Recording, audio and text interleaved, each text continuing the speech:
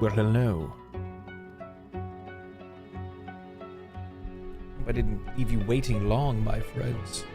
Hope I didn't leave you waiting long. What a day.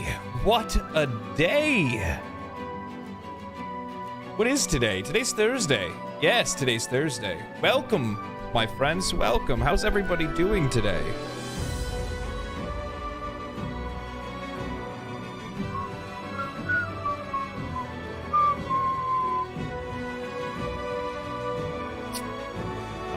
I need to bring up like my other stuff here. Hello, Ultima D. Hello, good sir. Where's my other thing at? I'll bring this up real quick. Just bring that back a little bit. Checking my volume levels. Mic check, mic check.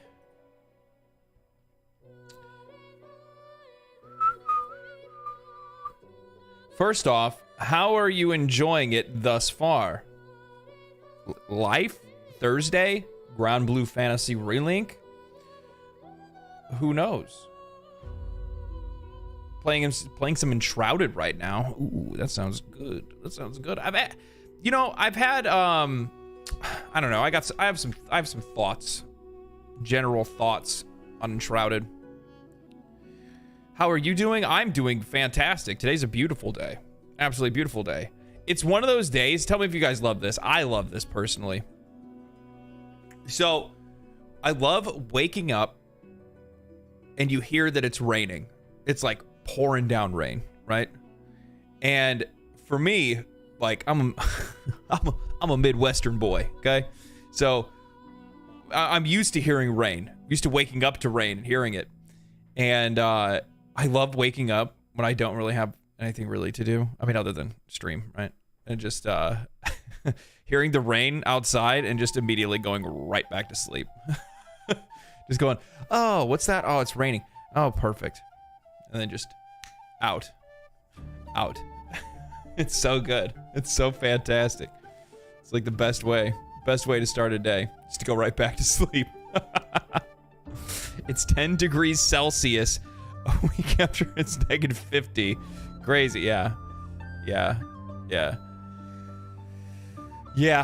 It's always nice to have some rain. Rain sleeps are the best sleeps. Rain sleeps are the best sleeps. I made cookies last night. That was nice. So now I have a big old box of cookies that I can pull from, to which you will probably see me go and grab some at one point in time today. Yeah. Oh, man. Yeah, overall, feeling good. Feeling really good. I've been trying to go to bed, like, earlier. I've been staying up really late, like, the last few days, just because I've been trying to finish up with recording videos and finishing scripts and stuff like that.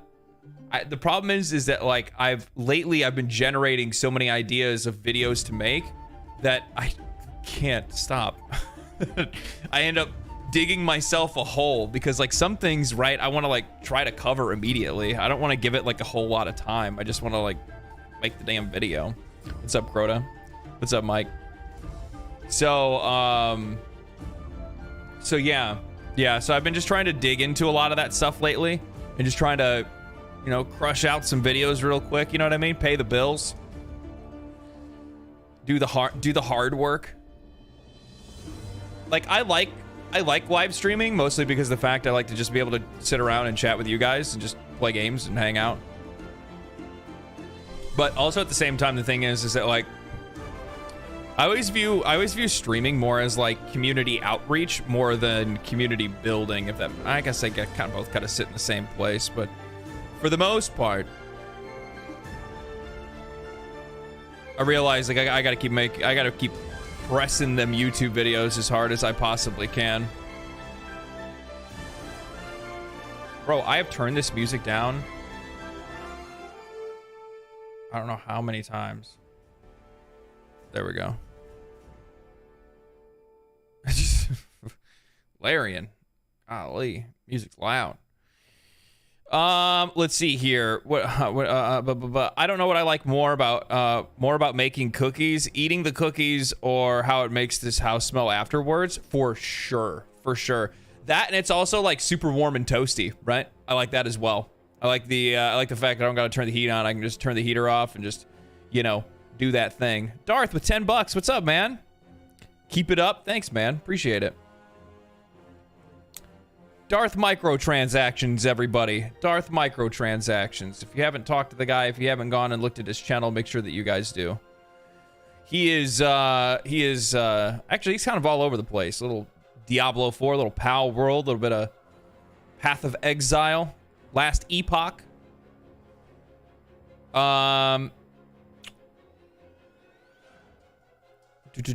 I guess? Have you seen the new Dragon's Dogma 2 gameplay? Yeah, actually I did.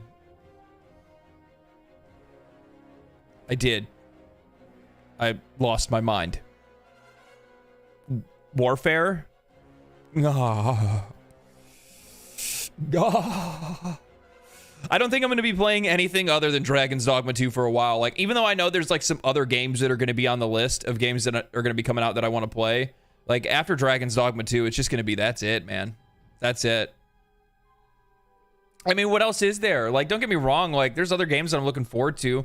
It's going to be, like, part of me even feels, well, I guess it should be enough time that by the time I get to, by the time we get to June, there's going to be the Final Fantasy XIV expansion, which I'm looking forward to that. I'm really interested to see what they're going to do with starting a new story. And then there is Path of Exile 2 beta, which I'm really looking forward to. Really looking forward to. I had no idea that there was going to be class swapping. Well, they had class swapping in Dragon's Dogma 2 or Dragon's Dogma. You just couldn't do it like live in the field. I don't know if they're going to have actual class swapping mid-combat or anything like that. But I think what's really awesome about the idea of the Warfare in general is that it looks like Selquist. How you doing over there? I see you on Twitch. I think you're on Twitch. Maybe.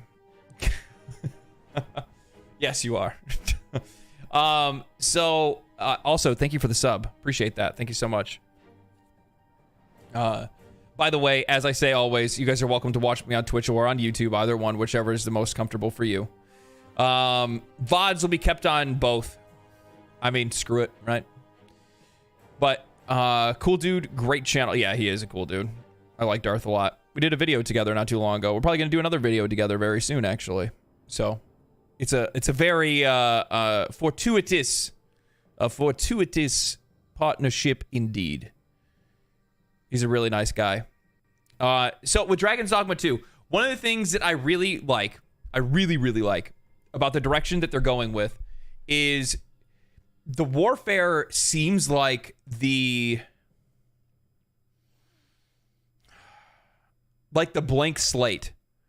So, you know, like, I think what they did is they took the idea that they had in the other game where they were like, okay, well, you know, we can cross, you know, this vocation and this vocation, and it'll make this vocation.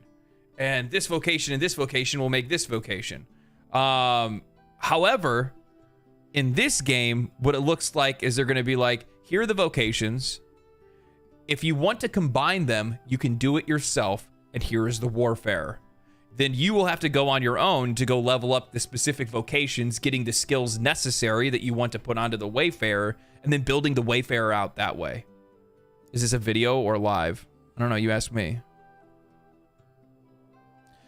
I actually think it's a little bit... I think it's cooler than Jack of all trades, because Jack of all trades means you're a master of none, right?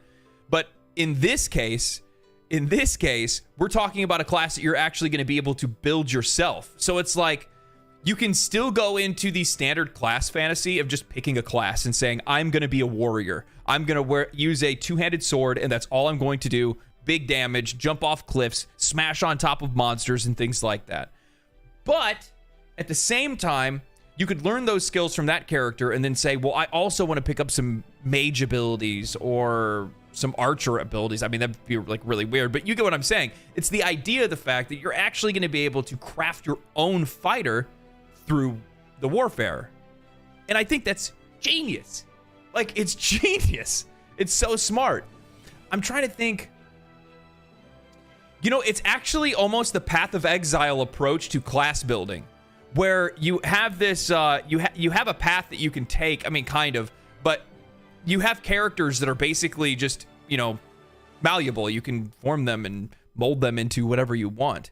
So they're giving us the option to do that anytime that we want to, and I think that's going to be awesome. Like Grim Dawn. Grim Dawn's another really good example of that. Except for the fact that Grim Dawn actually has it built in that once you've combined enough traits from one subclass with another subclass, it becomes its own, like, meta class. You know what I mean? Like a pyromancer and stuff like that.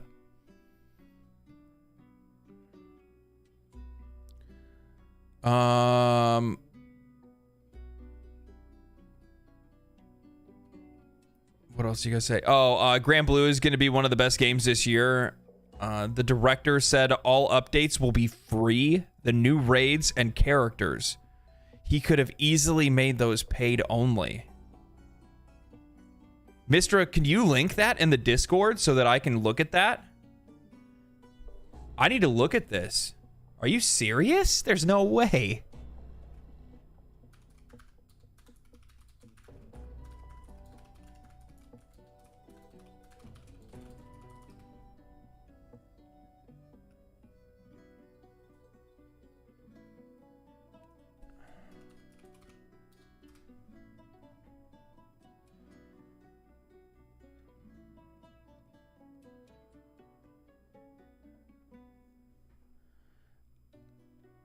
I'm not seeing anything specific when I just Google search it. So if you have a link to either like a tweet regarding it or a, I'm not in the Discord, but yeah, I can do that. Yeah, if you can, or like tell me at least where it's located somewhere. And also, why aren't you in the Discord? That doesn't make any sense.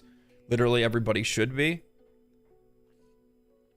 So that's a really interesting way to go. And if that's true, if that's what they're actually doing and they're going to just update the game for free, by the way, they can't afford to do so. They have a mobile game. Keep that in mind.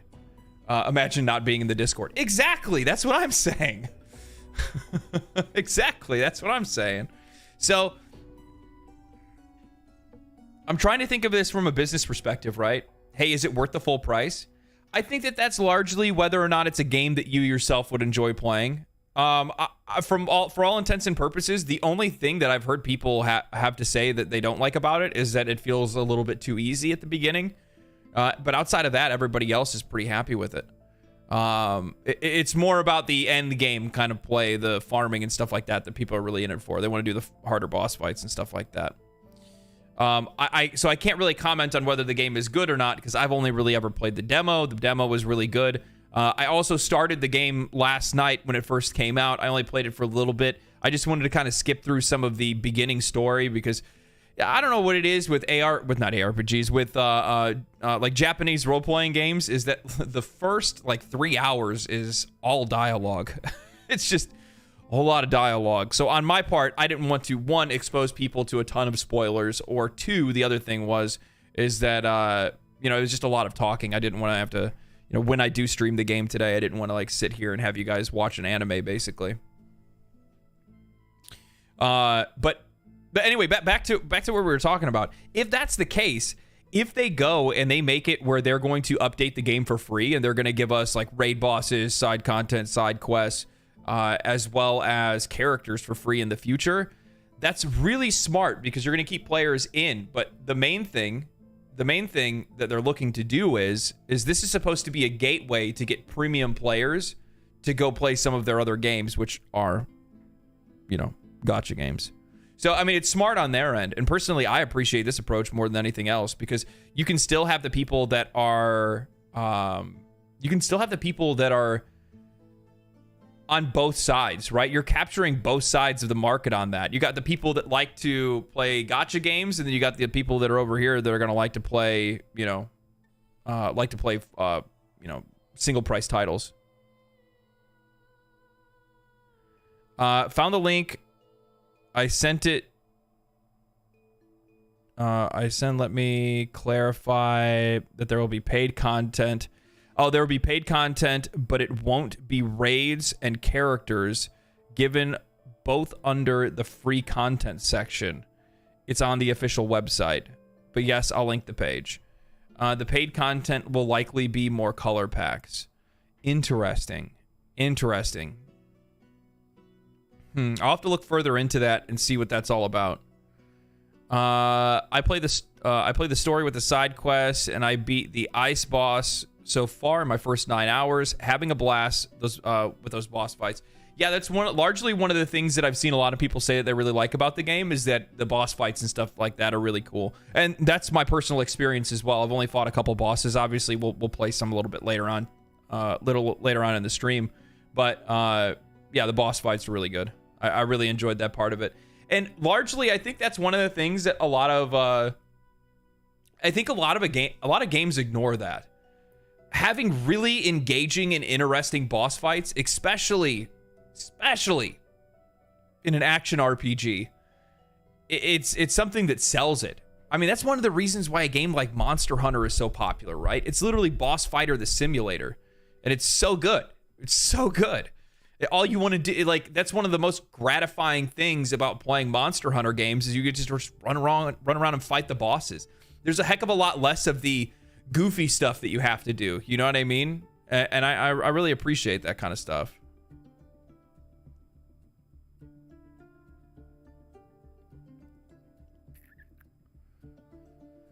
Let's see, what else are you guys talking about? How long do you think they'll support the game? That's my biggest concern. To be honest with you, when it comes to games that are full priced and non-live service, it doesn't really matter to me that much. You know what I mean? If it's a full priced game, if I'm paying $70 for a full priced experience and it's not a live service game, then I have no expectations that they're going to continue to provide more content for the game in the future. I'm paying for the end box price. If I get what I want out of it, then that's good. If I don't, then the game obviously shouldn't be rated very well or very high.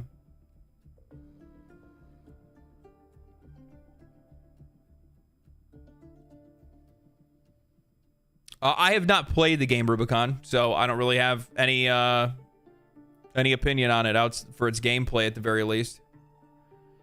If Larian are turning someone's existing IP into a game, please make it Star Wars. Yeah, so you know what? I actually saw something interesting with that. I'll show that to you guys real quick. Let me see if I can find it.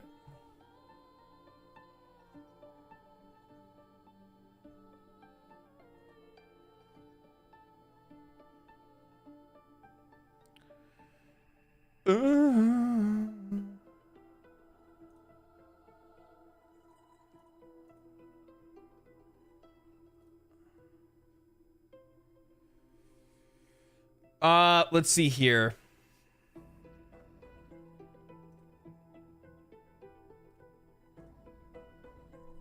Yeah, I'll have you guys peep this real quick.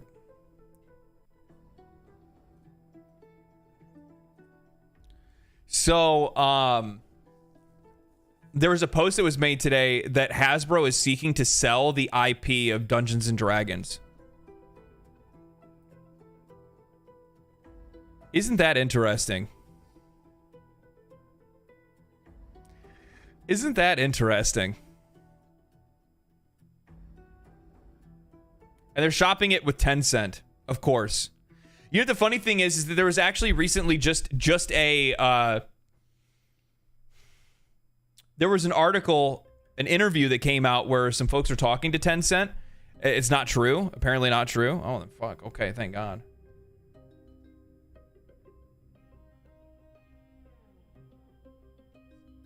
Thank God. Okay. Well, shit. Never mind that. We're not talking about that.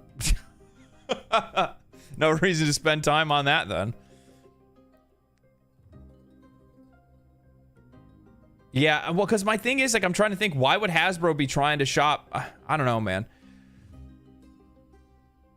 Yeah, I was trying to think why they would even try to be selling D&D in the first place, because they had like a really good year the last couple of years, even with some of the other shit that was going on. Like, they did a pretty good job with it, to be honest. I think the movie did pretty good.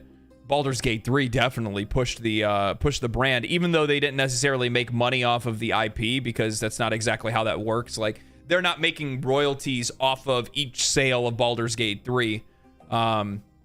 Larian paid a licensing fee to be able to make a game using the IP. So there's not really anything to be made after that initial investment was made. Now, with that said, Wizards of the Coast went and started making Baldur's Gate 3 related merchandise, as well as I think they made some cards as well. Magic the Gathering, I would imagine. So with that said, like, they've definitely made money off of it. So I can't imagine they had necessarily a bad year. I don't know why you'd be shopping to try to get rid of it.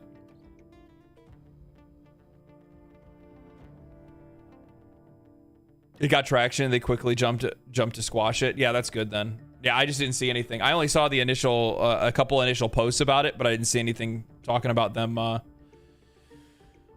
saying it's not gonna happen. That's good to know, though.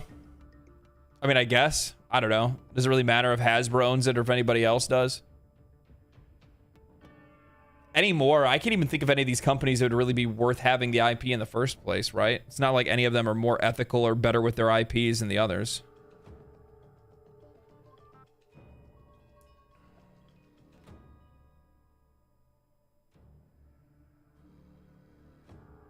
You do such a good job with your craft. Just wanted to say, appreciate that. Thank you, Sammy.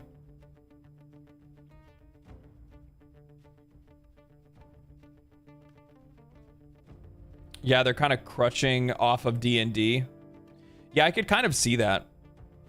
Thoughts on Sven's Twitter bio location? What is Sven's Twitter bio location?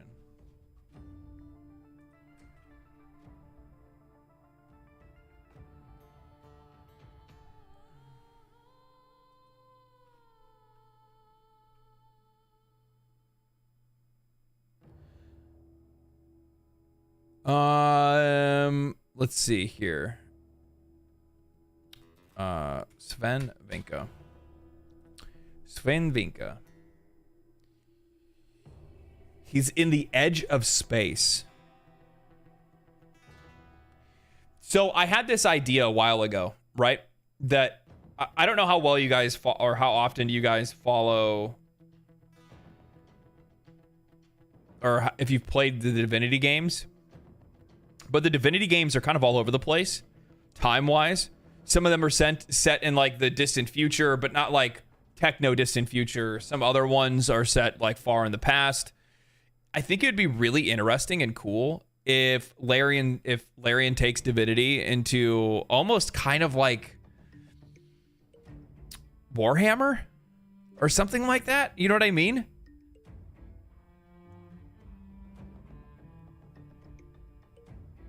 Divinity 2 only. So they had like Dragon, I think, was it Dragon Commander or Ergo Draconis? That's what it was. Ego Draconis, I think is what it was called. Like that was technically set way after the events that were in Divinity Original Sin 2. But personally, I'm one of those people that, like, I know some folks are like, oh man, I hope they pick up the Star Wars IP, which, I mean, that would be cool. But at the same time, personally, I would like to see something that's like a mix of both fantasy and, you know, sci-fi or something like that. I think that'd be really cool. Divinity 1 underrated co-op game. Yeah. That almost reminds me of how heroes take the place of future / space, despite the HOMM might make you think. I'm not really too sure what that means. I don't know what that, I'm not sure exactly what what the abbreviations mean.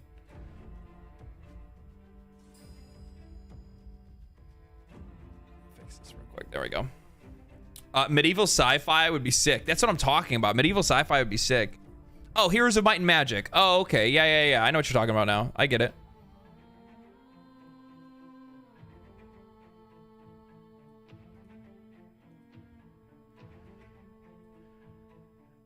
It's all fantasy, lore-wise, or lore-wise, it's sci-fi. I think that'd be so sick. Imagine how cool of a universe that would be, especially when you're just like pitting, you know, magic against, like, you know, high fantasy, or like high fantasy versus like space age technology and stuff like that. Lasers against magic. Oh,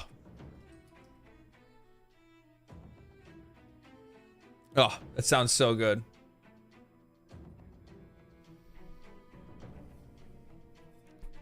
How about me remake Baldur's Gate 1 and 2? I don't know exactly how that would work, because I don't know if there's anything that's like, even though it's the Baldur's Gate IP that they got the license for, I'm also really interested to see if that also pertains to the games that were technically made by BioWare and EA. High Fantasy versus Shooter, yeah. Less Star Wars and more KOTOR, yeah. I don't know, but didn't we already see as well that the KOTOR got canceled? Like, wasn't there like a KOTOR remake or something like that that recently got canceled? I forgot. There was something that was in the works. Oh, Deus Ex. Sorry, I'm mixing up games. Deus Ex is the one that got canceled. Disappointed about that one. I was looking forward to that. Jesus, it's so bright. So, one of the other things that I saw today is that, talk about late to the conversation. Look how boomer this is. I'm gonna show you guys this actually. Now I'm just realizing. Look how boomer this is. Where's Look at this. So BBC put out an article yesterday. Yeah, they put out an article yesterday. The gaming industry will be aiming for subscribers. Will gamers play along? They have a picture of somebody using, I think that's an Xbox 360 controller. Like, where'd you find that? Where'd you find that? But they're saying media ownership is increasingly diminished as music, television, and movies music, television, and movie consumers have settled into streaming. As gaming subscriptions grow and a similar transition is inevitable. They say it's inevitable. BBC says it's inevitable, guys. We're going to be paying for subscriptions for all the games that we play. What is this? In 2023, Netflix made a big push into the gaming sector, launching the first public test in its cloud Steam games to select customers in Canada and the UK. This year, the strong media giant is doubling down on its move into the global gaming market. Replicating the revolutionary business model that turned film and television industries upside down, the long-anticipated move presents a major revenue opportunity to capitalize on the gaming world's increasing embrace of subscription services. I don't even know about all that. I don't know. Our increasing embrace of subscription services? I don't think that's necessarily true. Personally, I don't think that's true at all. I think for the most part, players are still in the habit of just buying games themselves, right? What about you guys? How many of you guys are active Game Pass subscribers?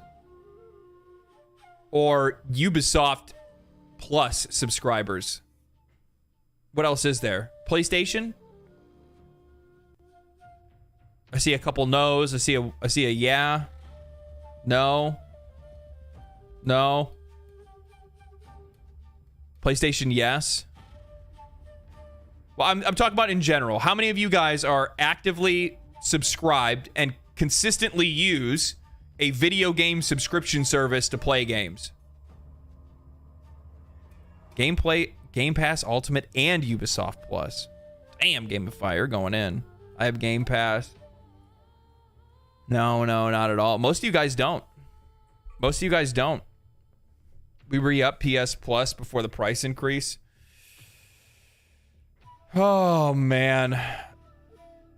PS Plus only because it's mandatory. Oh, I forget about that too, man. I guess that's probably one of my biggest worries when it comes to these subscription services and games moving forward, is that I'm afraid that they're not really going to make it a choice. I think that they're just going to start putting titles exclusively on their Game Pass and stuff like that. I think what we'll probably end up seeing is so PlayStation. So I already know that Ubisoft is doing it. So PlayStation's probably going to do the same thing. Is that I don't know if Xbox does it either though. Where I think what they're going to try to do is they're going to give early access for people that are on the subscription service. If you buy the game full price, regular price, or probably even the collector's edition or whatever else, they're still not going to give you early access. They're going to make you wait unless you're on the subscription service, and then you'll get everything.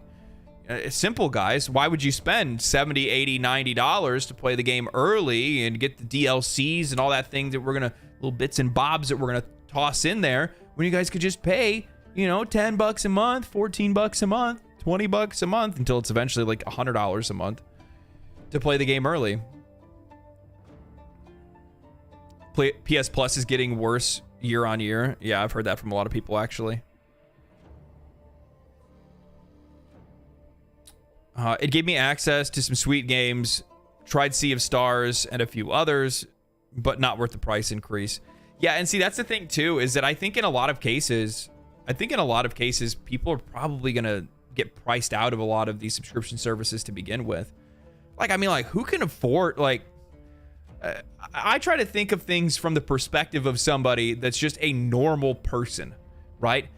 I see a lot of these weird takes that people always want to have about games and spending, and it's like, oh, if you're broke, just say so, or some stupid shit like that. And it's so annoying because chances are the people that are saying that are probably broke too. Let's be real. They're probably broke too. They're just really bad with their fucking money, have no self-control, and spend it on things all the time. Let's be honest, right? But at the same time, I can't see how viable these subscription services would be. You know, charging $10 to $20 a month for unlimited access to video games. I don't see how that's viable in the future. I just can't see it. And they can't see it either, because I'm pretty sure that Xbox has said something in the past, or Phil Spencer has said something in the past, that like, this is just the introductory price. They're gonna ramp it up at one point. It's going to go higher. It's probably gonna be, I wouldn't doubt that it rolls up to $100 over the next couple of years. It might be a little bit longer than, 2 years, but we'll see. I don't know. Remember when Sony said they would never charge for online services? Pepperidge Farms remembers. Yeah, that is true. I remember when that was the main reason why people wanted to buy a PlayStation over an Xbox, was because they didn't want to pay for Xbox Live. So instead, players got PlayStations because they could play online for free. But many players wanted to play on Xbox instead because more times than not, their services ended up being a little bit more reliable. You had Xbox, Xbox Party Chat and stuff like that. There's a big mix. Some people wanted those things, other people just wanted the free stuff. But man, yeah, I remember that. And now, I mean, there's really not, like, if they had Halo. That's also very true. Now they don't have Halo anymore. Oh man, I still can't get over that. I still can't believe they're like, Xbox has fumbled the bag so bad over the years that Halo is like a forgotten dream. You know what I mean? Gears of War 2, yeah.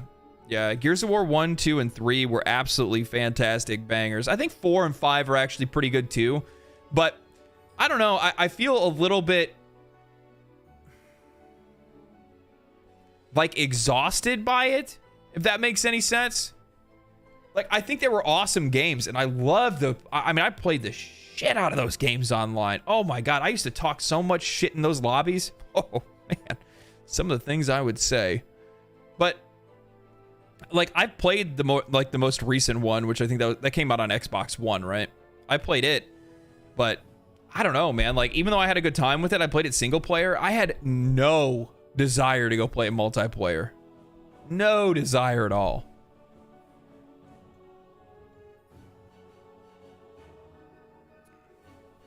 How long until Sega gives you the personas in half the personas in standard edition and sprinkle through the deluxe edition? Yeah, who knows?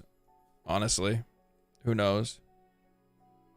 Yeah, it's definitely not the same. Yeah, exactly. That's what I'm saying. Like, I think that's one of the reasons why I was relatively concerned with, like, the future of future of Xbox in general, is that a lot of the things that used to attract people to their service they don't really have anymore. What's up, Can? They don't really have the things that attract people over to Xbox like they used to. Like, it used to be Halo. Everybody wanted to play Halo. And then it was Gears of War and Halo. So people wanted to play Gears of War and Halo. It was the shooter console. If you wanted to play shooter games, you played on Xbox. You played on Xbox. Period. That's just what it was known for. If you wanted to play RPGs and single player games, you go play PlayStation. You want that shit, you go over there, you play that. You know, you want your Final Fantasies and all that kind of stuff, go over there and play it. Though, actually, Xbox did have a really big pop-off when they got Final Fantasy XI. I am so surprised that they didn't try to follow up and make sure they got Final Fantasy XIV. Final Fantasy XI was incredibly popular on Xbox 360. It was huge. It was huge. Oh my God. I forgot what the numbers were, but there was a massive community of Xbox players for Final Fantasy XI. As a 41-year-old gamer, dad, with 3 gaming kids, subscriptions make sense. So many retro titles take me back, and games for the kids too. But only worth it because we share Game Pass and PS Plus. So, like, in that case, I mean, that's pretty similar to what... Here's the thing, though, man. Is that, you know, they made it where you technically have, like, your family Game Pass. But... I mean, how much longer before they let that kind of stuff go over time? Because, I mean, I don't know. You look at the price increases and things like that we've seen over the years with Netflix, account sharing and all that kind of stuff. And they've really kind of stamped a lot of that stuff out over time. I think it's relatively well within the... Oh my God. I just had a realization and I can't believe I've never thought about this before. Do you guys know what the future of a lot of this stuff is going to look like? So one of the things that all right, hold on. I'm trying to organize my thoughts here. Sometimes my ADD just kind of gets away from me. Okay, so on the discussion of Game Pass, right? What we're talking about with these subscription services. Many of these companies are really trying to push for streaming services, especially Xbox, right? Because that's like Xplay is one of the things that they really want to push. The future of streaming games to your mobile devices, your cell phones, your tablets, your TV, all that kind of stuff. They're looking to do that more than anything. That's like the one thing that they're really trying to put the most pressure on. However, the thing is that what I'm realizing now is that they're going to take the same road that Netflix has done with their movies and TV shows. You're going to have to start paying for high definition depending on what definition your TV is or what graphical fidelity you're looking for. I wouldn't doubt it if they want to charge you for frame rate. Do you want to play the game in 30 FPS or 60 FPS? Well, that's going to be if you want to play all your games in 60 FPS, that's going to be a $10 increase on your normal monthly charge. Now, the reason why I say that is that these specific these prices that they're going to have on it is mostly because of the fact that if they're streaming the games, that's coming from Xbox. That's coming from Microsoft. They're going to have their own places set up with their own GPUs, CPUs, and computers that are running these games. They're their own streaming sites or whatever it is that's going to go to your device, because obviously your device is not going to be doing any of the processing. And they're going to charge you for all that stuff. They're going to charge you for, what fidelity you're looking at the game at, and then they're also going to charge you for what the frame rate's probably going to be. There's all kinds of different ways that they're going to be able to monetize that stuff. And I wouldn't doubt if they already have a roadmap for that planned. They're just inching towards it bit by bit by bit. I won't own any of them, yeah. I'll just buy a PC game and never play again if it gets too bad. Yeah, I think so. My biggest worry when it comes to subscription services specifically, especially when you start to see like articles, like especially when you start to see BBC getting involved and wanting to talk about it, right? What are these pictures that they used? They got it from Getty Images. It's NBA 2K3. Somebody buying it from a store from $49.99. Where are these pictures?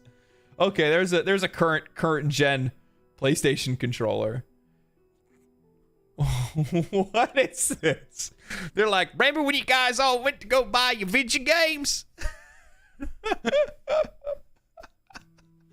What is this?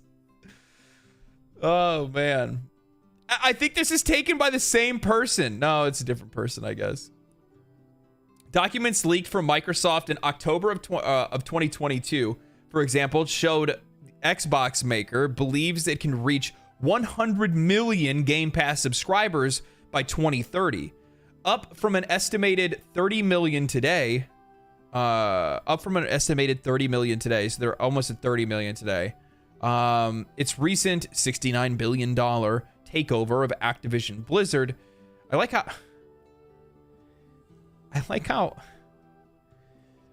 I don't know if you guys remember this or not, but keep in mind that most of the European outlets did not approve of Xbox buying Activision Blizzard. They were very not for it. Very not for it. But it's just really funny. That's why, like, you see it in their language, right? In the recent $69 billion takeover. No, it's not a takeover. They bought them. It sounds like they raided the facility with armed troops or something like that. I hope one day... what is this?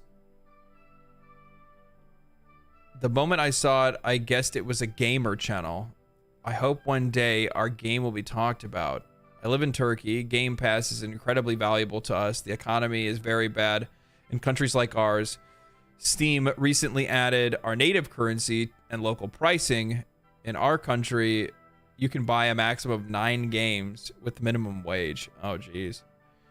But Game Pass is available in our country with special pricing. In this way, our access to games becomes easier. Yeah, I mean, I can see from your perspective, especially. Yeah, that's one of the things too. I mean, one of the positions that I've taken largely when it comes to Xbox Game Pass in the past is that I cannot argue that it doesn't make games more available to players. I can't. It does. It lowers the barrier to entry for many people because you have people that can't spend $70 to buy a video game, but $20 a month or $10 a month to have unlimited access to as many games as they want. Yeah, they can afford that. They can afford that for now. That's my only worry when it comes to these subscription services, is that we say that for now, right? Like, for now, it's affordable. But if they try to continue to push it to the point where it becomes the main way that we interface with games, the only way that we have access to these products, similar in a way to how DVDs, TV, or how movies and television are on Netflix. You know what I mean? You're paying $3 USD, thank God. Yeah, that's good. That's good. Yeah, I think it makes it widely more available to more players, but the problem is how long do they keep that pricing affordable? That's really what my question is. And we can't say, you know what I mean? But all we can do is we can just draw conclusions by by looking at other by looking at the prices that other streaming services are charging, right?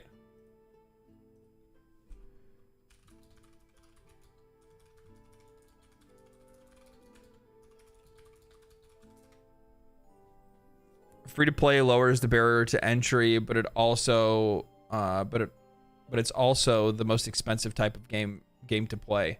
That is true as well. That is true as well.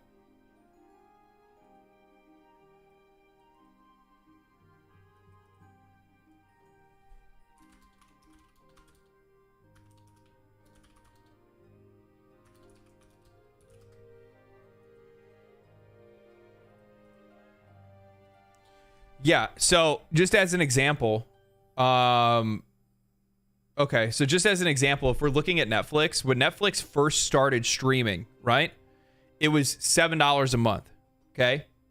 Now, they still have that option. You can still pay $7 a month to watch full HD 1080p with ads. Standard edition, which is full HD with no ads, is $15.50. HD, if you want access, if you have a 2K or 4K television, that's $23 a month. So if that shows you any idea where this kind of thing is going, and to be honest, here's my thing. What do you guys think is more valuable? TV and movies or video games? What's more costly to make? TV, movies, or video games? TV, movies, and video games are going to be more expensive. They're going to be the ones that people are going to get charged for the most at the end of the day. I mean, they can't price out the working class. We are their bread and butter. I mean, maybe. I don't know, man. Look at the price of games today. Look at the price of games today. I think that they're already starting to price out the working class. I don't know. Obviously, this is just my perspective. I'm not a fucking economist. You know what I mean? But at the same time, I look at it and, you know, if you're somebody that's making... What's the median wage in the U.S.?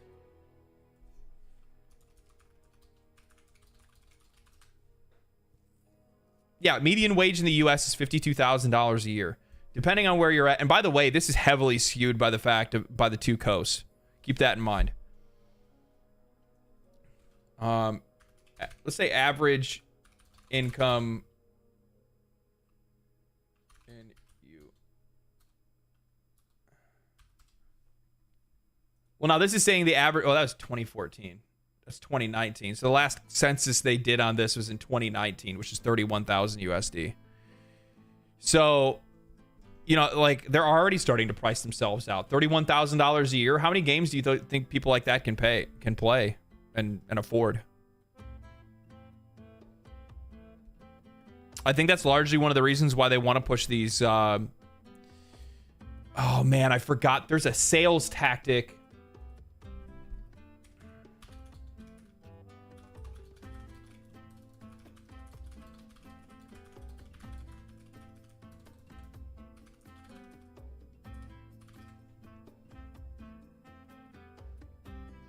I forgot what it's called. There's a sales tactic where basically you design your product so that you can still be able to capture the people that can't afford the premium product itself. I can't remember the exact name of it. It's been a long time since I've seen that, right?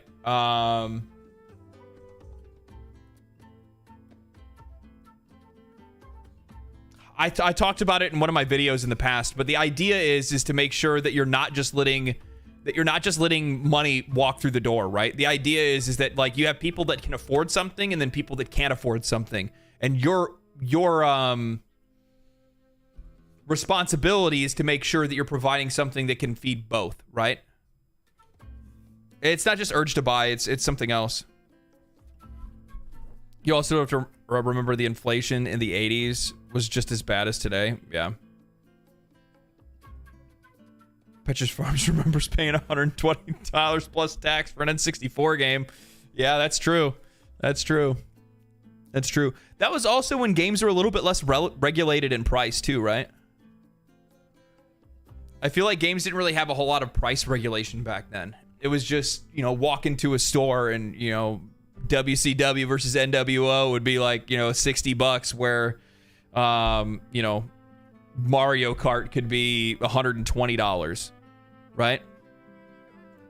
So, and it's not even regulated. I think the market just kind of regulated itself after a while. Though, to be fair, it seems like a lot of developers are just trying to take their own stab in the dark at the moment. We're going to release our game for $70. Well, and then meanwhile, there's other companies that are releasing better experiences for less.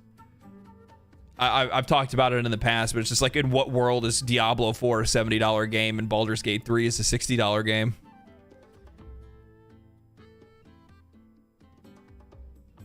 Granblue Fantasy Relink Twitter tweets like every hour, literally. Well, I'm sure they probably do right now because it's the game's release. That's what I'd be doing. I just pay some intern to sit there and just like tweet every hour. What do you want me to tweet? I don't know. Take the biggest titty character we have and just have her bend over in front of the camera.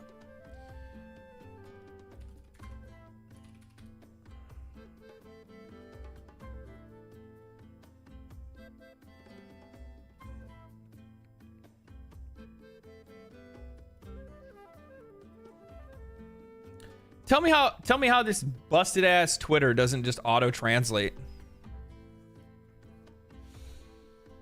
We've posted a list of all known current issues on the official website. Visit the link below. Yeah, I can't read this. I don't read this. Isn't there like a button? There we go. Translate. English. There we go. Oh, let's see here. What do they got on here? Is there anything interesting? I don't think so. Man, do you guys remember game manuals? Game manuals were sick.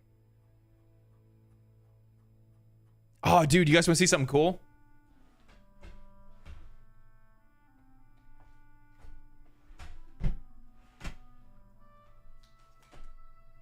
Check this out. You see this? This is what gaming looks like. This is real gaming right here. Okay? Real gaming. Yeah. I actually don't know how much this is worth, because I'm sure it's actually worth something, because you know what's in this?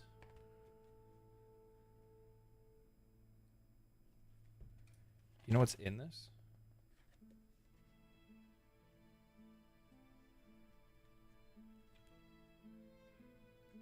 Looks like some of them are missing somehow. Somebody robbed me, maybe. In the back of this book. Look at this. These right here are unused 1980s Mario stickers.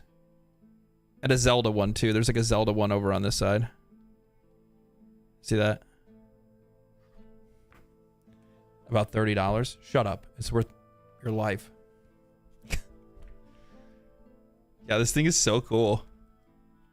That's your NFT now, bro. Yeah, I know. Like, what's in this is like, oh man, some of the stuff that's in here is so fucking cool, man. I think this is like Zelda 2. Yeah, so it has like full guides for like Zelda 2. So it shows off like the full level layouts and everything like that. Yeah, it's super sick. It's super sick. Original, all the original level layouts for Super Mario Brothers.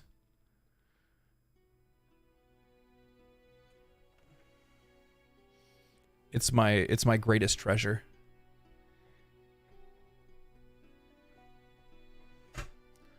It's my greatest treasure.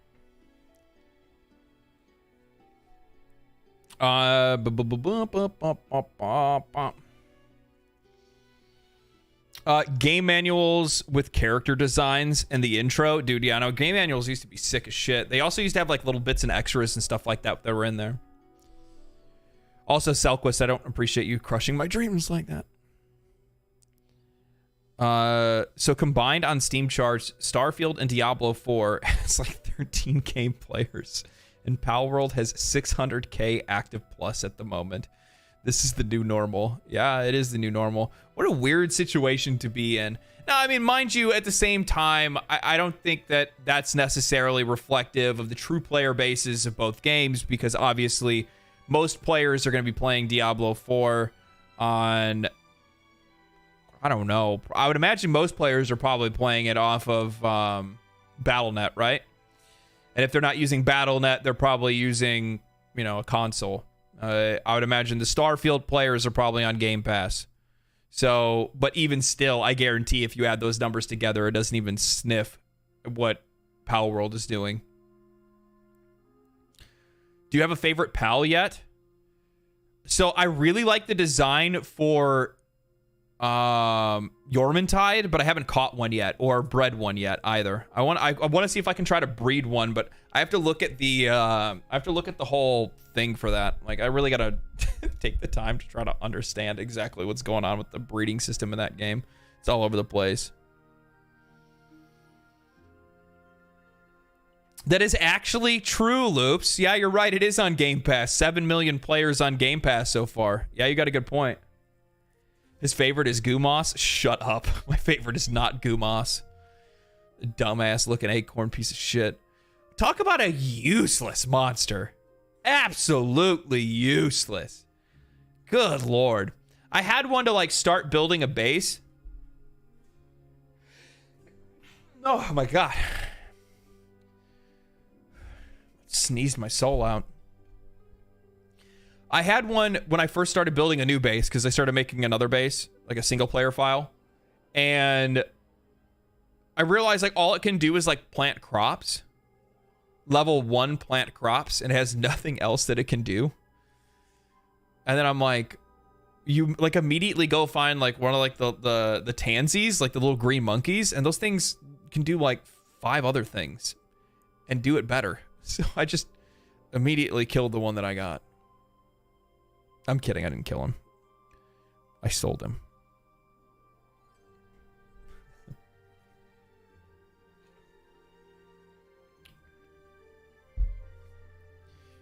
I ended up finding a huge dragon egg.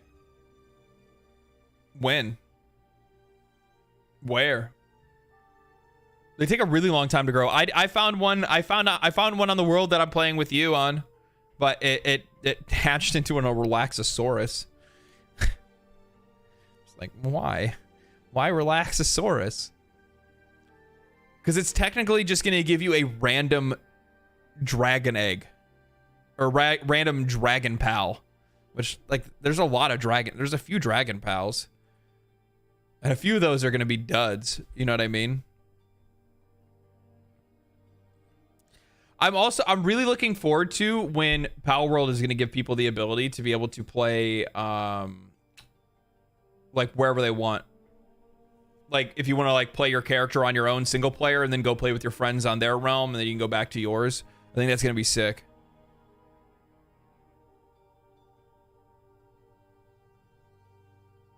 The huge dragon eggs turn into the dragons of the biome you find it in. I did not know that. But now that I do, I'm going to have to start searching in somewhere else.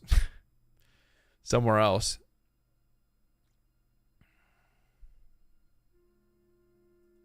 I apologize. I don't want to crush your dreams and memories. It's too late.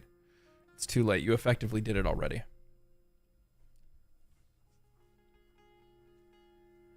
I wonder what, actually, I wonder how this game's doing. Let's see.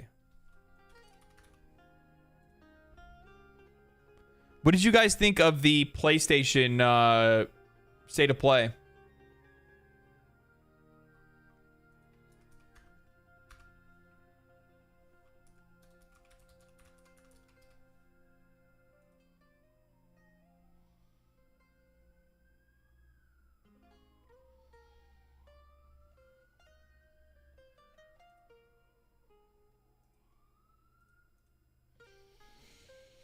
It was good, not amazing. Lots of horror.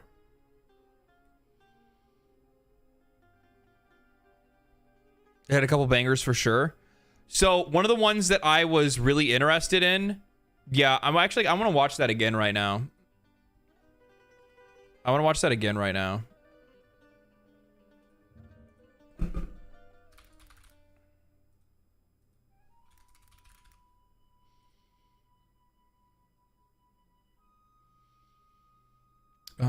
Let's see here.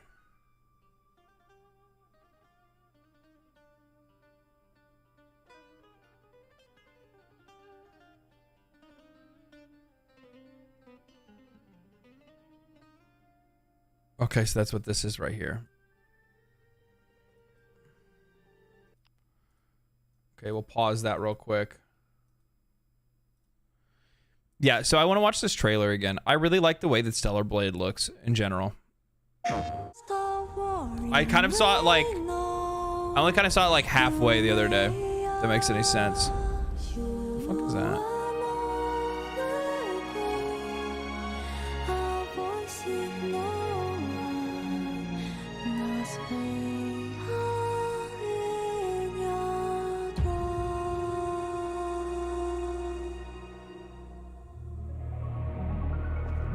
Welcome to the world of Stellar Blade.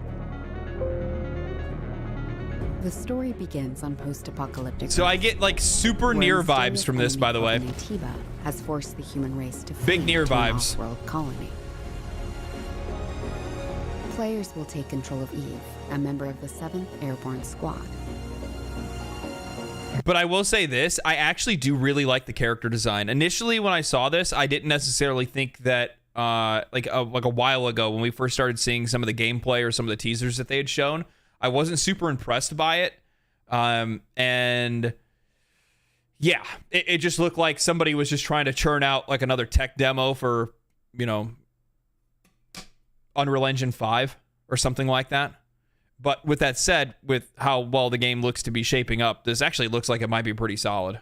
Her mission is to save the planet by defeating the Elder Natiba. All we must do is complete the mission. While most of the 7th Airborne Squad is lost during their descent. I love how she barely moves and she's jiggling. You guys see that? Like she literally just moved from like one foot to the other and like everything swayed. Everything moved.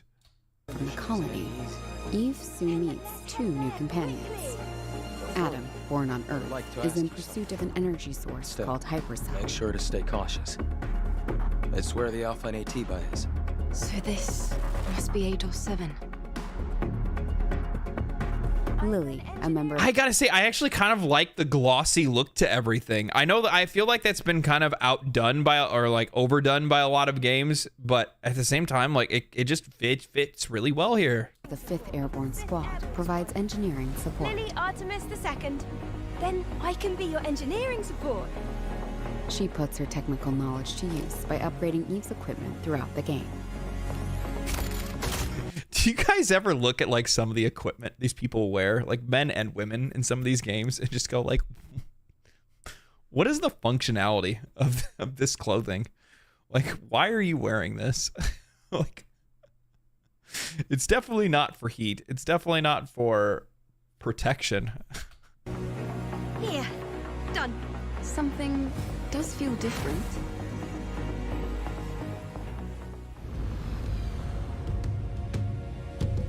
Good lord. This woman's carrying the whole hostess factory behind her, huh? By the last human survivors on Earth. A whole city underneath the wasteland. Eve is called Angel by the survivors and is an object of both awe and fear. I'm not selling anything to you.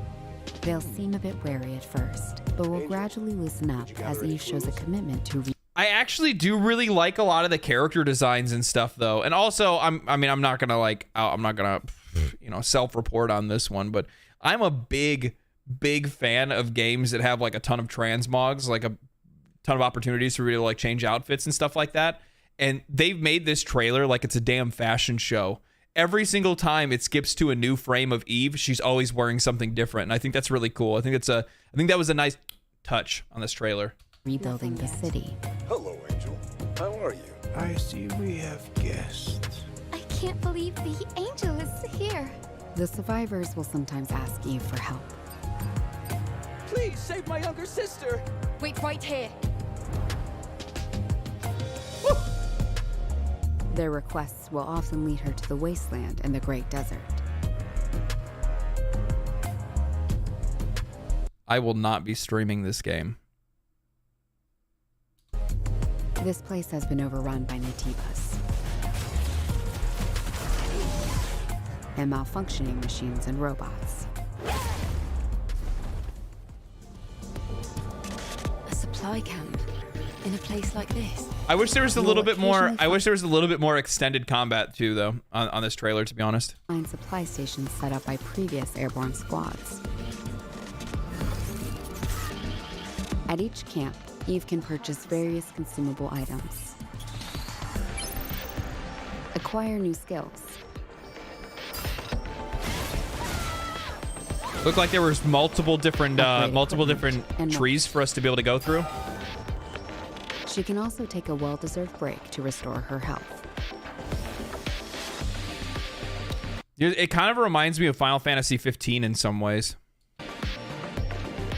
Eve will often encounter people in need, Good lord. and other non-human beings who may need her help. Request your assistance. Whether to assist or ignore them is entirely up to the player. On her journey to defeat the Elder Natiba, Eve will sometimes encounter hostile survivors. Or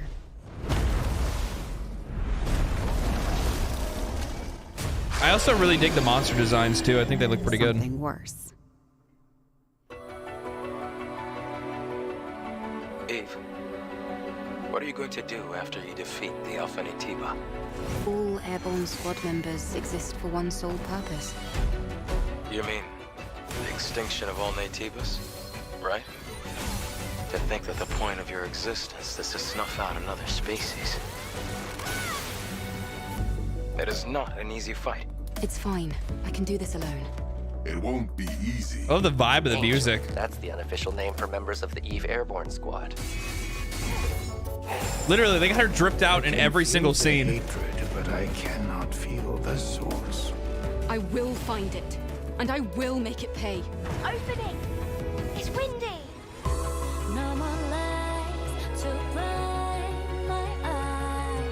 Yeah, I mean, like, I don't know, man. Like, there's something about it. I just dig the vibe. Like, Ultima, you're saying like game looks super pretty, but I'm not gonna do launch for it. Yeah, I wouldn't do that either. Especially, I'm not really like a launch person when it comes to console games to begin with. Anyway, I'll probably give it some time at the very least. But I don't know, man. Like, I'm just fucking digging the vibe. It's a collapse!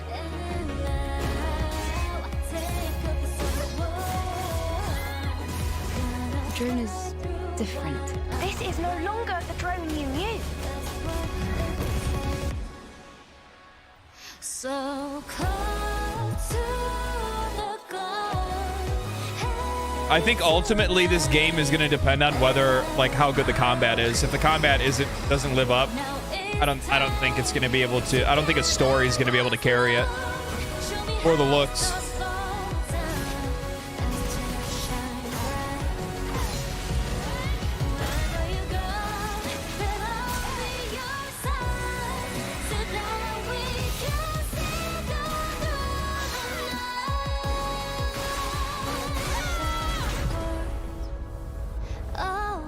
Yeah, I dig it, man.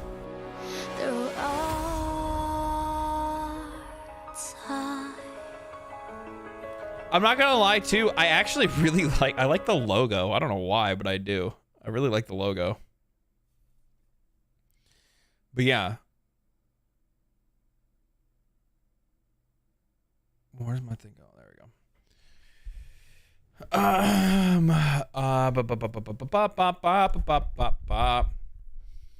Evasion set. Yeah, that's what it kind of feels like.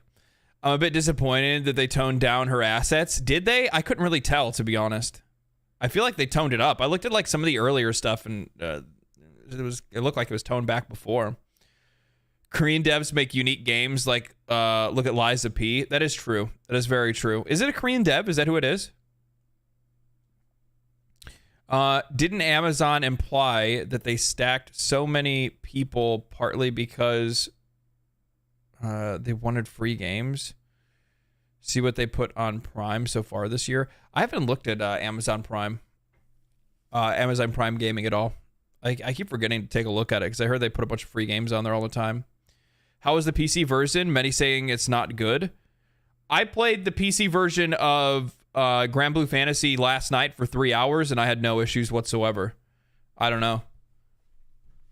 I didn't have any issues yet. So, I mean, I'm going to be streaming it here in a little bit, so I guess we'll see, right? A lot of frame rates during cutscenes for me. A lot of frame rates during cutscenes for you. Like, does it do that weird thing? Some games do the whole like the 30 to, you know, the 30 swap. You know what I'm talking about? Where you're in gameplay, you have your frame rate cranked up in gameplay, and then when it goes to cutscenes, it drops back into 30 for the cutscene, and sometimes that can cause a little bit of an issue. PC version will have enhanced jiggle physics. We can only hope. This is not a family living room game. It is not a family living room game. No. This is definitely a "Are you winning, son?" kind of game. You're like, so please don't watch me play this. Why are you wearing pants? What do you mean? Stellar Blade was a multi-plat back in 2019, but due to various things, it changed to a PC or PS5 exclusive in 2021. Yeah, I don't know. Is it not coming to PC at all? I wonder if it will. Hopefully. One concern I have from watching the combat is that it just revolves around a string of flashy QTEs without much player input. I didn't see any QTEs. Sometimes some of these games will have a QTE for like finishers, like once you get them down to a certain point, or if you like parry certain things or something like that, it'll open up for it. But we'll see. We'll see. The FPS is really low for its visual quality, and the GPU needed to run it. Was underwhelmed at the performance I got on my rig. Love it aside from that. Well, I mean, I guess they already put out some posts saying that they know that there's some issues on PC and they're looking into resolving it. So, you know what? It's one of those things. Guys, let's be real. When a game is released on PC day one that is a port and a multi-plat game, it's not going to play well. It's going to be a very rare thing for a PC game to play great day one. We can't act surprised. This happens every fucking time. You know what I mean? It happens every time. The only times it doesn't happen is when the game was designed for PC first, a la Baldur's Gate 3, right? Because Baldur's Gate 3 was developed for PC far before it was developed for consoles.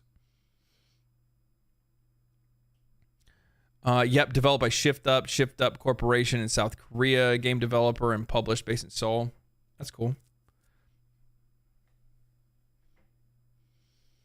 Not surprised, just disappointed. Huge fan of the Monster Hunter formula. Yeah, how do you guys feel about that? For the folks that have been playing Granblue, how do you guys like the way that they've kind of designed the mission structure and stuff like that? Do you get a lot of Monster Hunter vibes from it?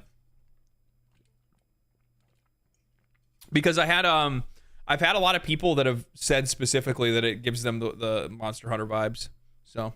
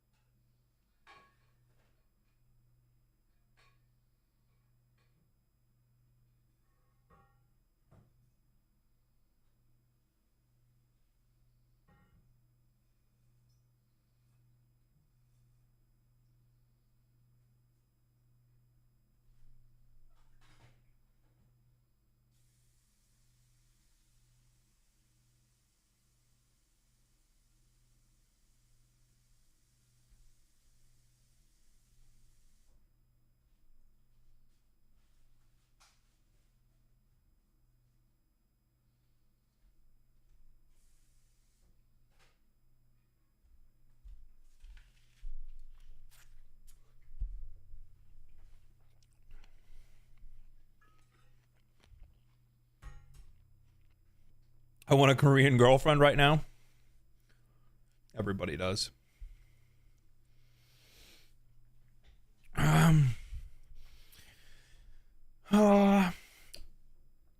Tales of Arise and Monster Hunter to me, but I'm enjoying it. I'm enjoying it more than both, to be honest. You know, Monster Hunter. I was really disappointed by Tales of Arise. I'm gonna be honest with you. I loved Tales of Vesperia, Symphonia, Berseria. I didn't play. Is it Zestiria? I didn't play that one. But Arise was just mid. Like it wasn't even like the gameplay was mid. I think the gameplay was good. It's just the story. It's just the characters were just so fucking bland. They were so bland.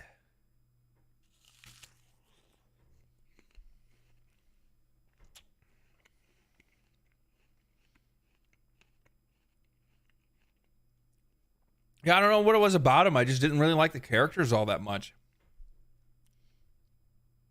And I think for a game like that, like for Tales games, like the characters got to be good, man. I liked Arise. Could have been better though. Yeah. Yeah, wasn't as into it as past releases and re-releases. Yeah. You know what I want to see them do? Everybody's doing remakes. I want a Tales of Symphonia remake. That's what I want.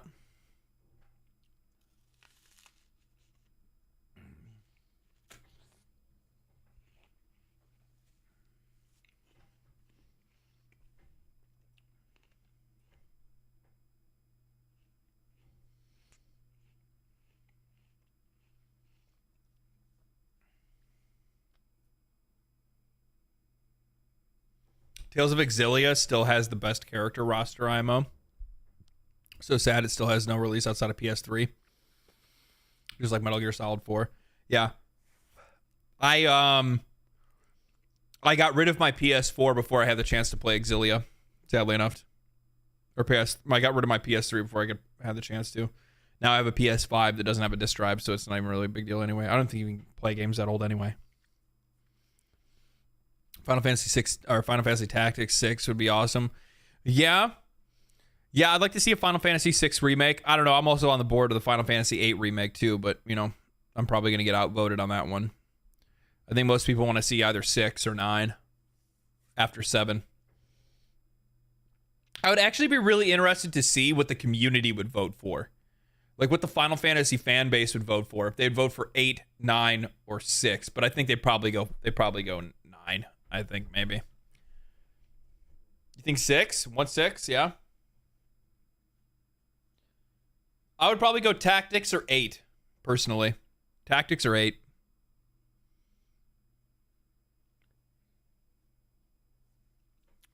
The Garden Battle is one of my favorite all-time FF moments. Dude, I like Final Fantasy 8 is just a banger. I don't know what to tell you. There's some people that hate it because they don't like the junction system, but those people are stupid. Where's my junction lovers at? I think the creator of Final Fantasy VI said that it would be too long to remake Final Fantasy VI like they did. Recent article floating around. Maybe I could see that.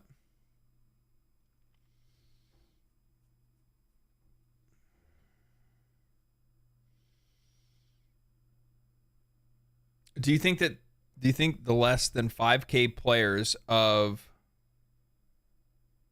Suicide Squad on Steam at the moment that ordered early access version is a good number for WB and Rocksteady? I'm going to be honest with you. Literally, man. We'll talk about that. Let me throw this apple. Let me finish this apple and throw it away.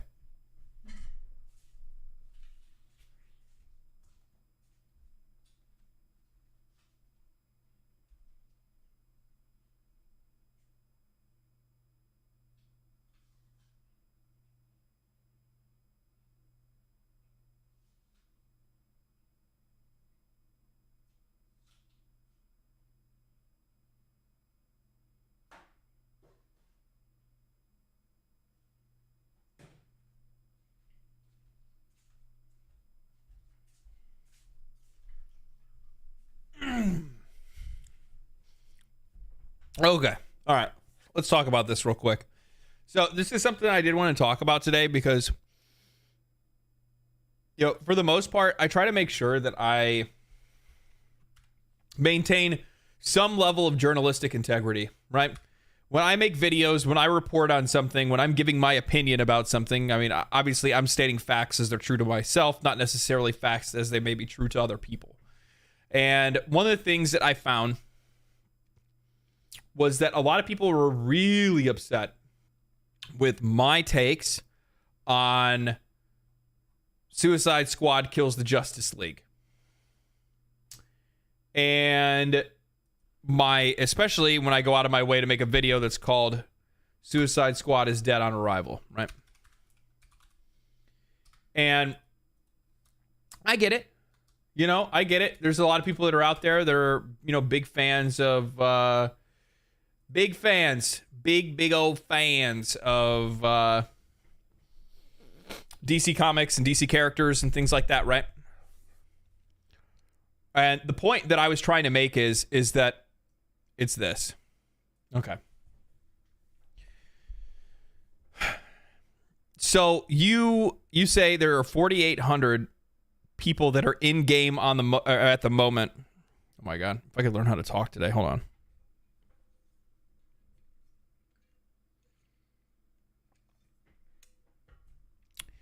So you're saying there are 4,800 people that are playing Suicide Squad Kills the Justice League right now on Steam.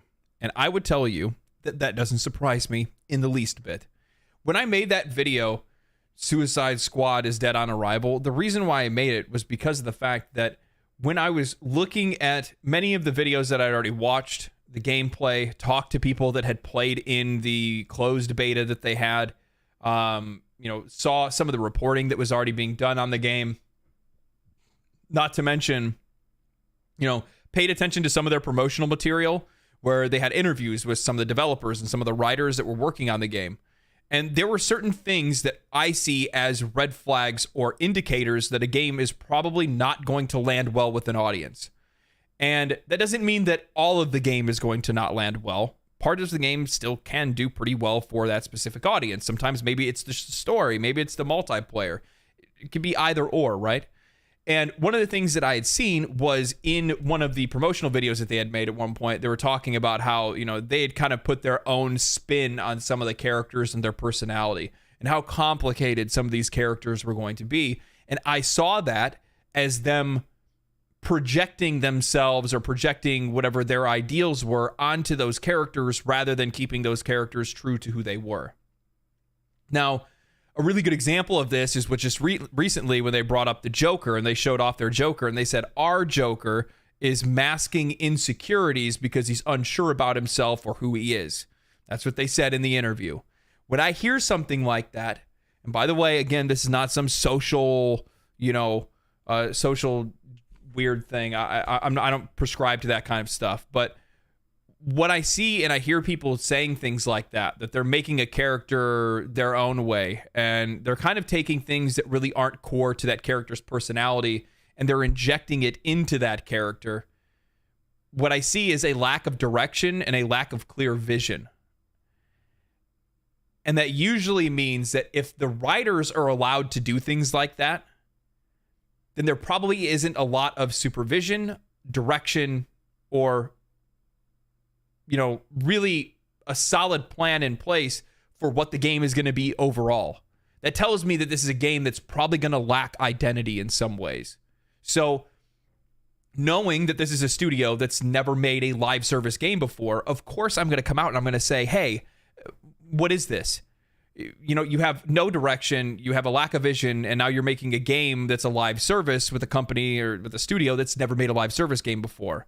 In my eyes, in my mind, I look at that and I say, that game is dead on arrival. That was misuse of assets, selling it to a audience that didn't ask for it, that wanted to play and continue to play the experiences that they were given. And even more so, you're doing it with, lack of experience. So I don't see that it being a game that could possibly succeed. And it just so happens that at least currently, as of this moment, I am right. Oh my God. Could you guys imagine it? Could you imagine it? Now, mind you, this is still PC reviews to be decided. Xbox reviews are to be decided. Most of these are just a few of the first reviews that have rolled in so far. However, I don't see this score changing very much, personally. This is early. 63 is what it's at right now, but I'd imagine it's going to be under 70. It's probably going to be 60, 65, something right around there. Depending on how bad people bomb it, some of them might, gloat it a little bit. They might glaze it because they enjoy the story or something like that. But yeah, I mean, this is exactly what I had kind of predicted would end up happening with the game. And largely the thing is that, if for some odd reason people end up watching this for some reason, well, there are going to be people that are going to enjoy the game because they like the characters and they like the story and they want to play as those characters in this story. But that doesn't necessarily mean that Rocksteady knows what it means to make a live service game. And the whole reason that I made the videos that I did before was specifically because of the fact that it was a waste of money, time, and resources to make a live service game that people weren't asking for with a studio that has no experience in doing so. Now, that doesn't mean that they can't do a decent job at doing it, making certain mechanics and things like that work in the context of a live service game. But with that said, everybody could see this coming. Everybody could see this coming. You watch the gameplay trailers of the game, and you could see how everything just looks so repetitive. It genuinely just looks so shallow as a live service title, as an open world, live service open shooter, looter shooter. And if I can find it, I have it somewhere. So I don't always agree. I don't always agree with Paul Tossi, but in many occasions I do.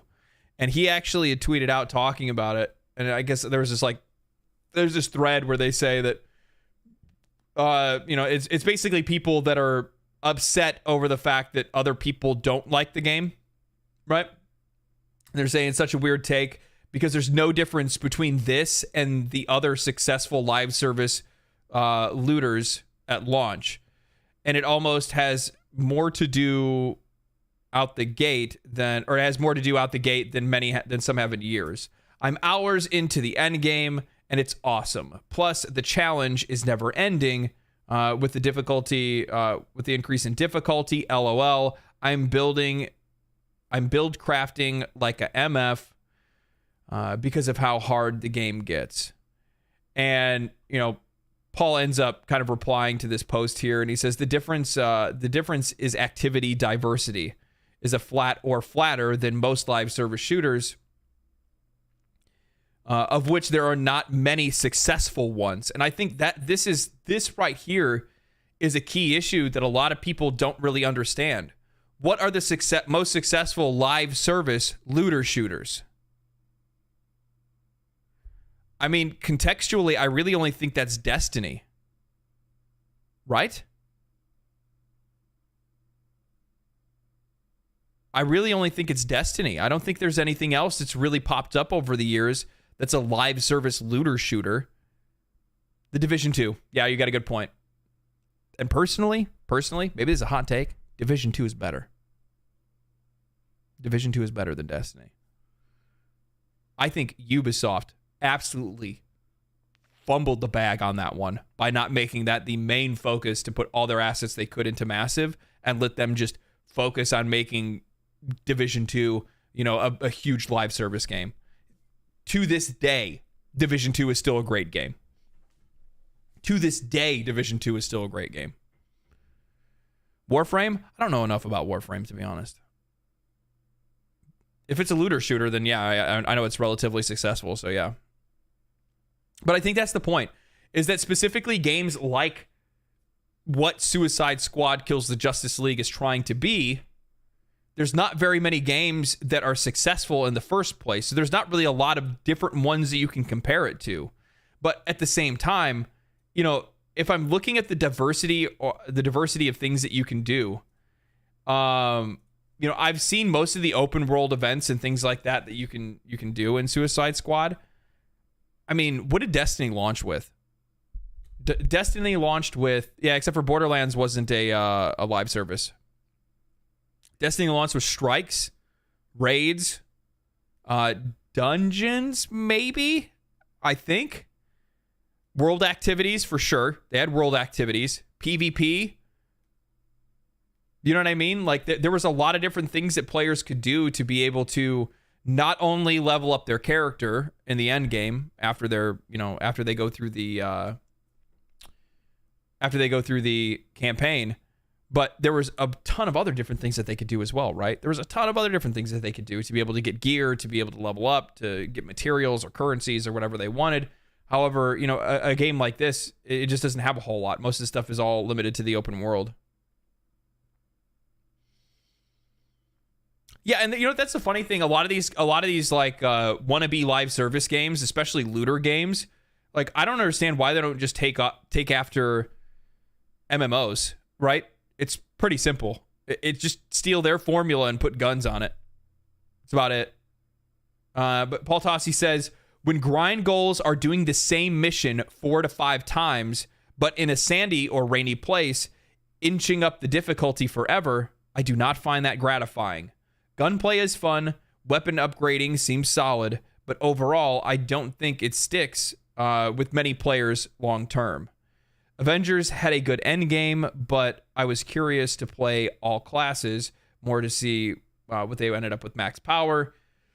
But eventually characters became clones and the content roadmap shrank and died. And likely that's probably what's going to happen with this game. I mean, one of the other things that I noticed pretty quickly when I was watching a lot of the gameplay for it, and then also yesterday I watched a bunch of people streaming it as well. And one of the things that stands out is that the characters themselves have no identity. Like, outside of their quips and how they like traverse the map, like their movement, outside of their quips and movement, they don't have any identity outside of that. So like their weapons, how they fight, things like that, their abilities and whatnot, there's no identity. There's no class identity. And I think that in a looter shooter, class identity is pretty important. I think it is. I think it's pretty important. Otherwise, there's no reason for you to pick any character. You just play whoever you want. And while some people are going to see that as maybe a benefit, I see it as a curse. What do you think about Outriders? Really like that game? So I actually hated Outriders. But I didn't hate it because I didn't like the way it played. It's because I couldn't play it. Like, I just could not get it to run properly on PC. For everything I tried, and I gave it weeks. I gave it weeks trying to give that game a shot, and I could never get it to play right on my PC. And it's not like I had a bad system. I think at the time when the game came out, I think I had like a 2070 and 2700X or something like that. I have a much better rig now, but yeah. Yeah, I was super mad because I really wanted to play that. I thought it was going to be a lot of fun. What happened with Outriders? Why did they shut it down? Why did they shut down the live service roadmap? Because I think I read something about that. I thought they stopped supporting the game, or they stopped planning to support the game. Anthem was cool. What a shame EA couldn't just let them finish the actual game so it had content. There was a lot of other problems with that. I think there's documentaries on Anthem. Issues go much further than them not being able to finish the game. A lot of it just had to do with them not necessarily having a good roadmap. Not enough players playing the game. Yeah, I think that's largely because the game turned off a lot of players on PC.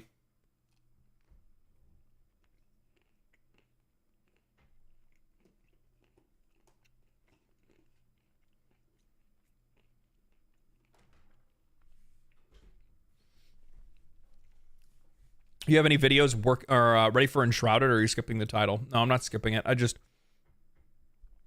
have a review in progress I'm working on.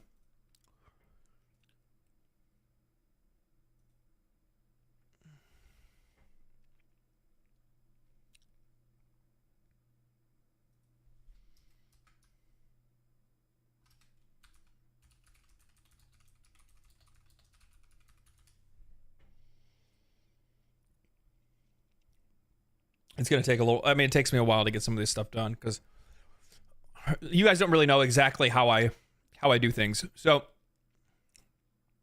I have a bunch of different essays that I have ideas written for, and I keep them kind of to the side, right? And I look at it and I go, I'll do this one this week. I'll do this one this week. And then I have reviews, which are off on the side, which sometimes I like to do the reviews. But for the most part, I just like doing these essays about these kind of abstract topics that I pick up. Whether that's just like general drama around something, maybe it's just a random idea that I had. Maybe it's something that I just really appreciate about a game, a brand, whatever company, something that they do specifically. And then I just kind of chew on that bone and write a script and make a video and then go that way. You know what I mean? Usually it's kind of like a mix between news and then also my own thoughts and opinions on what I'm seeing, you know, how excited I am, things I'm looking forward to, things I'm liking to see in the future. But yeah, so I do have a review in progress for it, but it's going to take a little while before I can get to it. The scope of Suicide Squad is small. Only bound to temporary play. Yeah. Yep. Longevity is going to be really difficult for that game to be able to pull off. They're going to have to turn pretty quickly, turn that ship around pretty fast. But the problem is that public sentiment is already against them in the first place, so that makes it even more difficult for you to want to turn it around. Plus, on top of that, the other thing is too is that the issue with making a live service Suicide Squad game is that you are automatically, more times than not, going to be turning off the people that have no interest at all in DC or Suicide Squad. Like, I'm one of those people. I have no interest in playing a DC game. I like looter shooters, but I don't care about playing a game where I'm a shark man, a boomerang guy, Harley Quinn or whoever else. I'm not invested in that franchise. Why would I be interested in going and playing it? And it's not that I don't like DC things. It's not what it is. I'm just not invested in that franchise. So why would I want to go play that game? Doesn't make a lot of sense, personally.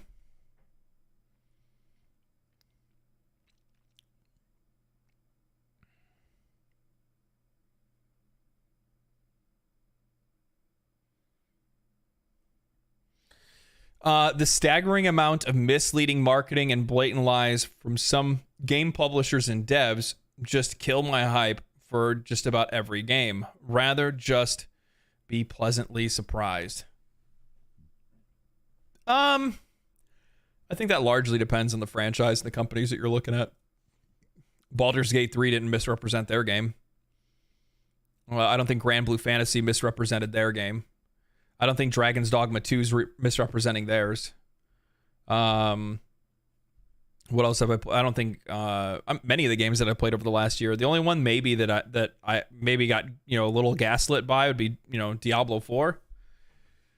But outside of that, I don't think that there's been too much of that. There are some instances of it for sure. I mean, you got to think about it. Game trailers specifically, are cut to make it attractive so that you're super interested in playing the game and going to buy it, because that's how they try to get you in the door, right?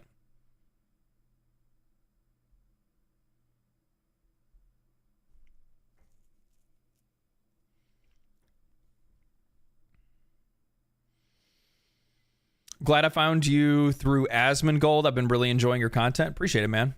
Thanks for watching. Thanks for sticking around. People are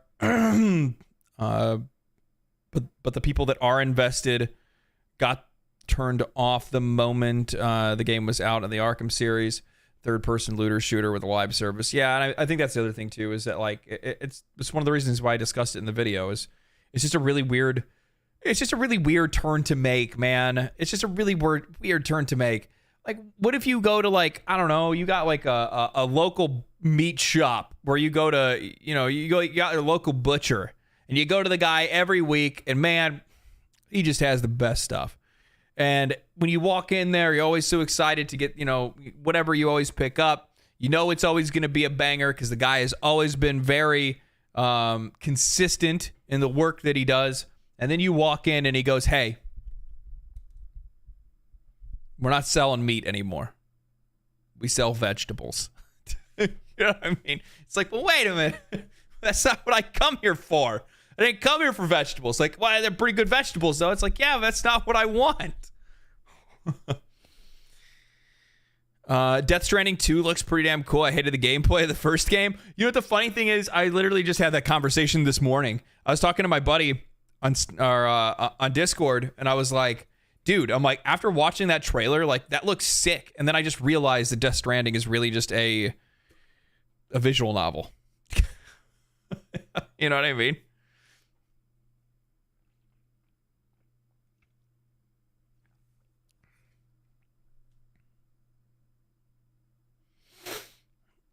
The weirdest turn is the WB games are going to be focusing on live service going forward. Yeah. I mean, that's what their CEO said. Their CEO came out and said, we want everybody to know that after this, we're going live service every time, baby.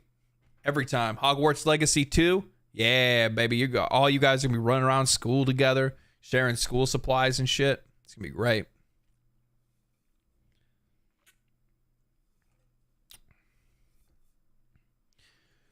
I'm not into a walking sim. The funny thing is, at the same time, like a lot of people really like Death Stranding too. So I don't know, man. Are people gaslighting me over Dragon's Dogma 2? Is that what it is?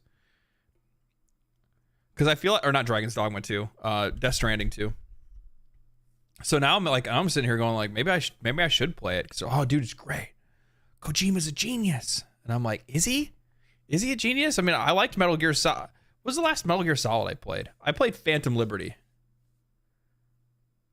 Yeah, not Phantom. Is it Phantom Liberty? Not Phantom Liberty. Phantom Limb? Phantom Pain. Phantom Pain. It's Phantom something. Holy shit. I loved Kojima. I loved Metal Gear Solid 1, 2, 3. Snake Eater was just such a banger. Snake Eater's just goated. I'm sorry. There's just nothing close. Snake Eater was just one of the best games that I've ever played in my life. It was just so damn good. So good that when Metal Gear Solid 4 came out, I was like, yeah. I'm not going to play that. I'm not going to play that. Like, I feel like it's just going to ruin it. Snake Eater's goated. It really is. It's so good. Snake Eater was so good. Death Stranding is better than it looks and has a lot of depth to it, but I still wouldn't recommend it to most people, sadly. Yeah, I don't know, man. It looks just like a weird ass game, which I mean is kind of fits Kojima, right? Like he just makes some weird ass shit. What's up with him? Like immediately after dropping that, and he's just like, I also need you guys to know I need to warn the industry that my next game is going to transcend video games and film. I saw like the meltdown of Xbox players. I saw like the meltdown of Xbox players that are like, this is bullshit. They're like, how is PlayStation getting an espionage game and Xbox is going to be getting a PowerPoint presentation? Because you remember, like, it's because they made that Game Awards announcement with Hideo Kojima saying that he's going to be making some, like, weird fucking horror game or something like that. I'm not going to lie. So I love the console war stuff. I love the console war stuff. It is so funny to watch. As somebody that's not a part of it, because I just like I play my games on PC and then I have a PlayStation for some of the exclusives. I have a Nintendo as well, so you know I just kind of bounce around. It is what it is. I sit back and I watch some of the things that these guys argue about, and it is funny as shit. It is so funny. Good Lord. Do you guys know that people actually have like full accounts specifically dedicated to trying to dunk on the fan base of the other console? And they have like genuine followings, like huge followings. Shit, some of them have YouTube channels and podcasts. And it's the craziest thing I've ever seen. We're talking about people that are such massive fans of whatever piece of plastic that they have in their living room that they actually make YouTube videos only ever talking about the other console. So like an Xbox fanboy that has a YouTube, I've seen this, I swear to God, this actually exists. I'm not going to link it because I think it's stupid and a waste of time. But I've seen people, Xbox fans, that have a YouTube account with thousands of subscribers, and all of their videos are about PlayStation. Grown men emotionally attached to the gaming console's insane. It is insane. But I am dead serious. There are guys that have complete YouTube channels with thousands of subscribers that I don't know if it's rage bait. It's mostly like you look in their comment section, and their comment section is like, you know, if it's a Xbox channel that's always making videos about PlayStation and things that are going on with PlayStation and PlayStation announcements, you look at the comments and it's like, these stupid fucking Sony ponies. I can't stand them. They suck. Fuck them. Yeah, that's right. I hate those guys. Those guys suck. Yeah. I hate Sony. All they make is... I'm trying to think like some of the dumb shit they say. It's so funny. It genuinely makes me laugh. Like some of the shit they're like, oh, PlayStation only has interactive movies, not video games.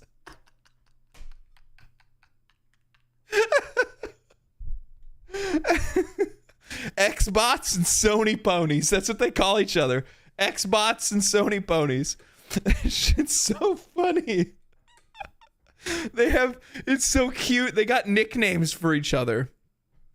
They have nicknames for each other.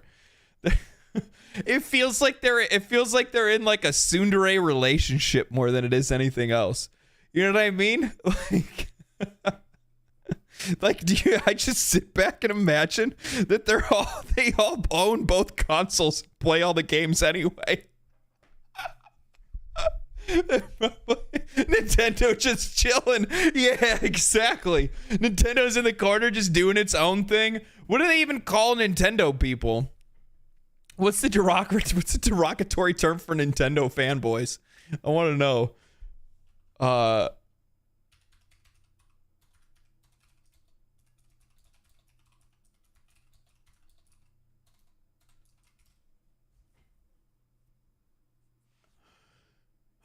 I need to know. Kotaku wrote an article. Hold on, somebody actually has articles written about this shit. Shut up. Oh, no. Okay, it's not an article. Okay, is somebody literally just posting? Is somebody just posting? Oh, God, I got so scared. I got so scared somebody actually made content for this. It says in France we call them N kids. What? Oh man. But I love I'm trying to find. Nobody actually has one.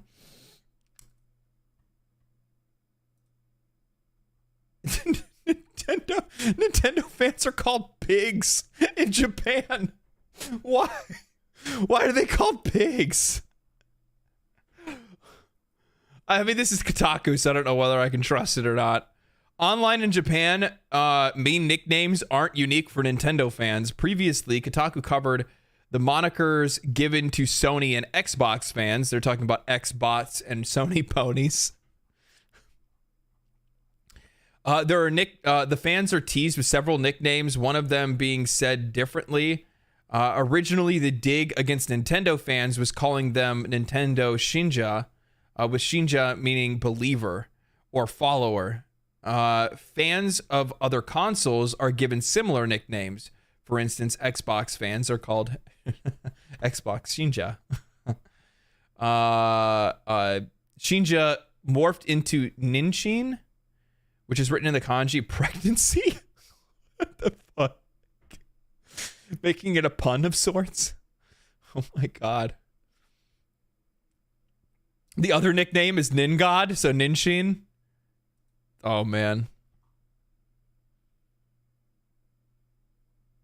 We have Xbox and Sony ponies. I can't, man. I can't. You know, funny story, when I first started on YouTube, one of the things that I first started doing was I started to just make like So when I first started on YouTube, one of the first things that I did was, it was just me and my buddy, and we were doing a podcast, Mark, the guy that I do the podcast with on Sundays. And they called Nintendo fans draftees. What?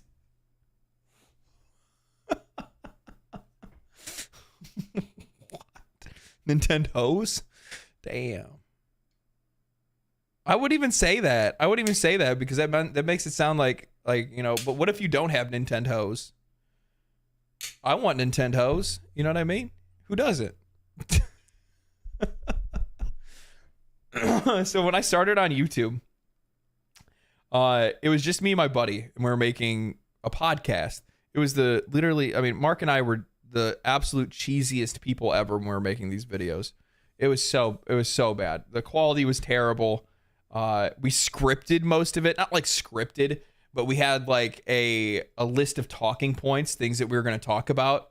And then him and I would just like riff back and forth. And then, you know, that would be it. And then I would actually just upload it to YouTube. And then after a while, we didn't really get like a following. There's only like a couple hundred subscribers that got onto the channel. For the most part, most of the videos never got viewed. They only had like 100 views or something like that, right? And we finally ended up getting noticed by some people. We started making friends with some people, but the people we made friends with turned out to be like hardcore Xbox guys. I mean, like hardcore. I didn't realize it at the time until we got to like know them, and then you start sharing like social media and all that kind of stuff. And then I'm sitting there and I'm like, man, these dudes are really popular on Twitter. And then I look to see that like most of their posts are like always shitting on the other console. Like it's always just a bunch of posts about them shitting on Xbox back and forth. It was the funniest thing I ever seen. But it was like, we did one time like, after like, that year of me not realizing that a podcast with two nobodies isn't going to attract an audience. And then I realized, I'm like, well, I need to attract an audience. How am I going to do that? I don't know. I guess I'm going to start trying to make YouTube videos. So then I learned how to write, which then meant I got better. I got better at making videos because I kept doing it, right? I learned to be a better writer. I learned to research more, which then my opinions and the topics that I talk about, I would have, much more to say about because I had been doing it for so long. I'd been reading about them for so long. I'd done, all of this work. So of course I'm going to be a little bit more opinionated, which then in fact ended up making the podcast more interesting to watch, because then all of a sudden I actually had something to say where I didn't really have anything to say before. And then the YouTube channel, because the videos started attracting people in, and then the podcast got a little bit better. And one of the things that ended up happening is that we started to try like, oh, why don't we start having guests on? We had one of them on one time, and man, this dude just started wilding out on the podcast live, saying some straight up goofy shit, some stuff that I don't even like. I'm gonna be honest with you guys. I am one of those people that like when it comes to like social political discourse, I'm just not a fan. Like it just feels weird. It feels awkward to talk about. I feel that like both sides are so fucking charged and so ready to be upset about something that I can't be a part of that. Like it's just not my vibe, man. It's just not my vibe. And like he starts going off on this tangent about like Hogwarts Legacy and, social political issues. And I'm like, bro, I don't want to I'm like, hey, and I tried to like stop him and he just kept going with it. And I'm like, holy fuck. I deleted that episode. I deleted that shit. I'm like, it's not reflective of me, of the channel, of like what I stand for or anything like that. It's just, bro, just give it a fucking break, guys. Jesus Christ. Could you imagine consuming that kind of content on a regular basis? Could you imagine? Like, I know some people love that shit because they eat it up, man. They eat it up. But, like, because it makes you feel like you're part of a team, right? It makes you feel like you're part of a team. Me? Fuck no. Good Lord, that shit stresses me out. By the way, that's both sides. Both sides stress me out. Whatever, social political issue that you want to point out. No, dog. You are what you eat. Ain't that right, Josh? What's up, big dog? I see you. See you, baby boy. But yeah, so it's like one of those things that like, dude, holy shit, man. I couldn't put up with that kind of stuff. I can't do it. I can't do it. I agree with you on the sentiment, but I love watching both sides of content like Tim Pool and Destiny. Okay. So like, not necessarily Tim Pool, because Tim Pool annoys the shit out of me, but Destiny content is like junk food. It's like junk food to me. Like I do enjoy watching Destiny from time to time because it's almost like watching like Jerry Springer politics, and I fucking love that. Like sometimes it's just like we're just watching these two dudes that have stepped into a room with each other or stepped onto a call with each other, and it's like, these guys absolutely cannot stand each other, and you're just like waiting for the moment that it actually happens where they just start going at it, and you're like, yeah. You are not the father. Ooh, wait.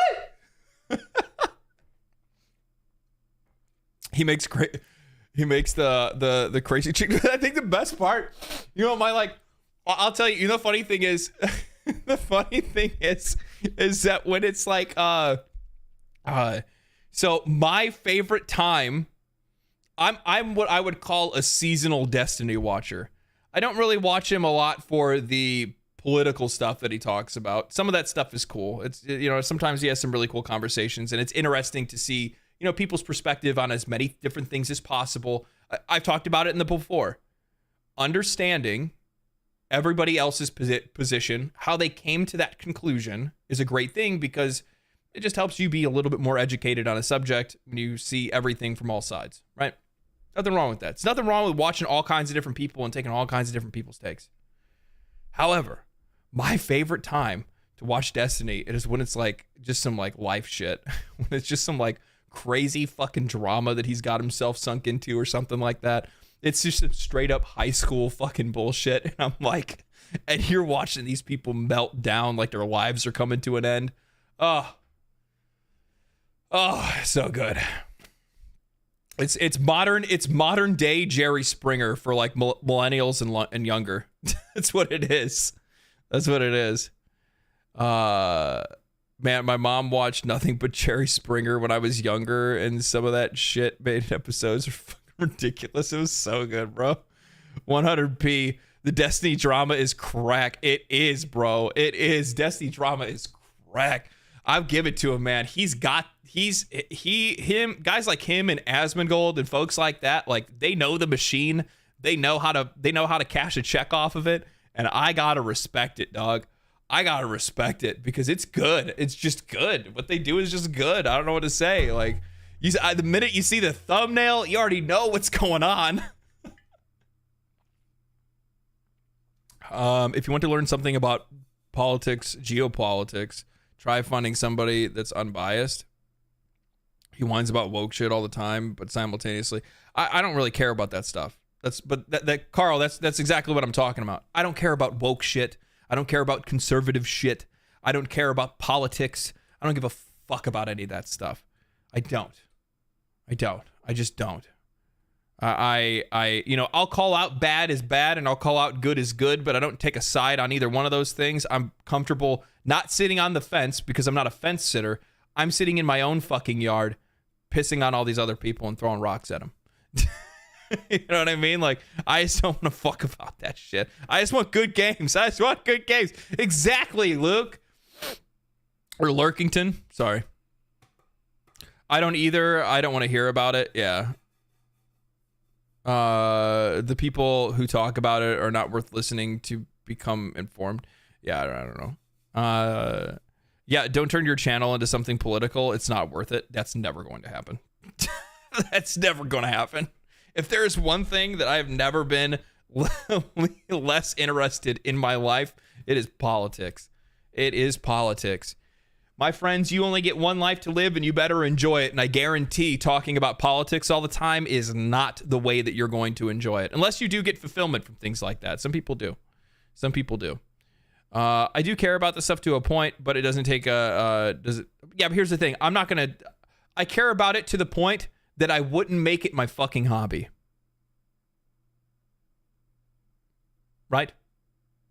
I wouldn't make it my personality. And all too often, people take politics and social political issues and they make it their fucking personality. They make it their hobby. And then they sit back and wonder why they're upset. Because it's not fulfilling. There's nothing fulfilling about that kind of experience. You know what I mean? Like, why, people want to throw stones at folks that like to play video games. Well, video games are no different than reading a book or anything like that. And you can get a lot of fulfillment out of enjoying a good story or enjoying a good experience or meeting friends and things like that online. Do you have any idea? Mark, the guy on the podcast, 17 years or something like that. We've been friends. Or something like, I can't even remember how long, to be honest. Since the Stone Age that we've been friends. Mark and I, we've never met before. Want to know how we met? Call of Duty World at War. I think it was World at War. Or it was Gears of War. I think it was Gears of War, maybe. Politics are like energy drinks. Take a day off your life, I guess. Yeah, probably. Yeah, it's just one of those things where I think that like far too often than not, people want to turn something and make it into their personality. And I think, and that's the reason why a lot of people end up finding that to be a little bit less fulfilling. I didn't realize, didn't realize that with Mark. That's awesome. Yeah. Yeah, just straight up gaming relationship. Mark and I met in Xbox party chat. We haven't met a single time in real life. He's in Oklahoma. I lived in Indiana, Ohio, Iowa, Kentucky, and now California. Probably, hopefully go back to the Midwest, to be honest, though. What are your thoughts on Activision's pathetic statement about SBMM being a thing since COD 4? I don't know, dude. I think skill-based matchmaking is just like one of the most bullshit systems they could ever put in a game. A lot of people want to say that it, you know, oh, well, you know, you have some people that try to defend it because they're like, oh, well, it keeps this, like, all it does is just make everything sweaty. That's what it does. It just makes everything fucking sweaty. Like, it just makes whatever level of skill you're always going to be fighting at the sweatiest level possible, right? So, like, even if you're bad, but you're, like, the good side of bad, right? Because, like, you can still be, like, the best of the worst. Well, you're also going to be playing against the best of the worst. You know what I mean? So it sucks, because it's, like, you're never going to get those throw me lobbies, right? Those throw me lobbies are some of the best. Oh my God. Hey, just because I play a lot of RPGs, don't think I don't know how to fucking throw down, okay? I can throw down on some fucking Call of Duty. I can throw down on some FPSs, boy. I tell you what. Don't let this facade fool you, my friends. Don't let this facade fool you. I'm not going to 360 no scope you or anything like that, but pretty good. I'm not a scrub. That's what the problem is that not being a scrub when I go to play games like that, what ends up happening is that skill-based matchmaking takes me and throws me into fucking lobbies with people that are way better than me. Way better. Oh, not fun. Like, there's nothing fun about that. That's the worst part too, is like that means the better that you get at something, the worse you enjoy it. Who wants that? Nobody wants that shit. You know what I mean?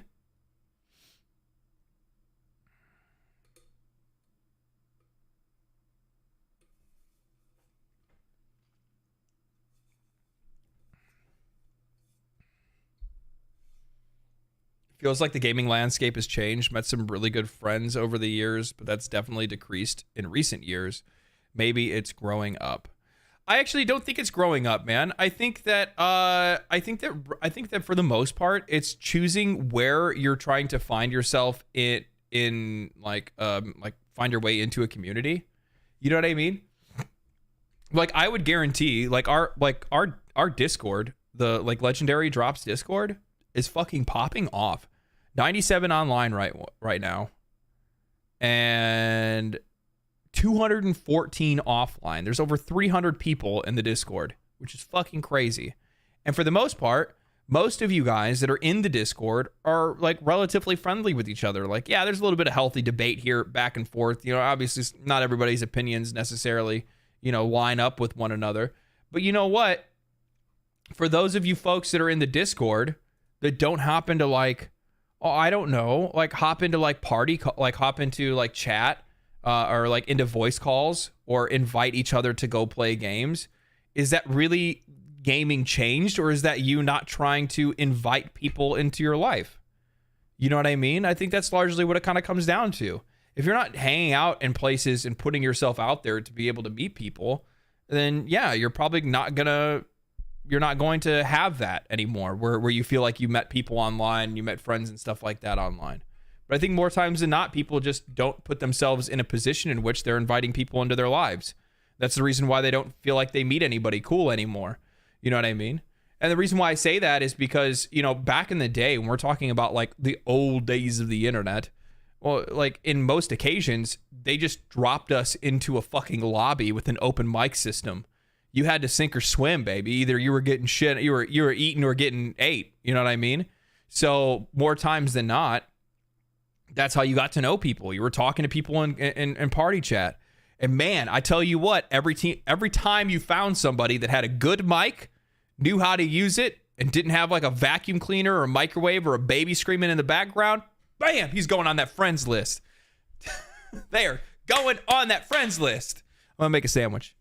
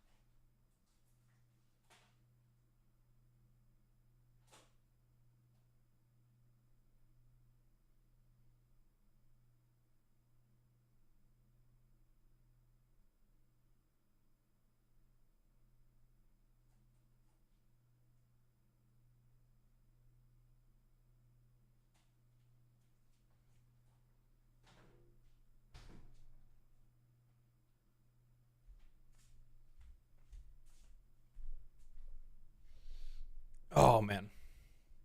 So you know something crazy? Like I was thinking about, like, especially what I was talking about right there, where it's like, you know, not putting yourself out there to like meet people and be friends with people and stuff like that, like making yourself available to make friends and meet friends. That's in real life too, by the way. Like I used to do that shit. I used to do that shit all the time. When I was a teenager, I was an edgy boy. I was an edgy boy.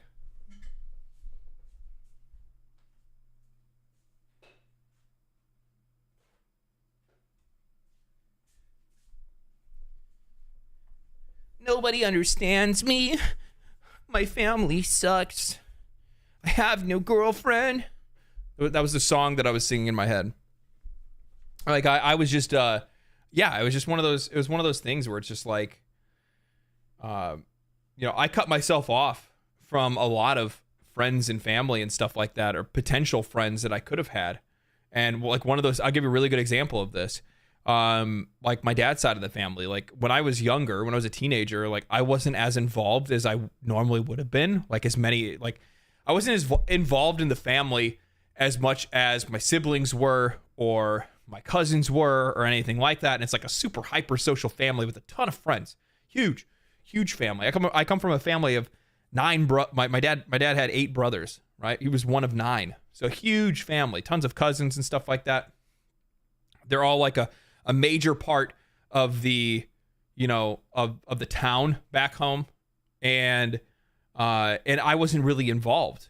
And it wasn't until I got older that, you know, I kind of grew up and grew out of that whole kind of thing. And years later, I'm working this job. I'm working at a cell phone shop. And we had to go for like a, man, this is so many years ago now. I was working at a cell phone shop. I was making more money than I ever had before, because before that I worked at GameStop, so I really wasn't making a whole lot of money there, right? And I had worked there for like a month or so. And before then, when I was working at GameStop, I was also in a band. I was smoking a lot of weed. I was doing all kinds of shit, right? So I wasn't necessarily a good boy. And I still remember this. So I'm at work, and our boss walks in and says, "Hey, you know, you need to go for a drug test." And I'm like,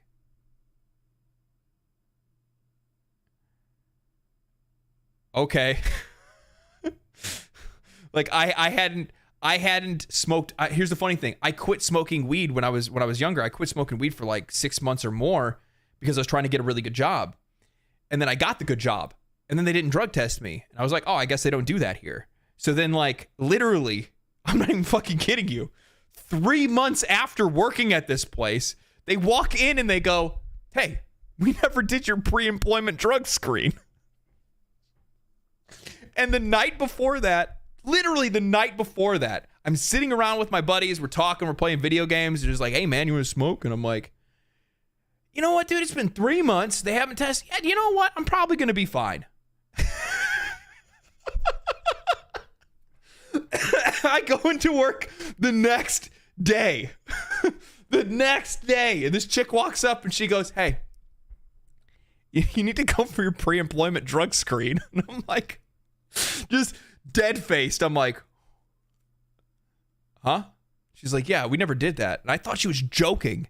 And I'm like waiting for her to laugh. And I'm like, oh, okay. And she's like, here's the address. Here's this and this. And I'm like, oh, okay. I started pounding water. I was drinking tea. I was doing everything I could. Everything I could. And I had one of my buddies with me. Or not one of my buddies. He wasn't my friend at the time. He was one of my coworkers. One of my coworkers also had to go for his pre-employment drug screen. This place is like 35 minutes away or something like that, right? It was like 35 minutes away. So he hops in my truck. So we're driving together. We're driving with each other, and it's just silent. You could cut the air with a knife. He just turns to me and he goes, "Hey man, I smoked weed last night." And I turned to him and I was like, me too. And we just start laughing and we're just like talking to each other, like BSing back and forth. Come to find out, while we're talking, because we both only just got hired. Come to find out, when we're talking, he's like, he's like, hey man, I saw your last name, which obviously I'm not going to be saying here, but he's like, I saw your last name. He's like, are you related to like so and so? And I'm like, yeah. I'm like, why? What's your last name? Like, it was like his first day, right? And he tells me his, and I'm like, wait a minute. I'm like, are you related to like so and so? Come to find out, me and this guy had been around each other, and like had been in the same social circles, family social circles, everything for years, and we never interacted because I was an edgy little shit that didn't want to have anything to do with my family or my family's friends, because I listened to My Chemical Romance and I hated everything. And here I am laughing my ass off in my truck with this guy as we're going off to this drug test. Both of us get there. We couldn't go. We couldn't use the bathroom. The place ended up kicking us out. They're like, you guys are gonna have to come back and do it a different day. We're like, okay. So we ended up going, I think like the next day. I don't know how, we both passed, but we both did. But then after that, me and him became fast friends. And it was one of those crazy things where like him and I are still really good friends today. He's come to visit me. He's flown out to visit me just last year. Every time I go home, I hang out with him. We talk all the time. So it's one of those things where I'm like, dude, all of those years that I spent being a little shit, just a bad, I don't know, just a sad boy. Just a sad boy for nothing. And I realized, I'm like looking back on it, and like I was like, I don't know, it's just so weird. Like teenagers and shit are just so weird. Like I'm like sitting back, I'm like, what was I mad about? What was I even depressed about at the time? I think what it was is that like I went to a private school when I was younger, right? Catholic or Lutheran school is what it was. I went to a private school for like junior high. When high school came, I thought I was going to go to the public school like all of my friends were. Everybody I knew was going to the public school. No, I got sent to the private school. And the only people that I knew at the private school were people that I never even talked to, was never friends with or anything like that. So I went from this like highly social kid to this complete like neat, like that, just immediately. And the next thing you know, my hair grew out and it all came to about here. But I have kind of thick hair, so it was kind of bulbous. It's kind of like a bowl. And then I listened to My Chemical Romance and cried myself to sleep at night rather than trying to make friends. Obviously, things changed pretty quickly, especially once I started playing in a band and playing a guitar. I started making a lot more friends.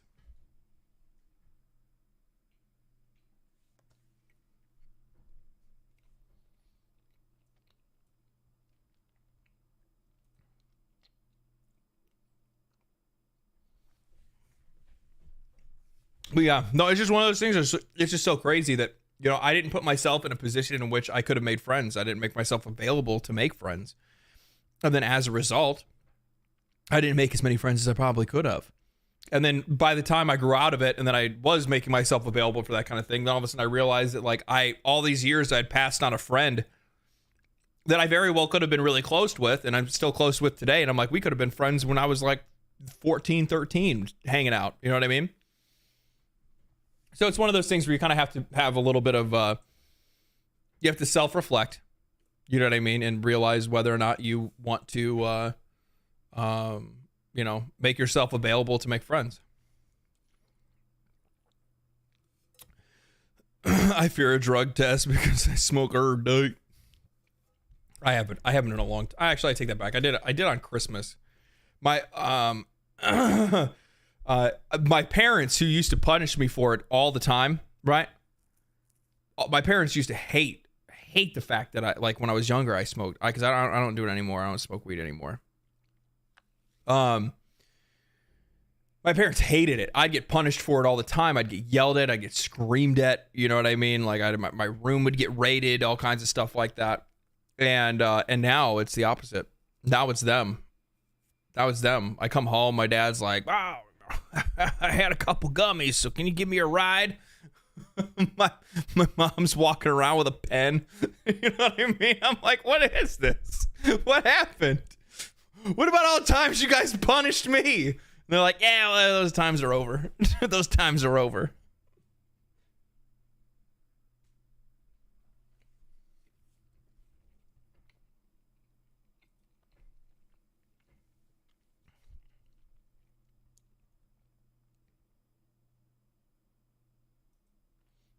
My mom. That sucks, dude. My dad used to come around and fuck with us when I was high with my buddies. This one time I went out with my friends, and it was the first time I'd ever tried smoking weed. First time I ever tried it, right? And my I remember, God, it was such a weird position to be in. This is so stupid. I'm at my buddy's house. We're playing WCW versus NWA on the GameCube, right? Going to fucking town. I thought his room smelled weird, but I didn't really understand why. His sister's boyfriend was like this, like, literal, like genuine, actual, like, gangster from Chicago. Like, dude was into some bad shit, okay? Drug dealer, whole 9 yards. We're in there playing, you know, WCW versus NWA. And this dude comes in and he's just like, hey. I still remember he looks at us and I'm like, yeah, what's up? He's like, y'all gonna smoke. And I'm like, I'm not gonna do nothing. What are you talking about? I've been to DARE classes. That didn't work.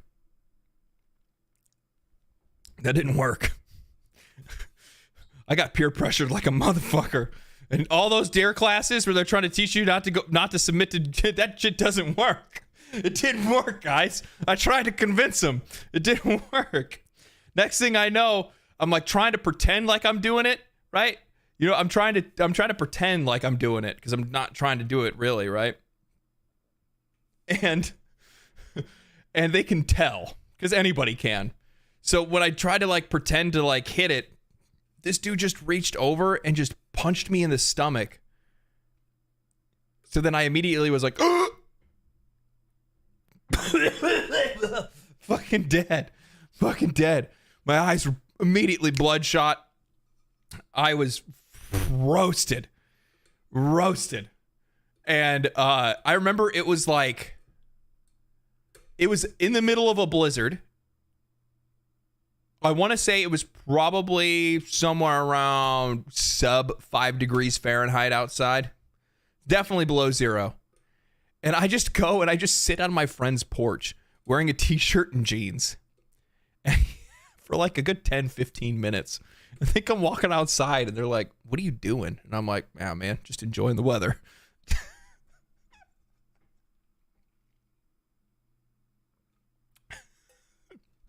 Just enjoying the weather. It's a beautiful night. I ended up like, I sobered up slightly, got in my car, went back home, and I immediately thought, I'm like, there's no way my mom's gonna know. You know, I checked, I don't know, I don't smell like anything.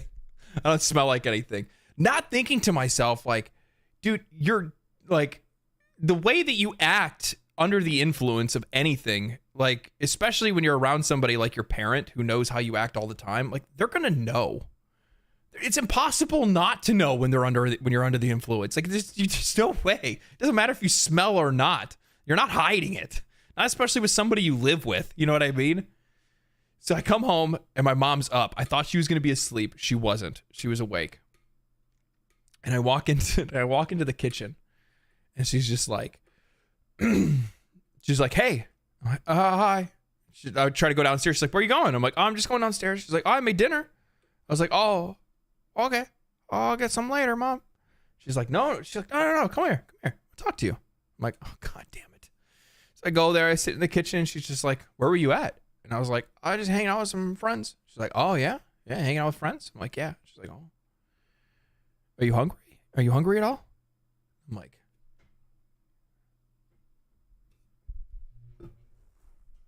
yes. I'm like, yeah, I'm a little hungry. And she's like, okay. She's like, I'll make you a plate. I'm like, okay. So she starts getting out. I still remember to this day, it was turkey and mashed potatoes and corn and gravy and stuffing and like a bunch of other stuff. There's all this different food, right? And she starts piling this food on a plate, and she's like, do you want some more? And I'm like, yeah, more than that. So she just keeps piling all this food on this plate. Like, it's normal for me to eat that much food. She puts it in the microwave, and I smashed that. I smashed that whole plate. I damn near ate that whole fridge. I ate that whole fridge. And she's just like, so she's like, you smoked it. She's like, you smoked weed, didn't you? I was like, huh? No. No. And she's like, Ian, you're not a good liar. And I'm like, yes. And she's just like, is your homework done? I'm like, yeah. And she's like, okay, don't do it again. I'm like, okay.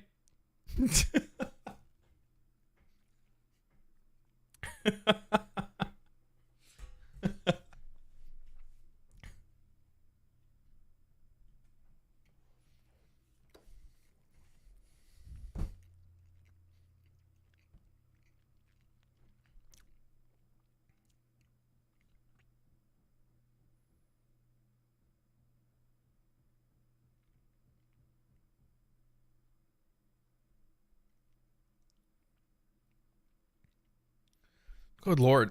See, the thing is that like when I stream and make videos and stuff like that, I so very rarely use my cell phone anymore that I never actually check it. And it like by the time I get done, my phone is just filled with notifications. Oh my God, there's just so many different ones. There we go. We cleared it. We're good. It's less work I'll have to do later. Attaboy. Yeah. Yeah. I hope you guys enjoyed story time.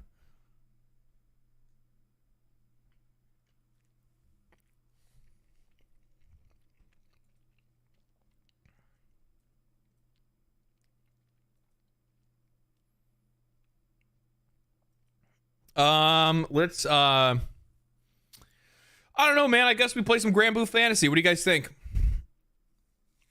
We're like 2.5 hours into stream. I guess we could probably play some video games. I don't really have anything else to talk about today. There really wasn't anything like news related. The only other thing that I could do at the beginning of streams that I guess would be, I don't know. I don't know. I'm not really like I'm more of a reader than a reactor, to be honest with you.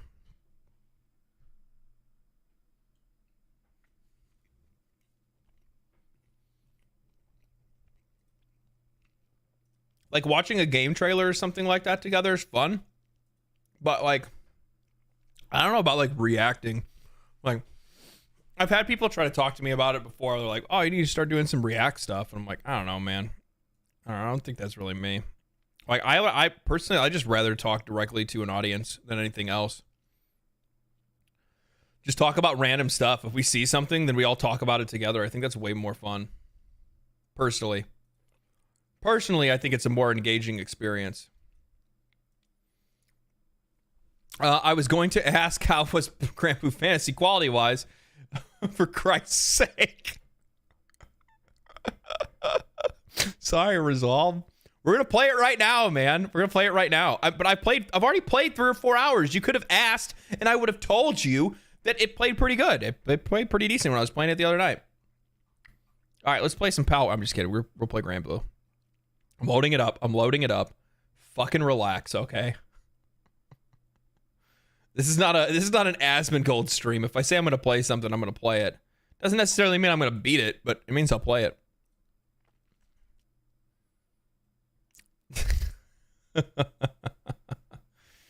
Oh man.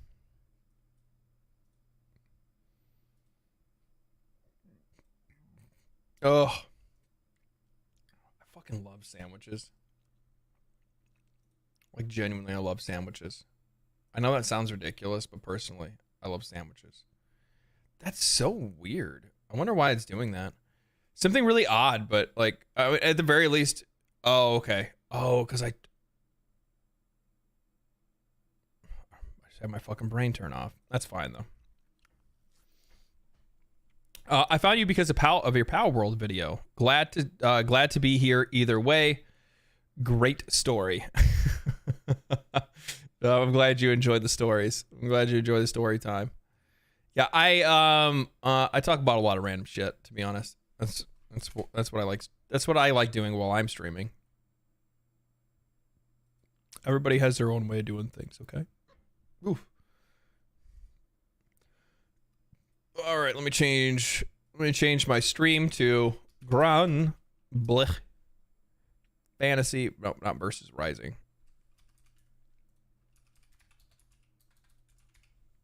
I'll probably play some. What is today? Today's Thursday. I'll play some Power World tomorrow, maybe. I think I might do some Power World on stream tomorrow. I started a world. I might even start like a new world or something like that. That's just for that's like just for stream. Because I've been playing like a couple of different ones. Like I have like I have ones that I'm playing with friends, and then I had one that I was gonna do solo, but I ended up getting rid of one of the ones I was doing solo. I didn't like where my base was. I didn't feel like taking the time to like move it, so I just said let's just start over, which is basically how I follow or how I do. It's basically what I do to myself all the time. Dippa, thank you for the follow. Also, Resolve, thank you for the follow. Appreciate that. Welcome to the Twitch side. Welcome to the Twitch side of things. All right, we're gaming. Except for this is what the game looks like, I promise. Granblue Fantasy Relink. There we go. Gaming. I wonder if my headset's actually on. There we go. Sorry about that. Move your butt. Oh, sorry. 1 second. It's time for the cat to eat. Cat's more important. The cat is more important than chat.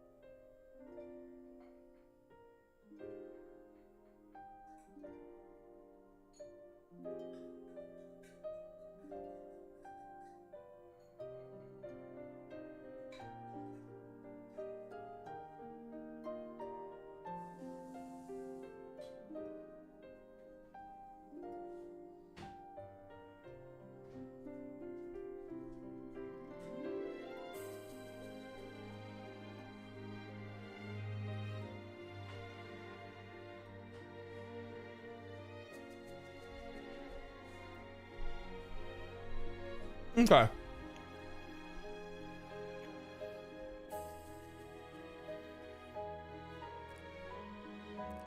Yeah, the cat totally stole that, huh? Yeah, he was like, you know what? He's like, you know what? Oh, you guys thought you were gonna play some games, huh? It's like, how about that? How about no? How about no?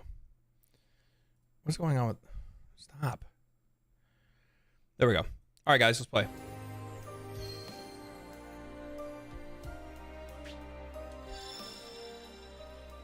Basically, I just got myself past the demo.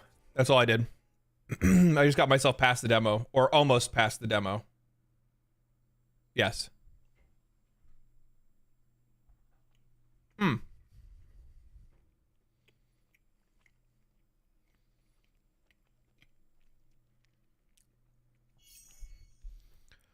Everything else should be good.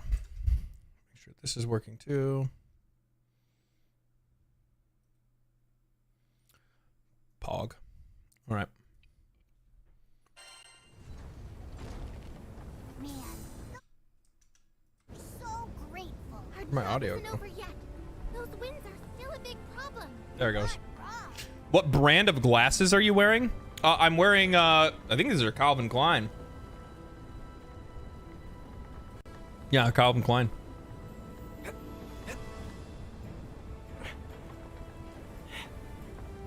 From like I don't even know how old they are. Keep an eye out, okay? But I fucking love them. Okay. I fucking love the way this game looks, by the way. I absolutely love the way this game looks. Seems useful. Also, I really like the way it's kind of arcadey, like with the coins and shit. Like just like, yeah. 'Cause I like breaking shit. Like look at this. I'm gonna go.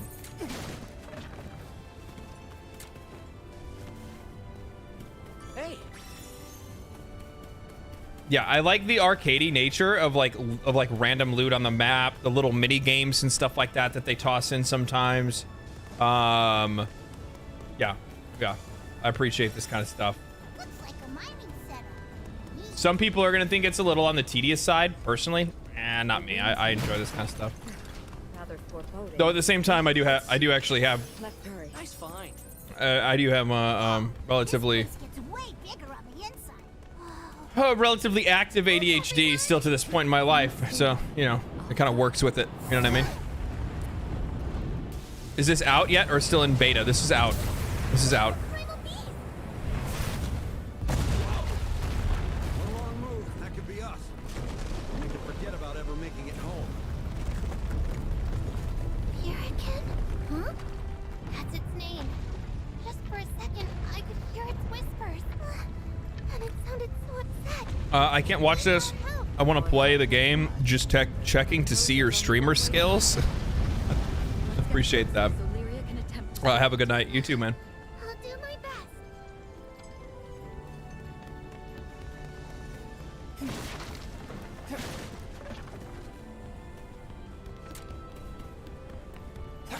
We need to stop the Primal's rampage before it gets any worse. Okay, fine. Fuck is that? What the fuck is that? What the? We're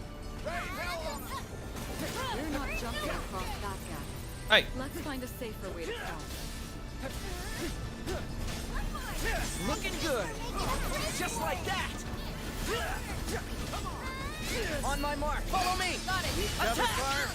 This should do it. Let's hurry to the altar. Give me the money. What is this? Hold on, I'm gonna look around first.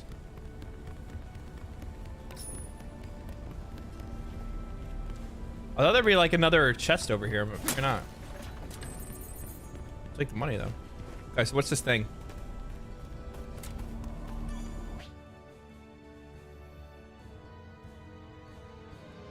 Off to cook for the kids. Keep having to feed them. Man, if they only fed themselves, you know what I mean? Meanwhile, I can't play the game because it's not rendering stuff on your PC. So I only get to watch.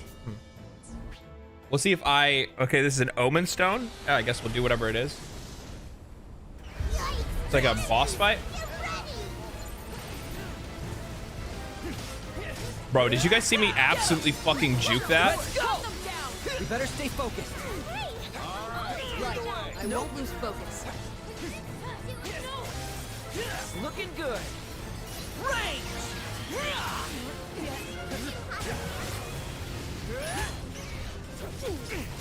I guarded that. Thank you. You won't fall. Not now, not ever.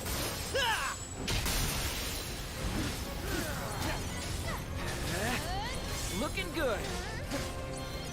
Oh, am I just not high enough level to kill these guys or what? You have my blade wherever you need it. On my mark. You have my blade. Eat this. Did the damn thing, didn't you? I'll always be by your side. Looking good.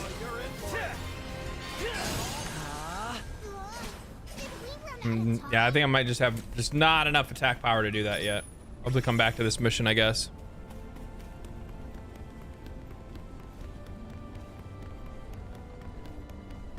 Oh, you thought this is Blue Protocol? Fuck, I wish, man.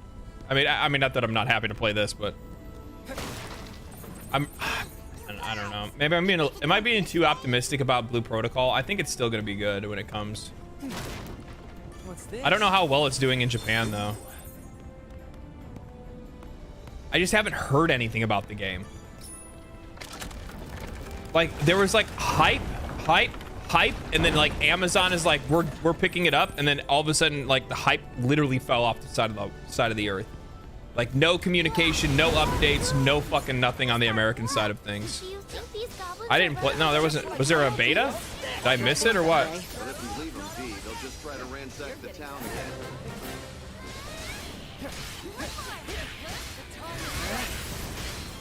All together, Roger. You're mine. I do my best.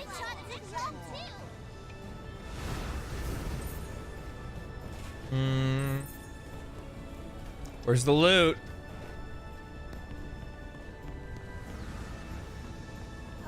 Think I'm having deja vu. Does this have gacha or a legit RPG? Legit RPG, no gacha mechanics at all. It is a full-priced video game title where you get all of the characters after you buy the game. None of that goofy stuff. Holy shit, dude, that guy almost fucking sniped me.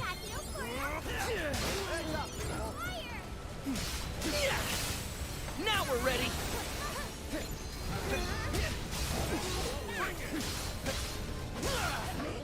Here we go. I'm with you. Let's go. Here's our chance. Okay, at the end, it's my combo. Oh, it's dead. Oh. I'm like trying to do a combo and I'm not realizing that the thing is fucking dead. Oh well. Rest in peace. Yeah, it's a full price game. It's actually a really unique, it's an interesting choice, and it's one that I appreciate. A company that normally makes gacha games making a full price title where you just get the characters and get to play the game. I hope that the game's successful. I do. I really hope this game is successful because hopefully it teaches more companies to do stuff like this. Oh, crud! Watch out! This thing's not gonna hold up much longer. You gotta be kidding! Go for it! Wait, Holy shit. I think the set pieces are fucking sick though. This is really cool.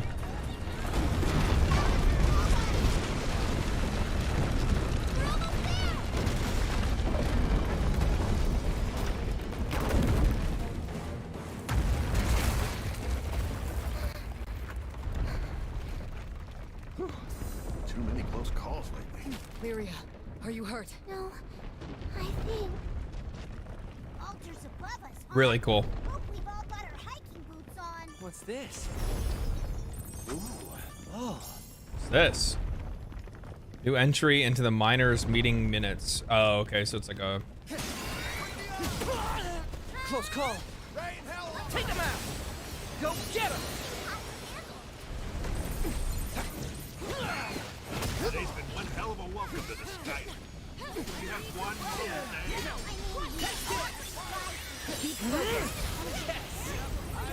Sure.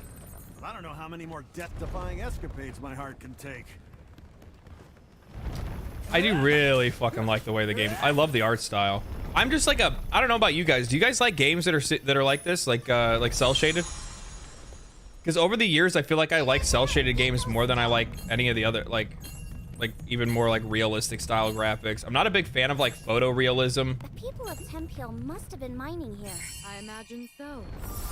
Not a big fan of photorealism or anything like that. No shortage. I think that like some of the Unreal Engine 5 games like look pretty good, right? Like they definitely look interesting to say the least, but I mean, I don't know. I guess we'll kind of see how they end up being, but I feel like games like this, what the fuck? Looking good. I feel games like this are gonna have more longevity because these kind of graphics I think just kind of hold up better over time. What's this? Ooh. Here for the loot. We're here for the loot.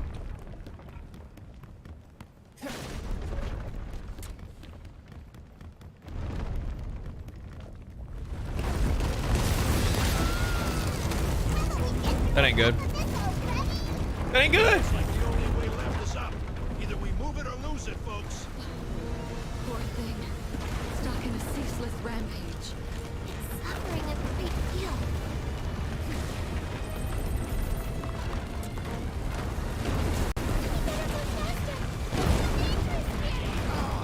These major things never learn or what? What's become of them? Are they deranged? I don't know. They're trying to take us down with them. Just like that. Uh-oh.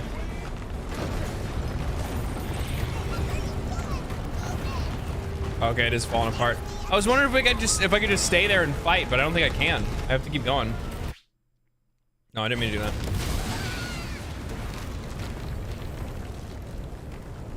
Man, I feel like my wings are gonna fall off.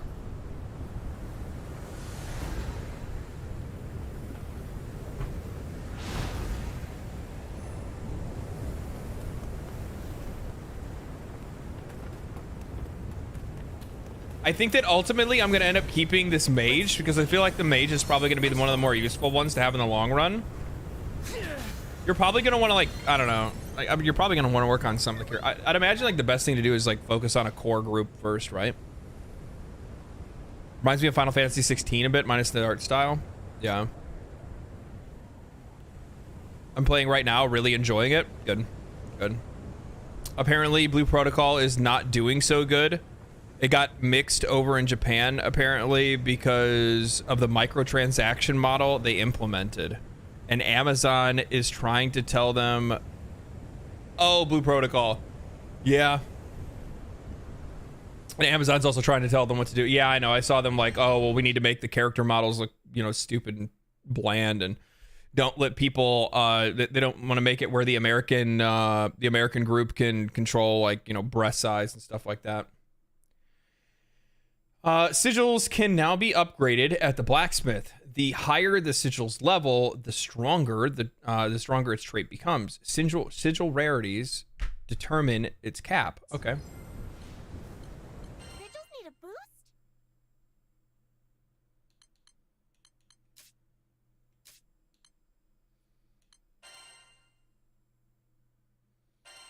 Okay, so we gotta like farm material for that.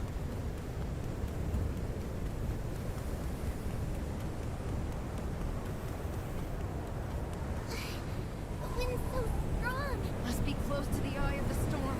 Be ready for a fight. Yeah, come on. This ain't our first rodeo with a primal.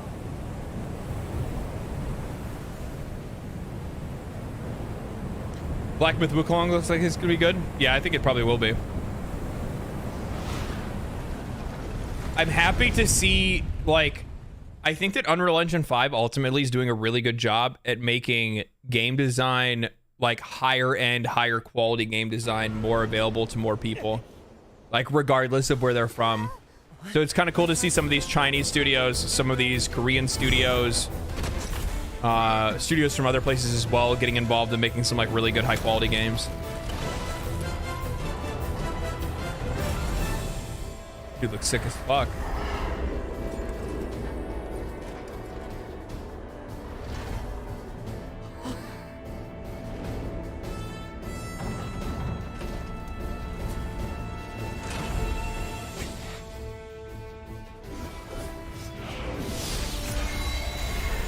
Holy shit! Homie came out. Homie came out running. Well, we've dealt with rampaging primals before. We'll just have to do it again. Right. We'll chip away at its defenses until Oh shit! Holy fuck! Okay. Yeah, we'll just have to hold them off until Lyrian knocks some sense into it. Be on your toes. Nope. I take it. Look upon your final moment. Like the frog. Captain. My turn now. Not now, not ever. Ah! Rack up. Gyobu, is that you? My name is Gyobu! Just like that. Bring it. Absolute zero. We're going to save you. On my mark. Ready for action. Uh-oh. Oh, he mad. Ooh, he mad. Holy shit, that was sick. Best back off. Watch its behavior for now. All these rough winds. Kinda reminds you of Tiamat, doesn't it? Tiamat's anger was always motherly. Holy shit, this is sick. Oh! Close call.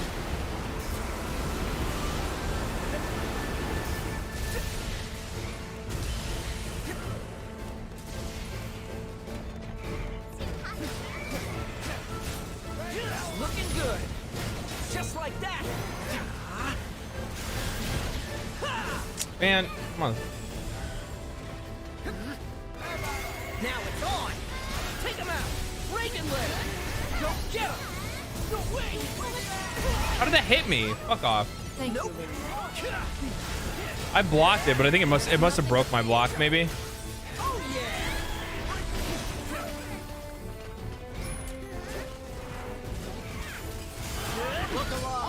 Music's good. I really like the music. Looking good. Primals before. We can do it again. Just like. On my mark. I'll finish this. Fight as one. Don't hold back.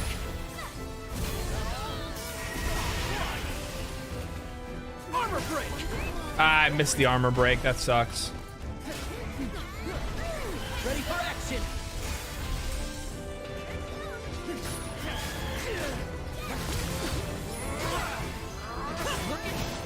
Okay. We'll never hit it at this rate. It turned into a big wind bullet. How do you stop that? Turned into a big wind butt plug.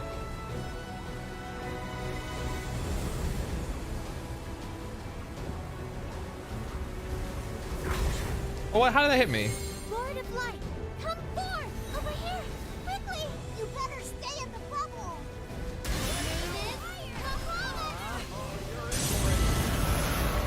Oh shit. Hey, nice, Lyria. Glad he's fighting on our side this time. Focus. Jurgen's power is starting to swell.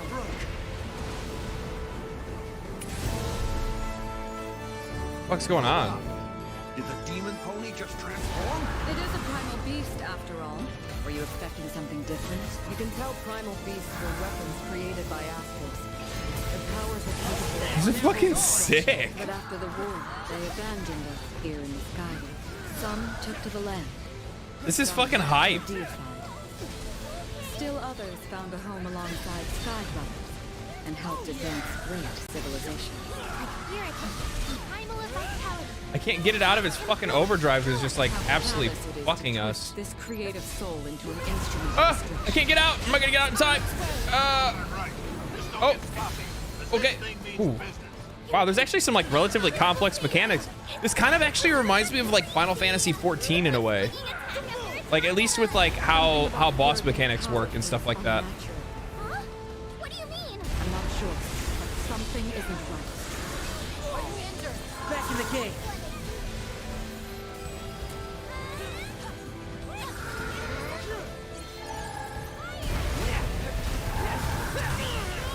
Close call. God damn. Holy shit, I'm dead. This is actually kind of tough. Like it's kind of like butts, like fucking knocking me all over the place. Can't give up yet. Nice. Let's do this. Reagan leg.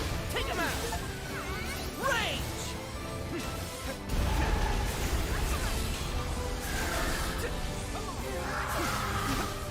Time to shine. All right, we're getting in the zone, baby. Let's go. Just like that. On my mark. We're in the zone now, baby. Let's go. Chain. Yep. Here goes, Handfish. Flame. Ah! Rack 'em. I hear ya. I'm here. Let's make this swift. Ascension. Hell yeah. Now that's teamwork. Do it again. Thanks. Close call. Let's stay cautious. Don't get carried away. You're my hero, Catalina.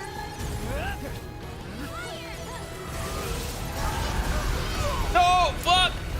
Nope. Oh, that's not good. Oh, I'm so fucked. I'm getting juggled right now.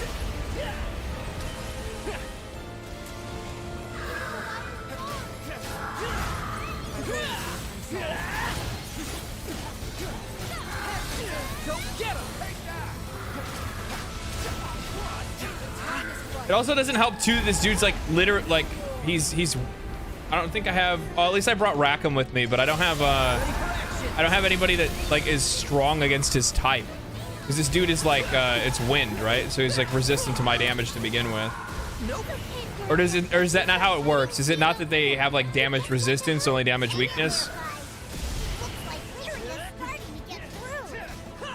Looking good. Shit. Ah. Thanks for the heal.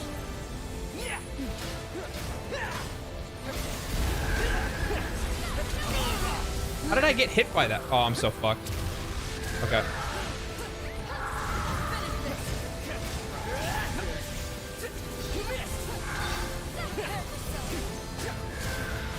Just like that.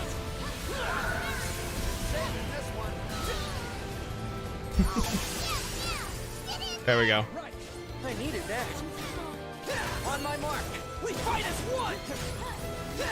Now it's on. There has to be another power up for this or something like that. So I have an ability in my skill tree that I unlocked that makes it where when I finish one of my like main combos, I get like an instant charge for my like my Y charge ability. Don't get caught flat-footed. But it doesn't always work the way that I think it will.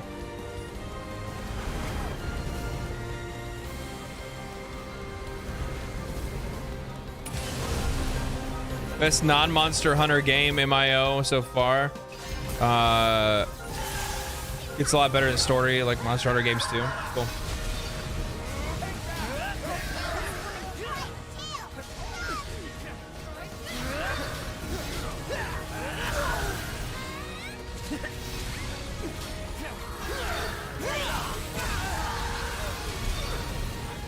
I think I got the defense break there.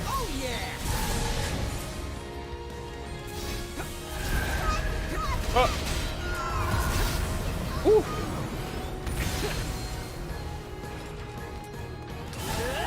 Nice. Let's do this.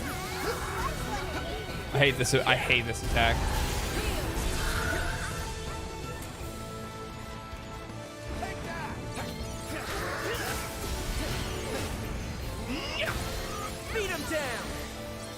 Okay.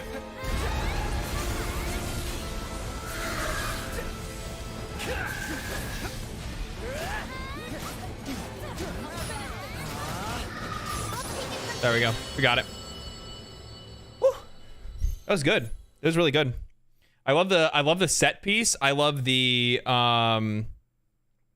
set piece. I love the music. I love the artwork. I love the stage itself of like of how the fight was set up. I like the choreography. I like it all. It's really good.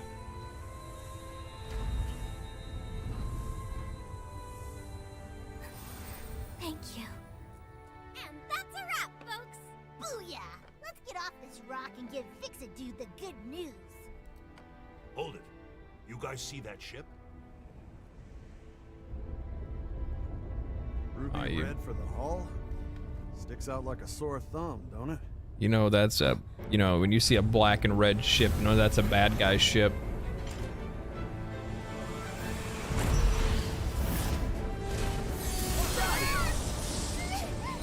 What?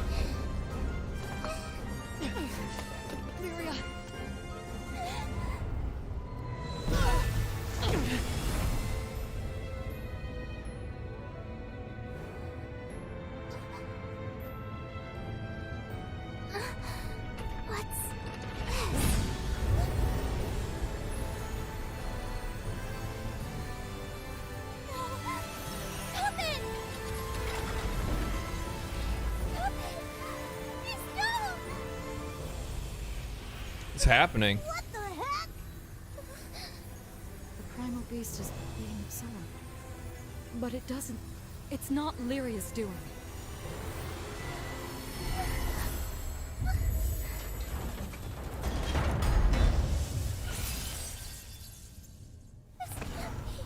Hey. Lyria! What's wrong? It wasn't me. I couldn't stop it. She's like a monster eater?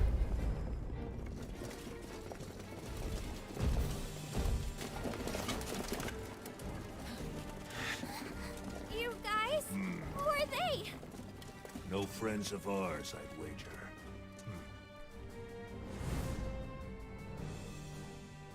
Now they look like a fun bunch to tangle with. Do not deviate from the mission. We are simply here for a meet and greet. And you are? We've been waiting for you, Shaman of Salvation.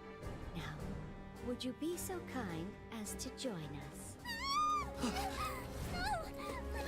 Bro, how do you not notice that your friend is just getting swooped up? Oh, fancy a challenge, huh?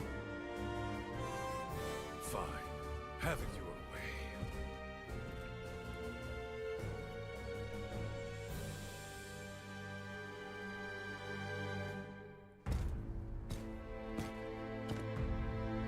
I'll end this in 90 seconds. Who is this freaky guy? Getting some weird vibes here.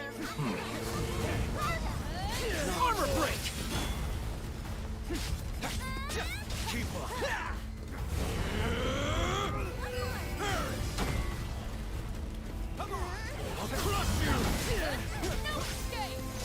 We're not doing any damage. What the fuck?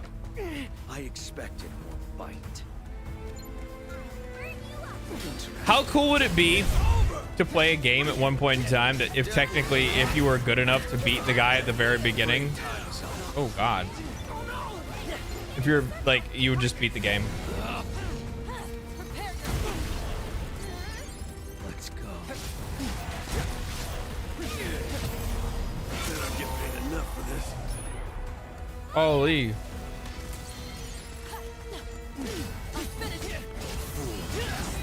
Playtime's over. Bro.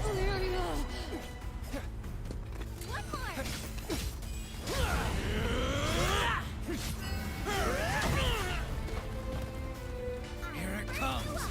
They play rough. Holy shit. This dude's going off. He's a freak.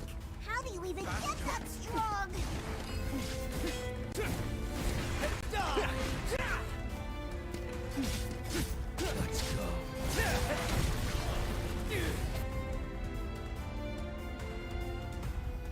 There are a handful of games that do that. There's an Easter egg ending, for example, in Bravery Default 2 for beating the fight you're designed to lose. That's awesome.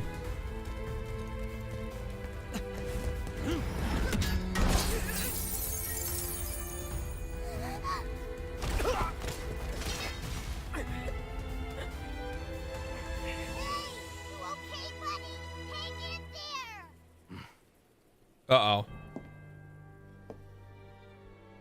There's always got to be an evil princess or an evil lady. Let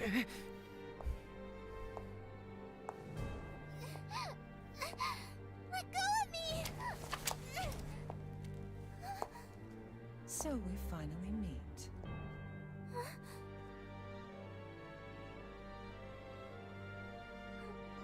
Why you just reach for this random lady's hand? She's obviously the enemy. What are you doing? Like, how malleable is this chick? Shaman of Salvation. Long have we waited for this day. What? Shaman? Me? How uncanny. So much in common with the blue butterfly and Seed Hollow's energy. Oh, my apologies. You must be bewildered by this disrespectful treatment. Who the heck are you? And what do you want from us? Oh. How rude of me. She just like annihilated her friends. And she's just like, oh wow, this lady's so nice. Pilgrims of Avia. I, their shepherd. And I will not rest. Not until we open the path to Utopia. Esta Lucia. Utopia? Wait, you just said Astalucia, but that's the same place we're headed. Ah, truly? Our goals eclipse one another. Then I needn't prattle on. This meeting has proven quite serendipitous. I promise to take care of everything. Fallen Gara and also Bobber. We'll say Bobber. Thank you for the follow. For a grand pilgrimage awaits us. We shall pave a new path to Esta Lucia. I don't think so. You don't get to make the rules on my watch. You fuckface! If...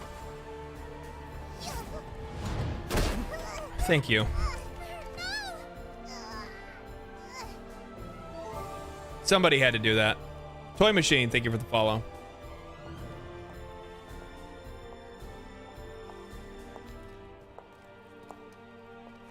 Come, let us return. Now!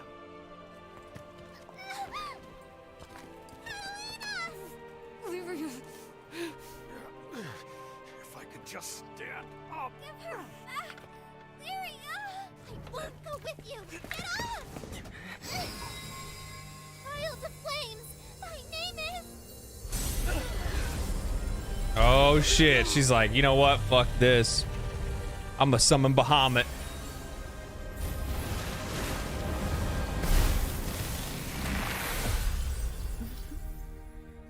Damn. Damn.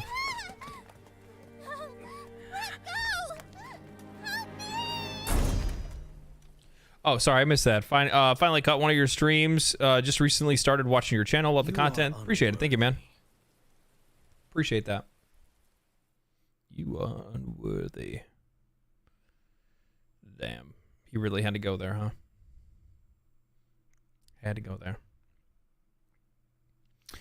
By the way, just to make things not awkward, because some people probably don't really actually get to, or some people don't realize it, I stream on both YouTube and Twitch at the same time, so sometimes things kind of go back and forth a little bit, you know what I mean? You have no power here. Boy. Boy.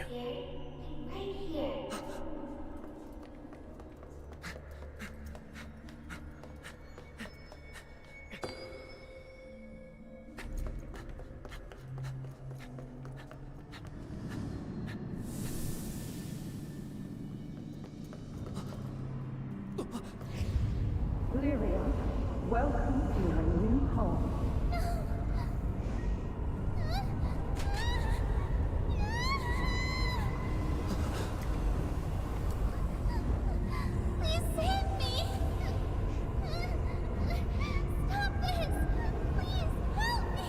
Bro, help her, dog. What are you doing? What's happening, actually? Why am I like in the dark? Why am I? Have I been banished to the shadow, bro?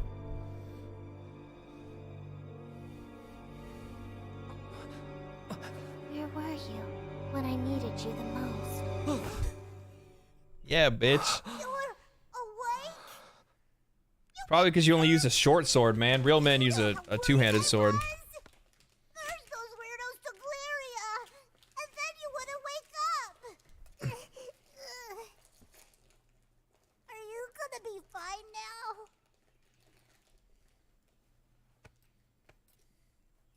Yeah. Good. In that case, better let everyone know you're up. Cat's been beside herself.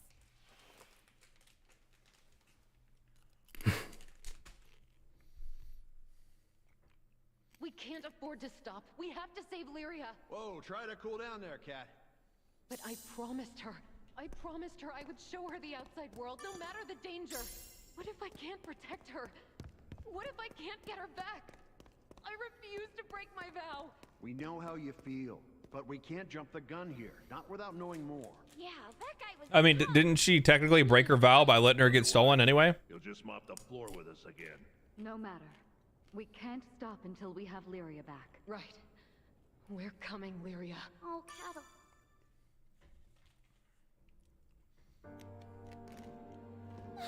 Captain!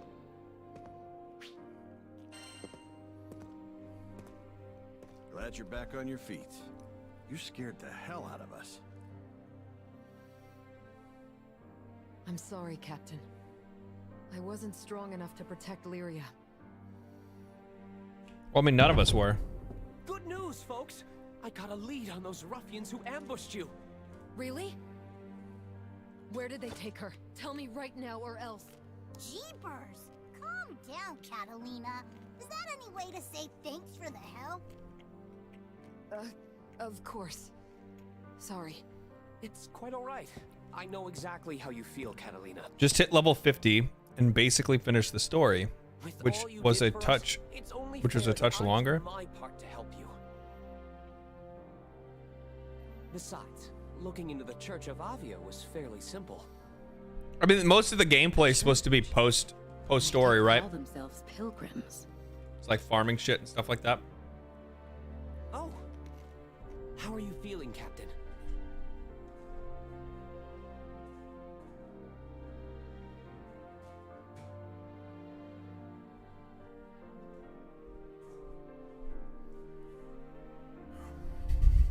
Much better. Much better. Glad to hear it. It's important to take care of yourself. So where'd those zealots march off to? It seems like they're taking Lyria to Latanya Island. Where's that? Fret not. I'll show you the way myself. Whoa, slow down, champ. First of all, we're Skyfarers. We can't be babysitting. Yeah, that's right. We can be babysitting, even though we have a literal child with us right now, it looks like. Not only that, but...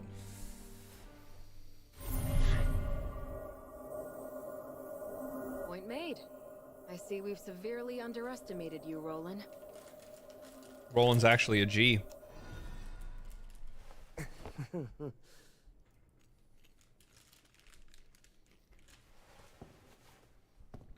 Look, the Church of Avia grows bolder by the day.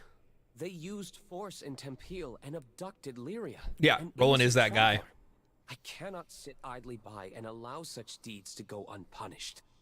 I'm quite capable of handling myself in a fight, and will do my best to aid you. If I may? Every Skydam's got a bad bunch. If you're offering to help us with them, I won't say no. Hell yeah. Now, about your... He does give me Sid vibes, yeah, for sure. Really big blue one? The Grand Cipher. Yes, that's it. Hey Ian, have you talked about... I don't know if you talked about it already. Do you think there are any potential pitfalls with Dragon's Dogma 2? Work on it myself, and just wait until you see what I... No. installed. You what? It's gonna be flawless. Silly me. I must have been rambling about something else. Moving right along. I took the liberty of procuring a new weapon and some armor for you, Captain. Your current No, gear actually, has so I certainly think seen that better days after I think that Dragon's Dogma 2 is likely going to have some problems with like more casual audiences. I don't think it's going to appeal to casual audiences. These small tokens of appreciation are hardly enough to convey our gratitude. But Well, thanks all the same, Fix-It. at the same time, I feel like casual audiences have gotten more hardcore over the years because you look at how many people loved Elden Ring. You know what I mean?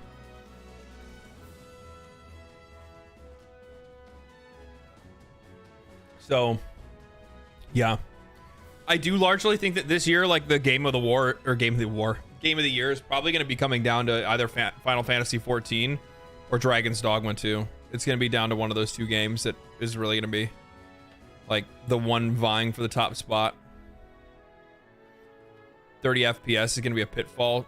Tough to swallow. Don't play on console. That's all I can say.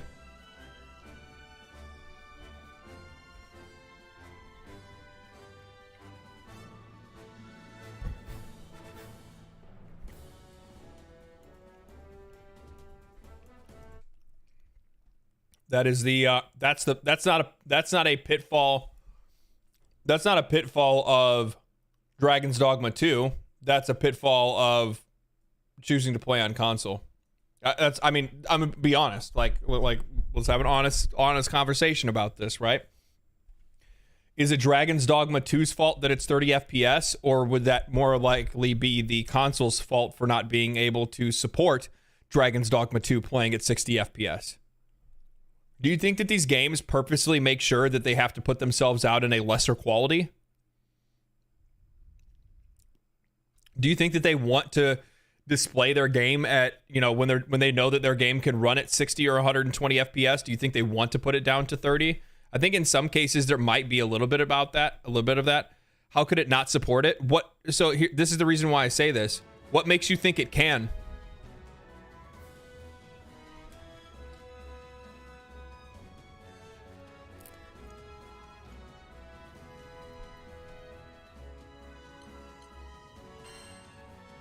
All right, let's get a move on. Sure. Let me pack my things and I'll meet you by the dock. See you soon.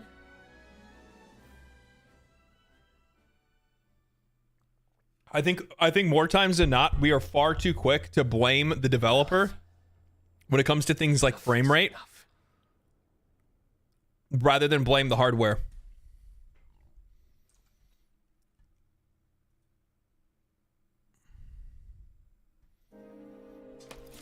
I'm unsure because Dragon's Dogma 2 is a more advanced combat than God of War Ragnarok.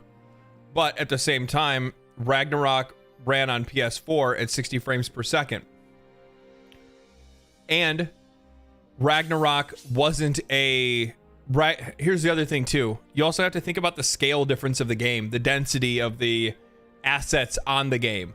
Like, don't get me wrong, Ragnarok is fucking beautiful, absolutely beautiful game, and there's nothing there, but the problem is that on the sense of scale, Dragon's Dogma 2 has far more going on for it than God of War Ragnarok. Think about this. So we don't necessarily put things into context when we're thinking about how games play. It's not something as simple as like just how it looks. It's also all the sub processes and things like that are running on in the background, because anything that is taking assets from your CPU or GPU are going to be affecting your overall frame rate, right? So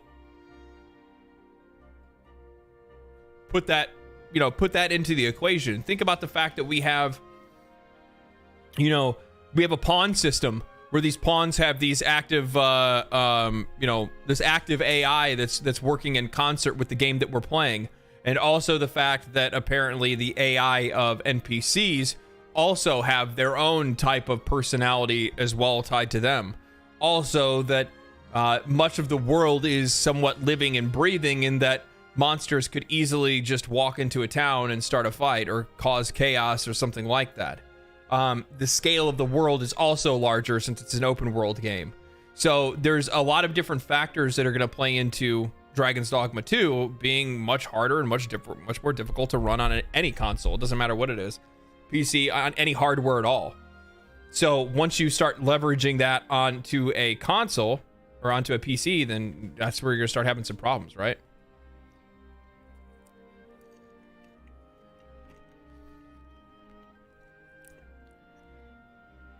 Think about this. Final Fantasy 16 was 30 FPS, right?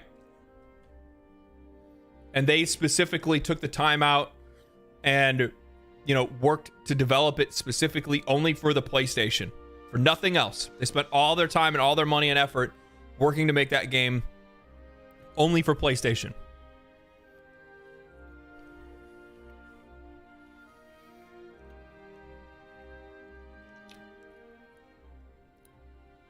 It didn't come out initially though. 60 FPS mode came out after, I thought, didn't it? I subbed to your channel because YouTube recommended the Power World video. Just so you know, cool channel. Thanks, man. Thanks, Giorgio. Did they launch together? Okay, well, I'm wrong then. I don't know. Here's the thing. It could very well be that Capcom fucking sucks and they don't know how to make video games. I don't fucking know. What did Resident Evil 4 remake release at? Maybe we should just keep it to Capcom specifically. What did Resident Evil 6 release at?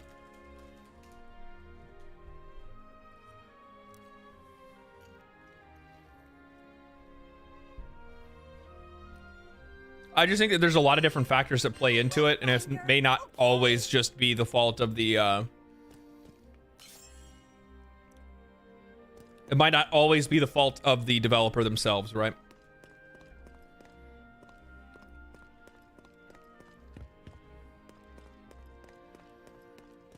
The reason why, and another reason why I say that is, you know, what immediately comes to mind is Baldur's Gate 3.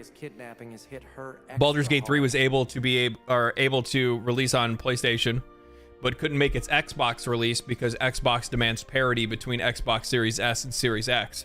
But Larian could not get co-op working on the Series S.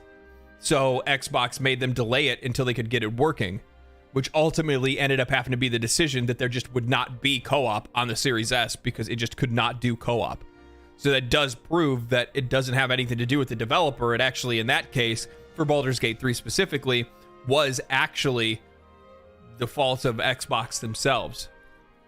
Series S was a mistake. Yeah, it is a fucking piece of shit console. Like, I understand what they were trying to do. They're trying to make consoles more available to more people, but give people a cheaper option. But it fucked this console generation.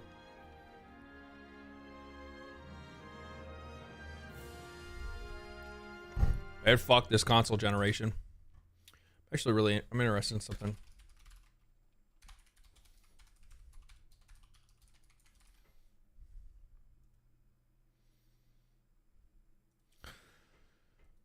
So, I mean, that very well could be.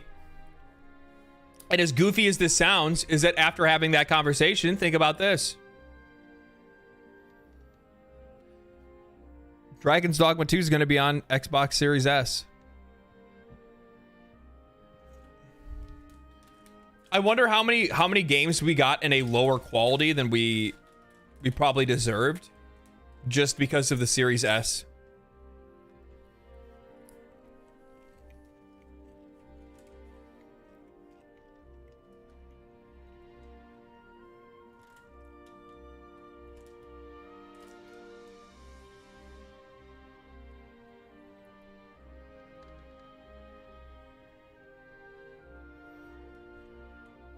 More like fucking 10 FPS.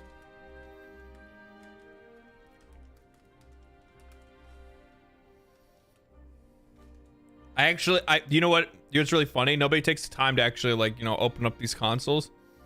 I opened up an Xbox Series S. It's actually just a Texas Instruments calculator inside.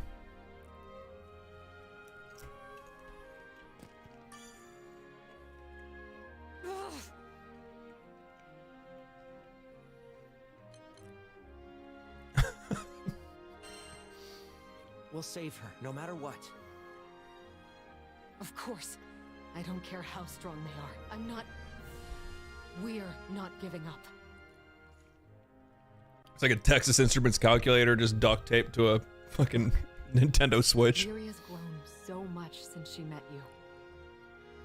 Almost every night, she would come and tell me about her What is this day, angle that they're giving all us? the new things she experienced with you and the crew.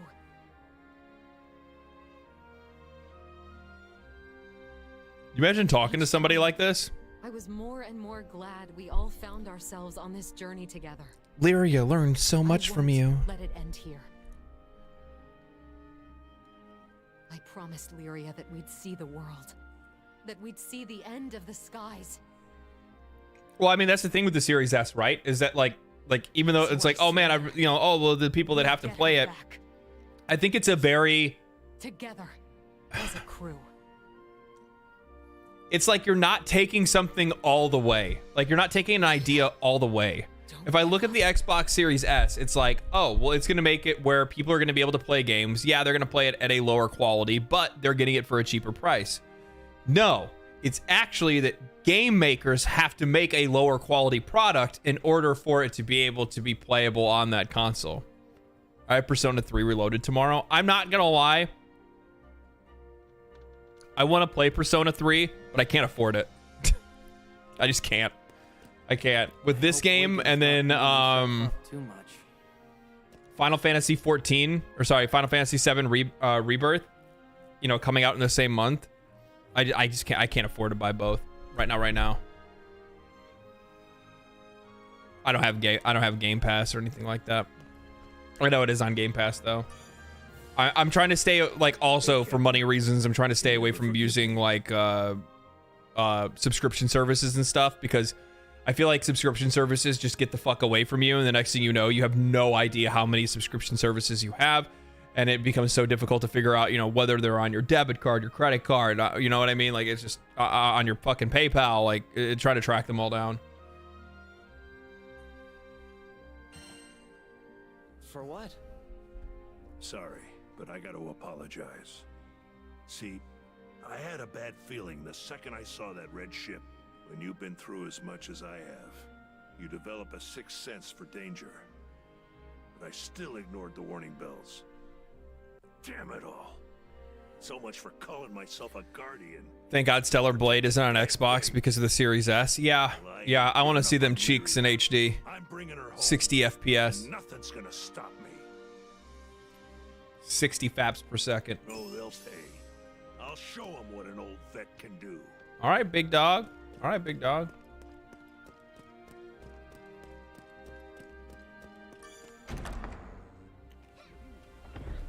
It is the Admiral from Monster Hunter. That's exactly who that voice actor is. Actually, you made the correct assumption.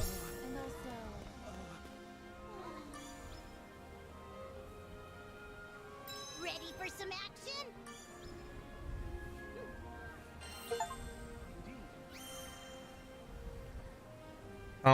You earn the following rewards. Okay. Mission complete. Let's turn in some of these side quests. I think I got a few more of them actually. Maybe I should. She's thinking. Excuse me. Daddy's ain't got nothing on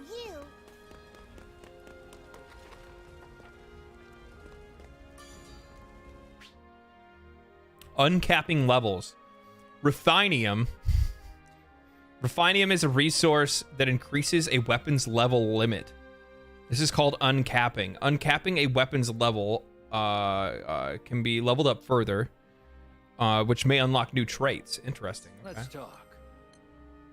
Don't forget about upkeep. I'm gonna wait because I don't know if I'm gonna use this guy or not. He actually does kind of look sick in this armor, though. I'm not gonna lie. He is kind of like looking pretty pretty lit. Despite it all, Io seems determined. Hey, Captain. Say, you remember the promise I made with Lyria? You look and carry yourself exactly like my brother. It's insane. Really. That's funny. Somebody called me their daddy yesterday, so I guess it can be your brother.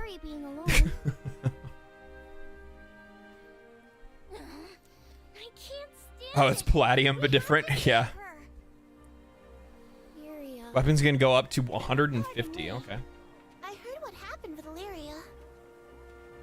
I'm not much use in a fight myself, but maybe I can help in my own small way. Please, take this. Crewmate card. Ooh, we get to summon. Now we get to summon a friend. Crewmate card. Oh boy. A holy knight who serves as captain of the Lumiel Order of Holy Knights. Though she is small in stature, she wields a great sword with oplum. With oplum. Oh, I don't know what that word means. With skill, probably. Gondigoza. I played as him in the I played as him in the beta. He's cool. Real slow though. Real slow. Very methodical fighting style.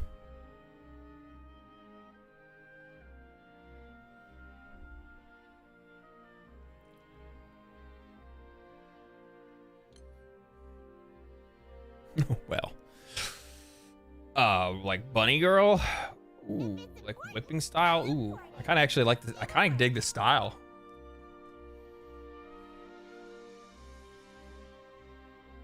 I like the movement. MSP bonus? What does that mean? A young ghost who accidentally summoned Celeste, the primal beast of death. Her afterlife was originally spent in isolation, but after finding her lovable ghost pets, her lonely days seemed a thing of the past.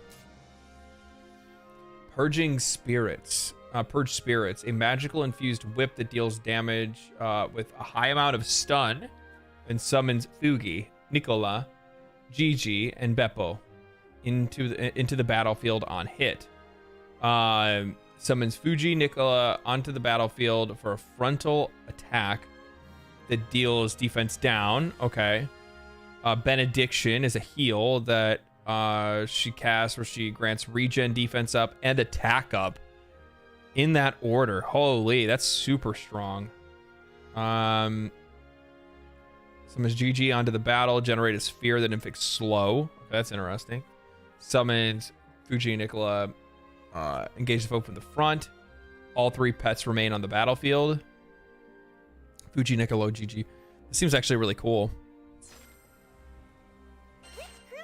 I mean, I already know who I'm going to pick. Like, I'm going to pick Narmaya because she's just fun to play. But I'm trying to figure out. I don't know who I'm gonna take after. She was the one I had the most fun with in the demo. The butterfly alights. And just in time.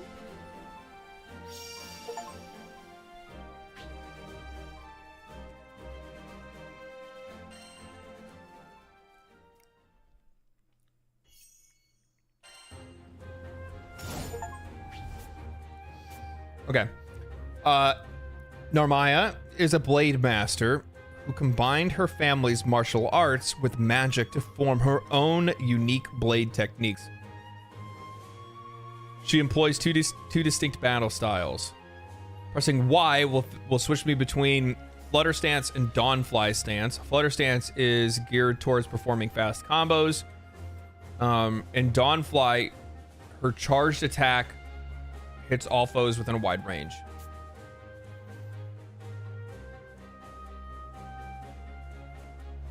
Narmaya gains a butterfly when she lands a charged X in Dawnfly Stance, or after you complete a free flutter combo. Butterflies enhance the skill used and are automatically consumed upon activation.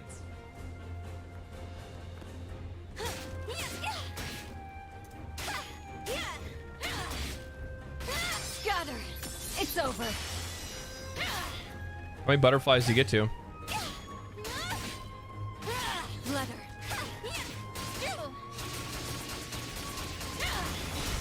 Oh, shit. Looks like 3 is max. Foam on the sea. Your nice balls. You're no one's son. Have a message. Sick.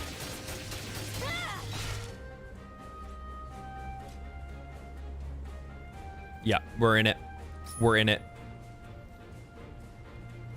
Narbubia? Is that... Oh my god. I mean, come on. I mean, there's like obvious reasons to like her, right? Who doesn't like a chick with horns? I might buy this over 16 then. I don't know, man. I don't know. I like personally, like I'm just a big fucking Final Fantasy nutcase, right? So for me, I mean, it's hard. That'd be a hard choice to make. If I had to, just because of the fact that I'm like so hooked on the Final Fantasy series to begin with, I don't know if I could like only pick one. Oh man, I'd have to play a Final Fantasy game over this, just because I'm not as attached to this series as I am to Final Fantasy. You know what I mean? Like it's just as simple as that. I'm just not as attached to this franchise. It's not that this is a bad franchise. It's just that what can I say, guys? I'm a Final Fantasy simp.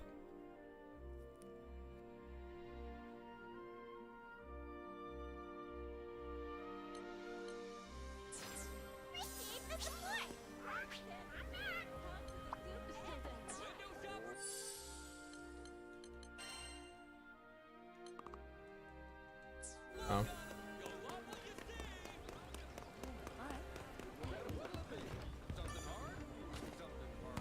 Rackham looks ready to... Rackham looks ready to go. You don't think they're gonna do anything to her, do you, Captain? All I ever played was 15 and I loved it. Man, there are so many good Final Fantasy games for you to play. What's up, Cody? I don't think they want to actually hurt her. There's so many good fucking Final Fantasy games for you to play that you're missing out. 15 was good. 15 was good. I will not fucking hear anything less. I liked 15. And I understand that what people want to give 15 a bunch of shit. Final Fantasy 15 was fucking fantastic, okay? Yeah, it needed a little bit of changes, needed some updating. They fixed some things. The best version of the game is definitely to play the fucking definitive edition or whatever they made when they like fully released it on PC and stuff like that. But it's literally just like chilling with the fucking boys. It's chilling with the boys, traveling around, you know, fighting shit and stuff. I loved Final Fantasy 15. It was Final Fantasy 15 was just a vibe. It wasn't like a standard Final Fantasy game. It was just a vibe. How are you feeling today?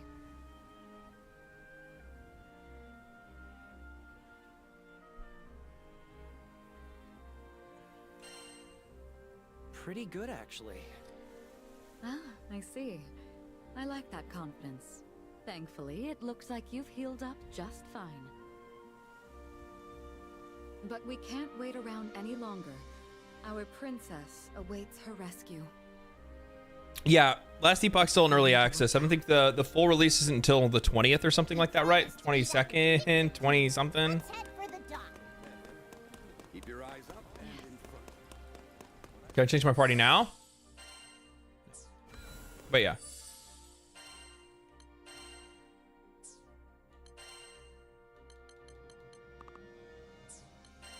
Where are we going?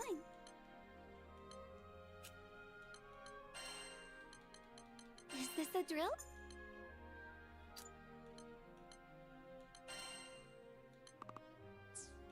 So we have to have him in. That's fine. I definitely want IO for sure. So that's a caster, 2 melee. Let's go with a range. Let's take Rockham. What are you waiting for? I think that's pretty good.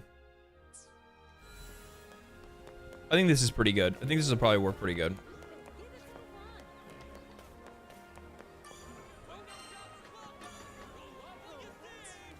I still don't have a golem finger. Oh, there's another quest to turn in over here.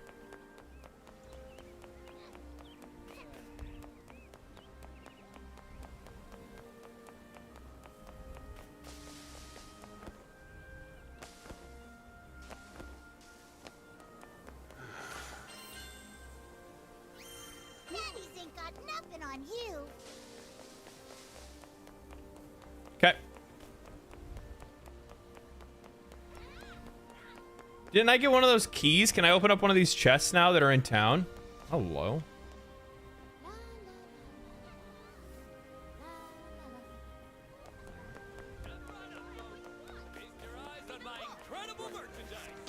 No, I don't have any keys. Let's come back after we found a key.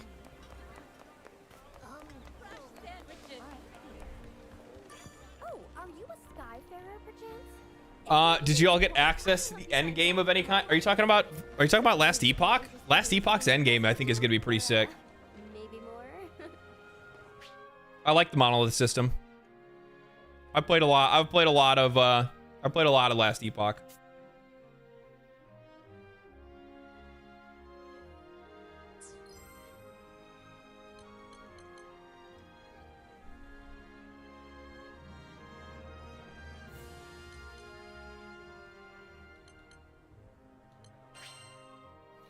Fate episodes are special character-specific stories. More episodes are unlocked as the game progresses and characters level up.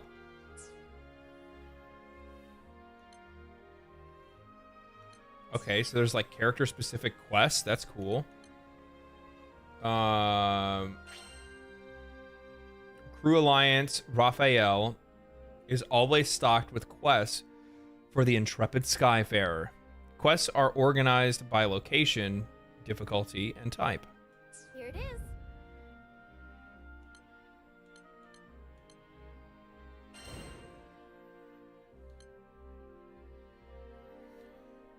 Okay. And that's what my power is what I see above. Okay. Well, I mean, let's run these. I can make the arrangements at once. Are these the ones that I've already done?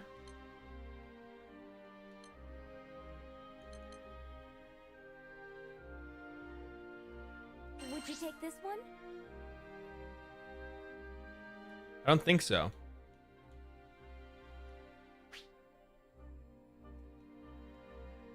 Select closed to play with your current party members, and open to play with random. We'll play closed for now. Come again. Then what do you think?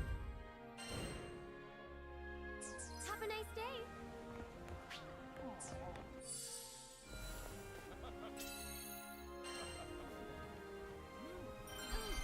I like how clean it is. Just like, oh, I'm just gonna go on this like little side mission and shit and just fucking roll off.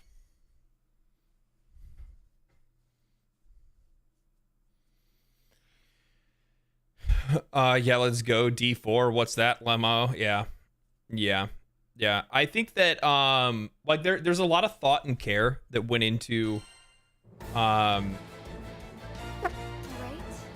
Move out. I think something that's really unique. Uh-oh. Oh, get him! I think something that's really unique about Last Epoch is that keep in mind that what is it? Path of Exile was made by people out of a love for Diablo 2, right? Last Epoch is a game that's made out of a love for Last Epoch is made out of a love for both Diablo 2 and Path of Exile. So this is like the next evolution of those kind of people that grew up playing those games, loving those games, you know, knowing all about their systems, how to play those games. The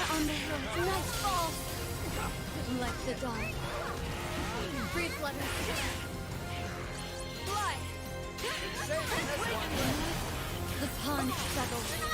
Life is... I'll follow you. That's sick. So there's like a lot of PoE influence. There's a lot of Diablo 2 influence. There's some Diablo 3 influence. It's basically like they've been taking mechanics and ideas from all these other games, you know.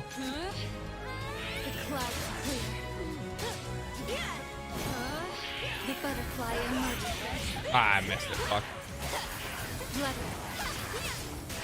Spread your wings.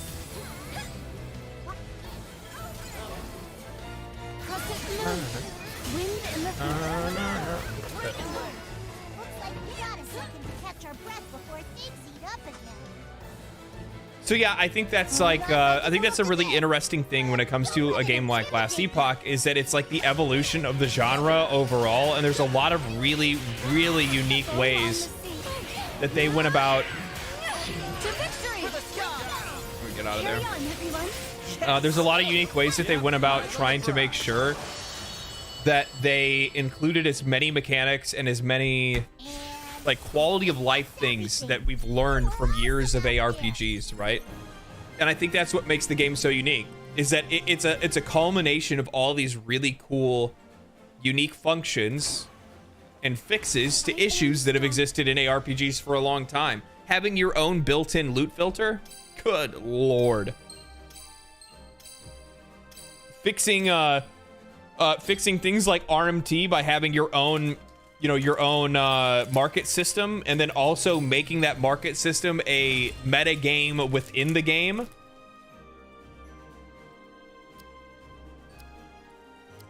That's sick. Honestly, it's sick.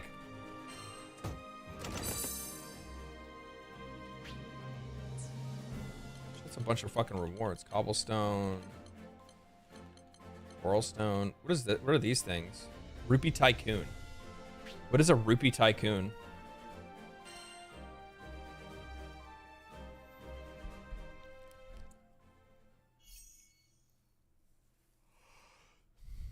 What happens to all existing characters on game launch? Is it a season right off the bat? No, they're not doing. It's going to be a bit before they do seasonal play. I think they're going to release the game standard edition. You know, no season start or anything like that. I don't know if they're going to do. I don't know how they're going to do seasonal mechanics or anything like that.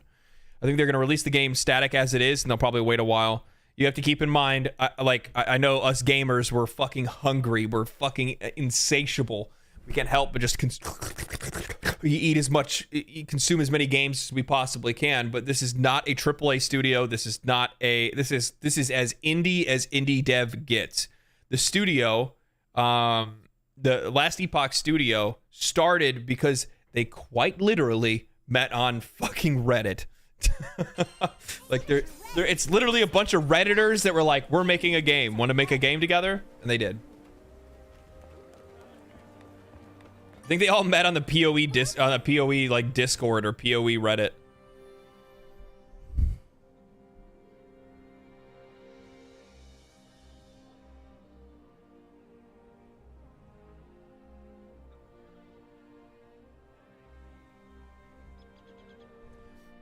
Yeah, I love the story of the studio. I love the vibe of the people that work there. I've watched a lot of like interviews and stuff like that.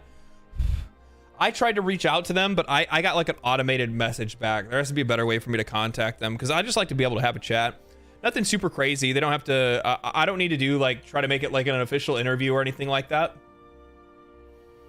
Personally, I think that in a lot of ways it doesn't need to be that way. What I want to do, I'll tell you guys one of the things that I would love to fucking do on this channel. Oh, I would love to do this. If any of you developers that are out there for any of these games that I cover or talk about or anything like that, considering it carefully, hear this. Well, you can't be too cautious.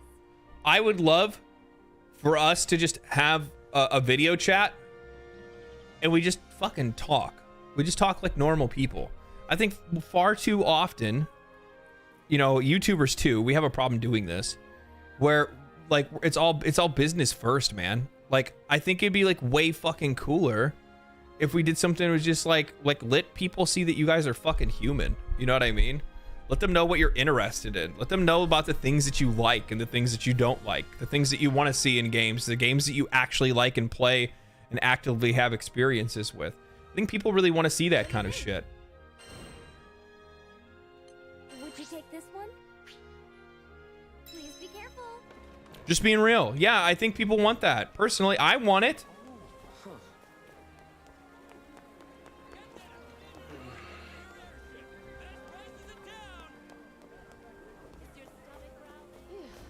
I was talking to Darth Microtransactions about that. Darth and I, when we made that little video that we did together talking about Pal World, we did it over on his channel. I told him, I was like, dude, I'm like, why don't we just like talk? I'm like, we don't like, I'm like, we can talk about the game, but I'm like, there's gonna be people that are just gonna want to watch this bullshit. I'm like, it'd probably be better just do it live, but yeah. Yeah. Once your weapon's tempered, I'll unlock its hidden potential. A complete success. Always aim for the top. I'll handle it. Good.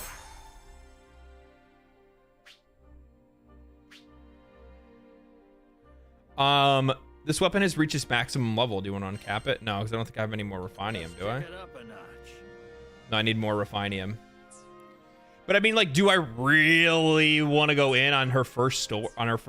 I don't know if it's any good. I'll unlock its hidden potential. Don't forget about upkeep.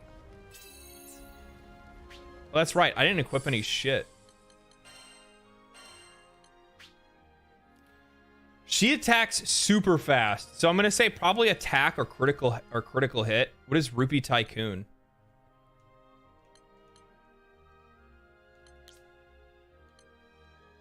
Earn more rupees. The effect doesn't apply to other players in your party. What are rupees?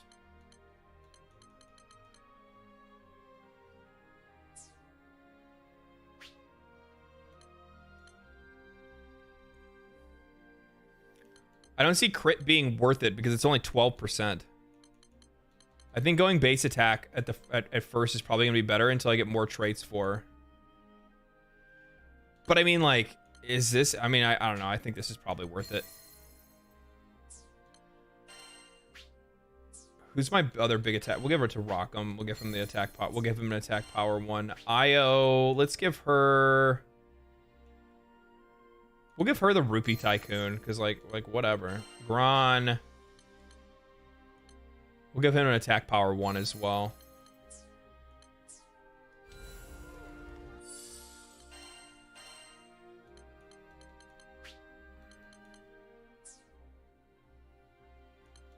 Okay, so my X ability is what?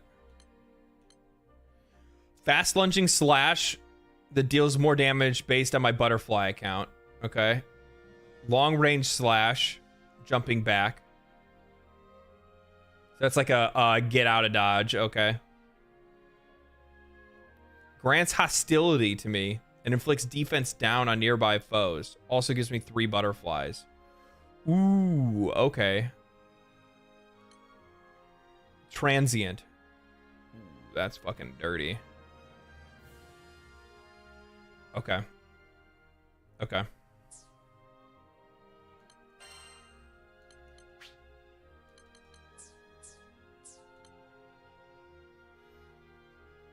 Do the masteries now, I guess. Like, level up the masteries. Stun is amazing if you want a ton of mats, break parts. Oh, is that what it is? Okay. I don't have anything to build up stun yet, so I don't know.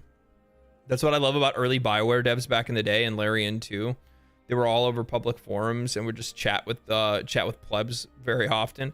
Yeah, and I think that was one of the things that I really liked about Larian's approach to when they were marketing the game at first, right? Like, there was a lot of like really cool, just like the you know, panels from hell and stuff like that, where they were just like, yeah, they're giving a dev update, but it was also like them just having a good time and having fun, right?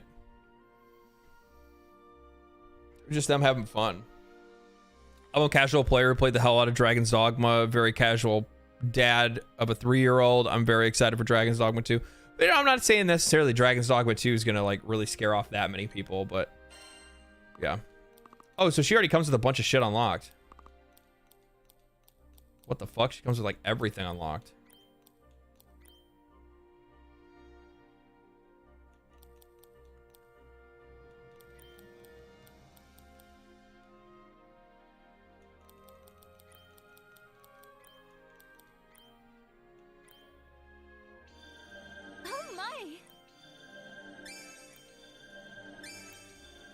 That's it!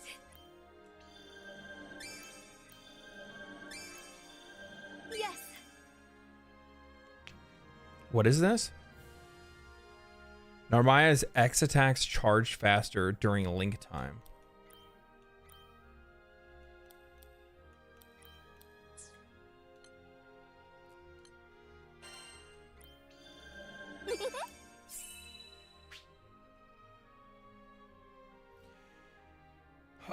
MSP will be spent to unlock all masteries in this node if you're choosing this route. Oh, it's because I didn't choose this yet, or this.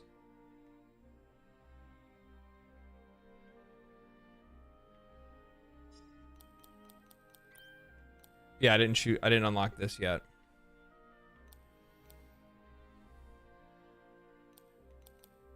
What is this one here? Cast a circle that grants soul a stout heart and boost the charge. Yeah, okay. Yeah, we'll do that. A little something for my arsenal. I think I get it.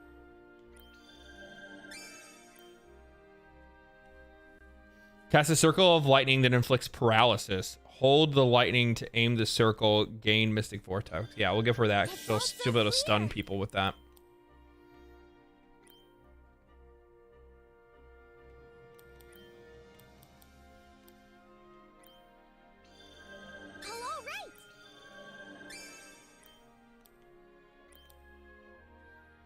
Well, I guess we'll go ahead and pick this up too. This will do the trick.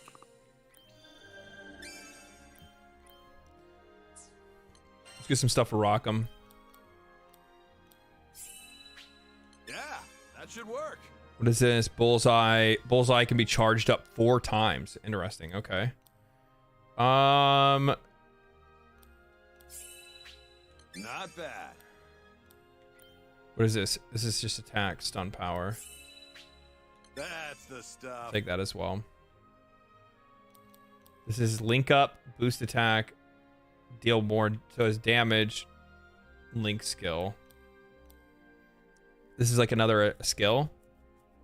Slag shot, wind attack. Yeah, let's take that. Let's try her out.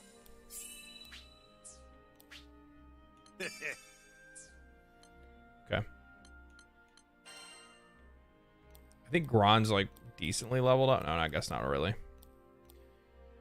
I don't know if I want, like, how much I want to invest in him, to be honest. Because I don't know if I'm going to have him in my main party or not.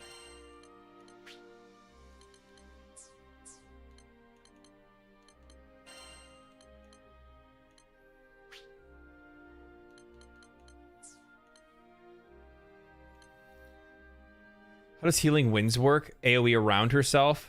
It's pretty good. Fire is defense down. 100% worth keeping defense down, right? I would imagine keeping defense down is probably going to be a pretty smart thing to do.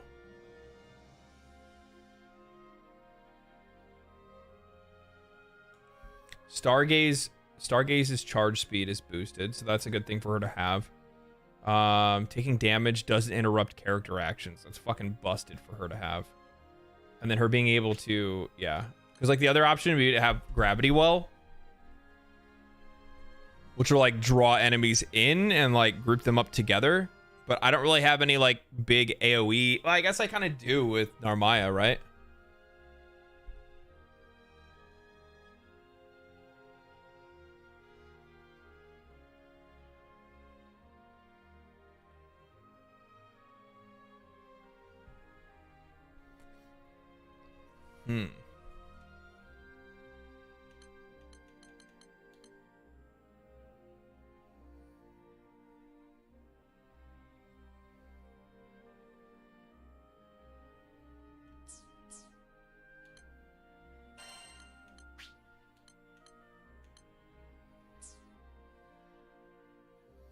I thought he got another shot. He didn't get. Okay.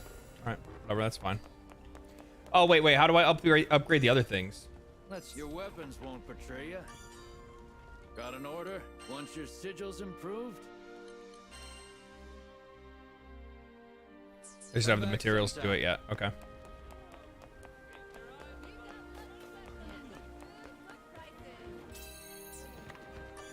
Oh, I already picked up a quest. What am I doing?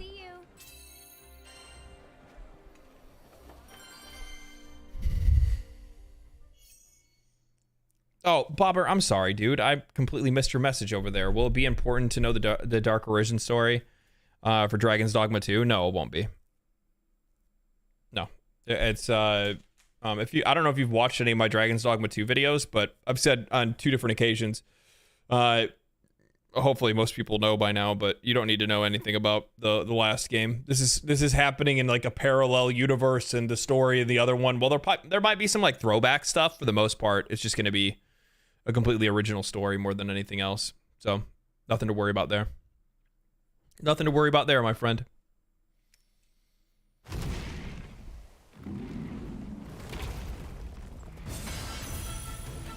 Waco down. Waco down.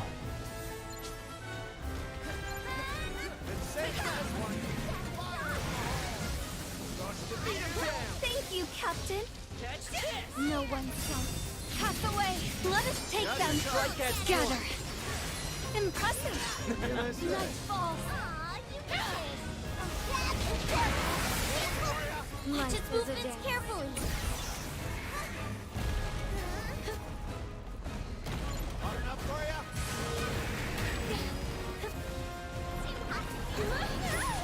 Oh, I dodged that. That's bullshit.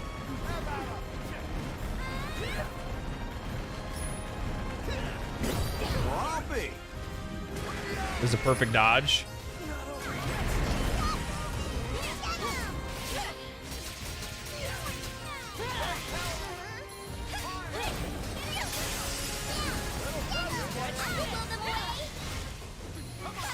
Okay. We got this. Doing good, doing good, doing good. Ah, fuck you. I was right in the middle of a real solid combo there. Great support. No escape. That was sweet, Hermia. Why, thank you. Damn. He got shit on.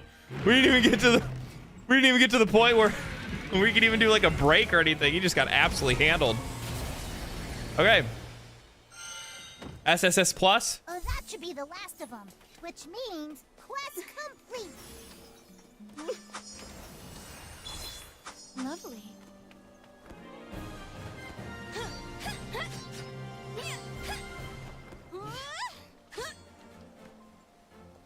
Damn, girl. She's throwing him out there.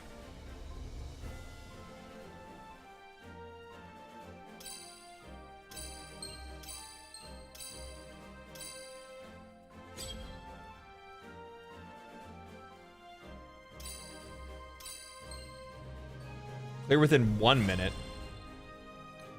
Just S plus. I didn't clear it in a minute. What was my time? 1 minute 17 seconds. So it's just because I took my time. There was that one pause there. I know exactly where it's because I didn't try to attack it while it was like doing its like roll around thing. I didn't know it was timed. Okay, I didn't know. I didn't know. What do you think? So what's the okay? This will tell me. Don't enter critical condition more than 2 times. Easy. Defeat 3 foes with thrown objects. Sure. Clear in 2 minutes. Okay. That's actually kind of weird.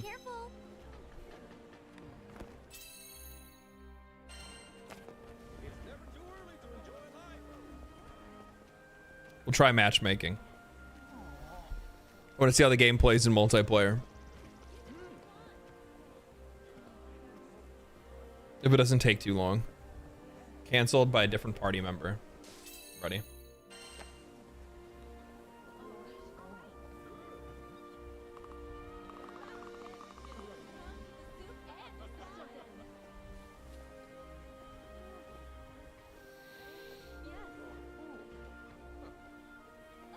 I don't know what to make of Helldivers, TBH. I saw the PlayStation presentation, though. I don't know. I think Helldivers 2 is one of those things that, like, I think we're just gonna kind of see what it is when it comes out. I think in my, like, for me specifically, like, it looks like it's cool, but I just don't really get exactly what kind of game it's going to be. Even after watching, you know, as many like trailers and stuff that I've seen, I still don't exactly know what kind of game it is. So I'm just kind of waiting on that. To battle. In the local circus, huh? Keep on your toe. Yikes! It's alive!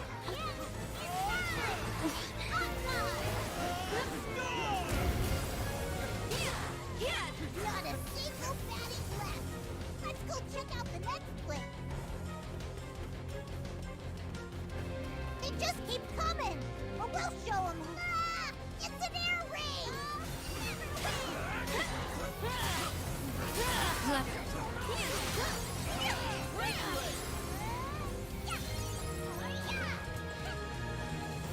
think we're good here. Let's move to the next spot. They just keep coming, but we'll show them who's boss.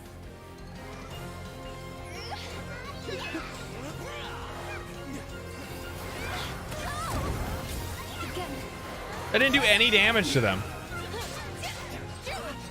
There is but one path.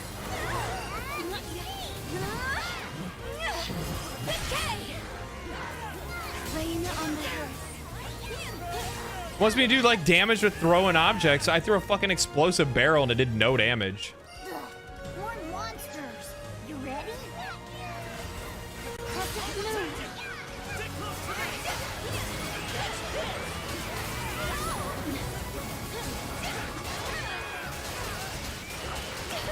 What the fuck?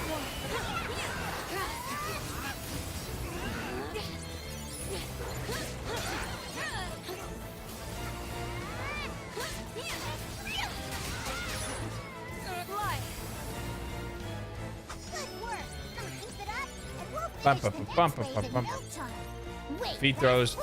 Make sure you get them all.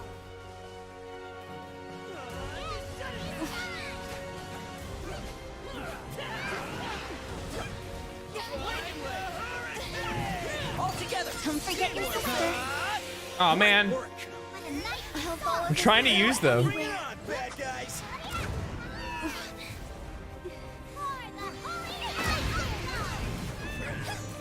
Okay, so we got. Well, it still didn't count though.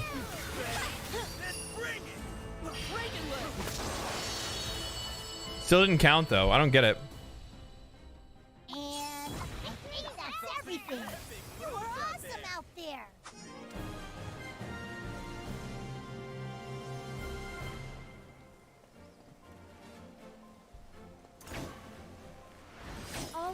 No hand-holding, brutal 4-player co-op shooter. Die in one hit. Lose all ammo, reload. Friendly fire, etc. First person, game was so fun. Most excited for that game and Dragon's Dogma 2. Any game that isn't hand-holding too much, I have a soft spot for. Yeah, I think largely that's one of the reasons why a lot of people are really excited for it too. I like games like that as well. I mean, for me specifically, when it comes to... What? For me specifically, it comes down to, man, I don't know, a lot of things. I'm just a big fan of... I'm a big fan of games that just kind of let you, just drop you in a world and let you do whatever you want, right? Here it is.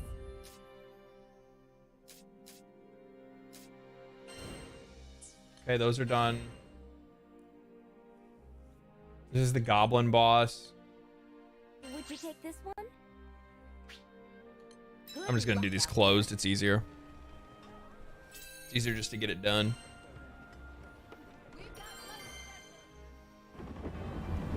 Dragon's Dogma 2 is the one that I'm most excited for right now, for sure. The amount of time that I'm going to put into that game is going to be unreal. Unreal. The amount of videos I'm going to make about that game. Right. Move out. Stay alert. Don't let anything get the jump on you. Life is they shall fall. The real fight's just started. Let's go. Eyes on the prize. I must find my center of focus. Dawnfly stance. Dawnfly stance. Here they come. The crowd clear. Okay. Ow, fuck off. Agreed.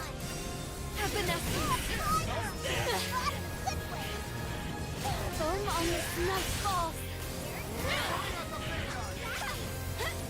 Free flutter. Uh-oh, this guy looks strong. You better watch out. I'm right behind you. So that went well. No kidding. Damn it. Let's keep it up.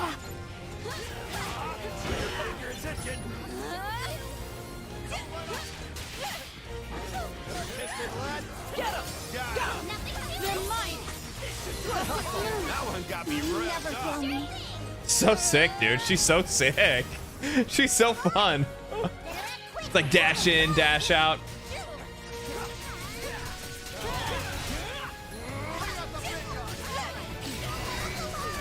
We've got company. Oh, what are they made of? The final. Come on.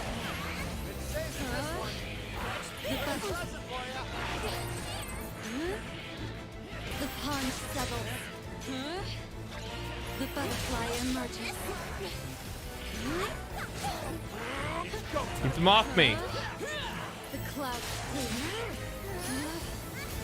The butterfly emerges. The pond settles. Absolutely fucking shredding them. The butterfly emerges. Free flutter stance. Uh-oh, this guy looks strong. You better watch out. Mirage. Tide swell. All is swept away. So sick. So sick. I'll get him.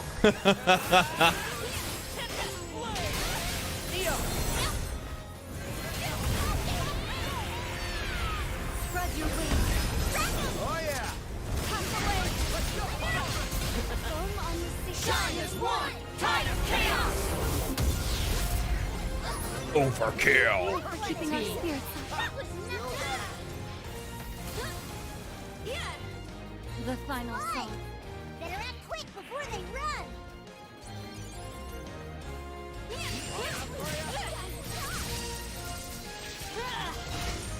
Watch out, here they come. No one saw. Oh, you fucking assholes. Oh my god, I got hit by all of them. They're all aiming at me. The tide rises. I want the fucking pots.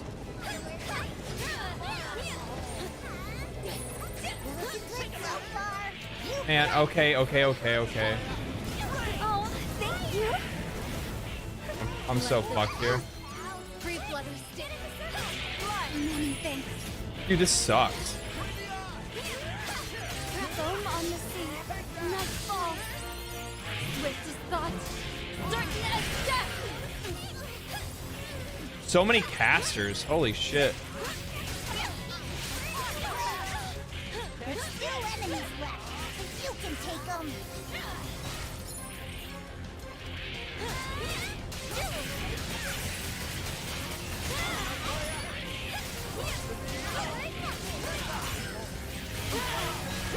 Rain on the hills. The tide rises. Oh, you're in the home stretch now. Keep it up. Uh-oh, this guy looks strong. You better watch out. Oh, it's just like kill as many as you can before the time's up, I guess. Oh, okay. That's one more quest. Yeah, whatever. It's kind of an interesting quest structure. I didn't realize that. Defeat goblin soldiers times 7. I didn't get that one. So all good though. All good. Like candlelight kissed by a breeze. Solid. Probably not S plus, but S. I need to read like what they want me to do for the missions before I just jump into them.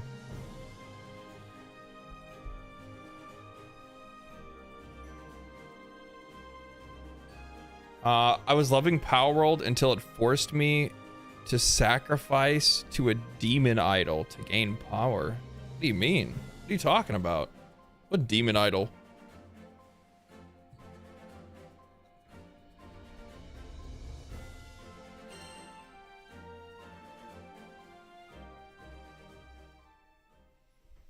demon idol.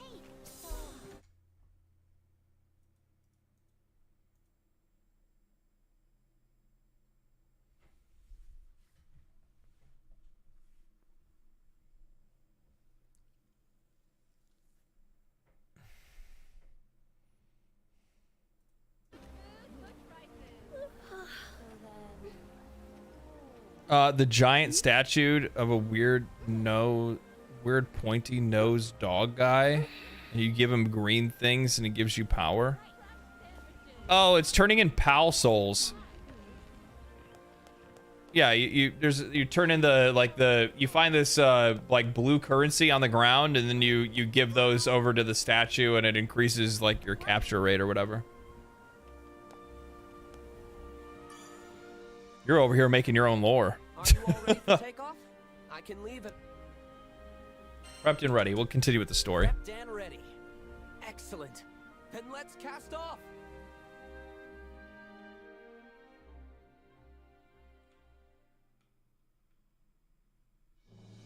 Awesome!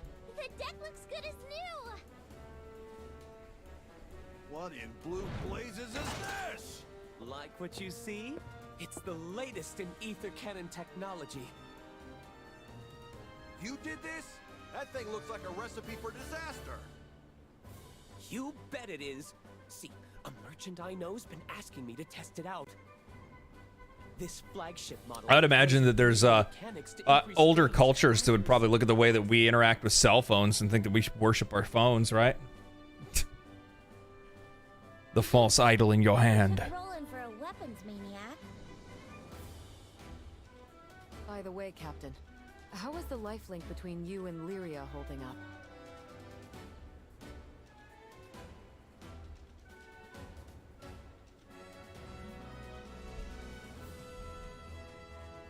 Seems okay. It seems okay. Yeah. Excited about Nightingale? I'm looking forward to seeing more from it. I'm gonna see other people's reactions to it first before I put my hands on it. Means a healthy Lyria. Isn't that right? And I need to put more hours into Enshrouded. Considering they called her a shaman, I doubt they're out to harm her. You're yanking my chain. That's incredible. See? I had the exact same reaction. Gosh, you guys are such dorks. I take back what I said. These ether cannons are pure magic. Pure magic. It seems Roland has quite the silver tongue. Next stop. I wish that they kind of like kicked up the speed on the dialogue just slightly. Like there's like a little gap in the dialogue that makes it kind of rough. Hey, Fix-It Dude. Who died and made you captain? That's roll into you. Power World derailed your Enshrouded train. Still half the map to go. Yeah. You know the funny thing is, I got one of my buddies was playing Power World. He's like, yeah, I'm done with the game. I beat all the bosses. He showed me like his achievements and stuff like that, and I'm like, dude, you do not play survival games. He's like, what do you mean? And I'm like, there is no such thing as being done. There's no such thing as being done with a survival game. Survival games are a second life. You're gonna continue to play it over and over. I'm like, you're supposed to play them all over and over and over and over and over and over and over again. How do you not realize this? That's how survival games work. The Church of Avia. I've beaten Terraria with some kind of shaman of salvation. like 50 times. We had no idea what they were after. I've beaten Terraria quite a few times. I've like, you know, over I think in total between T-Mod Loader and Terraria, I probably have like 700 hours or more. Though for most people, it's probably rookie hours. At the very least, Roland had an idea of where they were taking Lyria. Lotania Island. Bring this back up.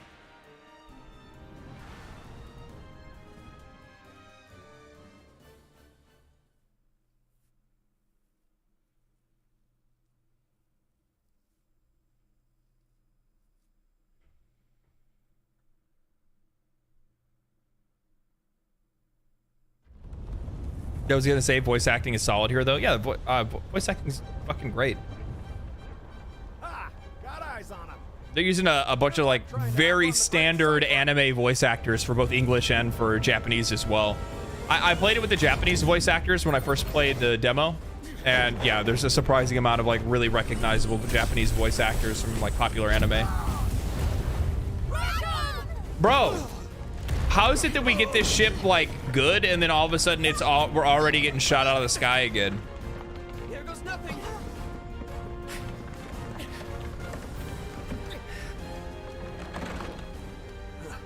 Much saved there.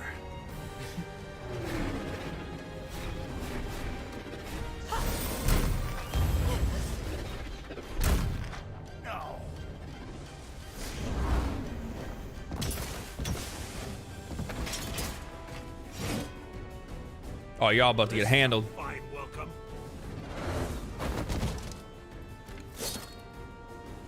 Anything for salvation.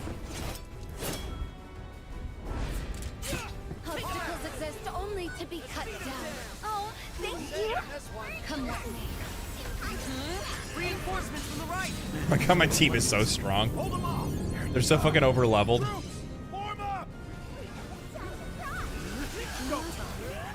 The pond settles. Free flutter stance.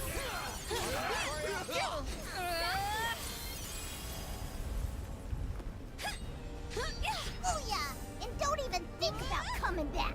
No, wait. Listen.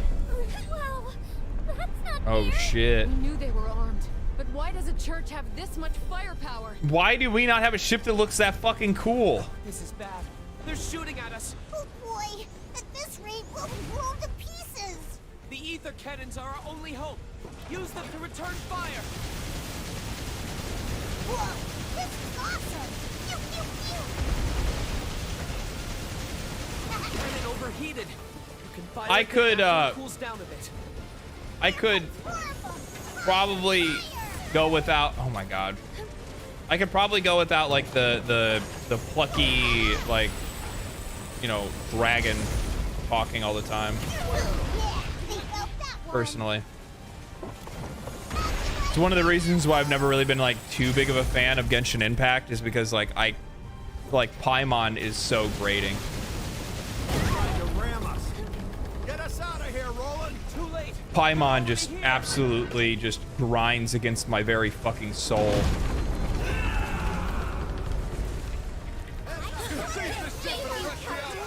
I don't understand.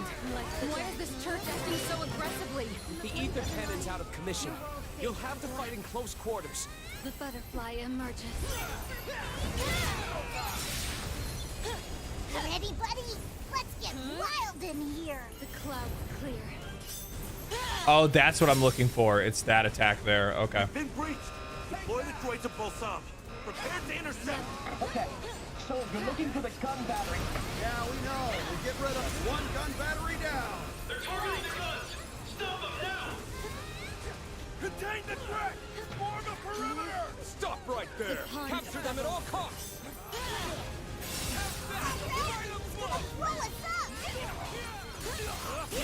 I don't think that there's a parry in this game. I guess it would be kind of difficult to have a parry in a game like this because it's so because there's like so many like effects going off. I guess not. I mean, fucking pretty sure that Final Fantasy 16 had a parry, right? Oh, you're in for it. Your fingers itching. Foam on the sea.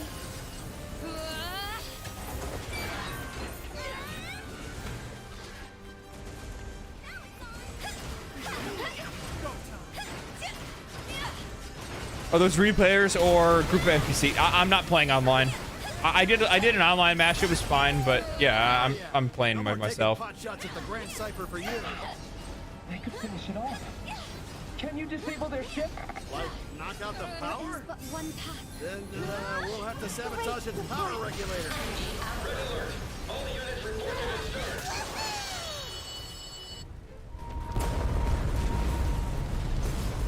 Warhammer 40K Rogue Trader had a cool solution to this type of problem. They had a character response slider in the gameplay menu. You could quickly make it friendly, frequent. Yeah, that's actually really good too. The thing is that like, but in this game it doesn't matter because it's all contextual. So like the character response slider for a game like this wouldn't make a lot of sense because like the dragon is contextually talking about what's happening at that very second, right? He's like, the ship's on fire, like because the ship is actually on fire, right? My poor heart. That's impossible. Who are these people? Gods with demon horns and Tigo biddies. There, behind us. We got incoming.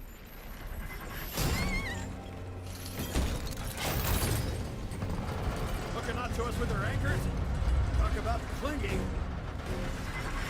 We still can't use the cannons either, but we can't stand here gawking. Those chains will rip the Grand Cipher in half if you don't do something. Then we'll have to destroy them. Come on, everyone.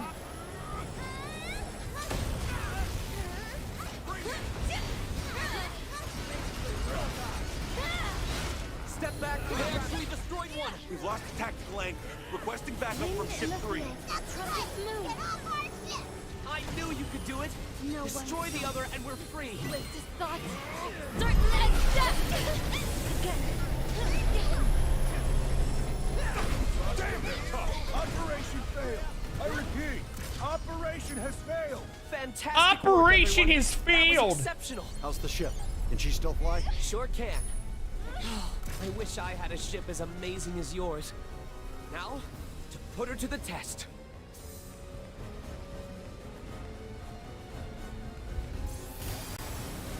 What are you gonna do? That dang red ship zoomed into the clouds. We'll lose some visibility in there. Stay on your toes.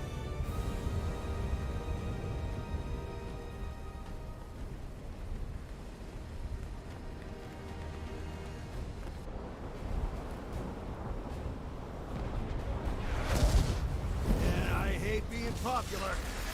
Don't tell me. We flew right into an ambush. I've had enough. Hey, Eugen, cannons up yet? I think we're good. Let's say hi with a bang. Overall, I do really like the music. I think the music's really good in this game. Is this where I push? I've never used one of these before. Come on.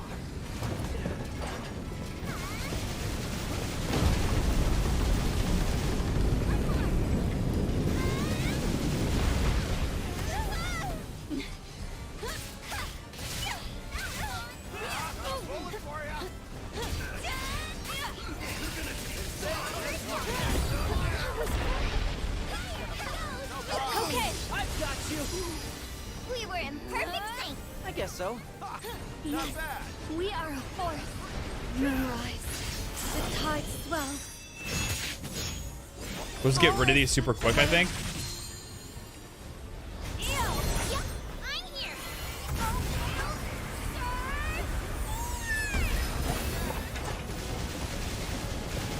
One, two, chaos detonation. That's a hit at 4 o'clock. Thank you for keeping our spirits. We got rid of those.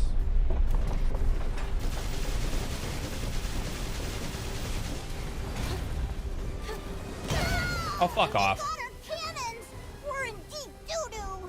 We've taken out a ship without. I just could do without like the 5-year-old language. This one won't be as easy. We're in deep doo-doo. Full of holes. It is what it is. Roland, bring us in. Roger that. All hands, brace for impact.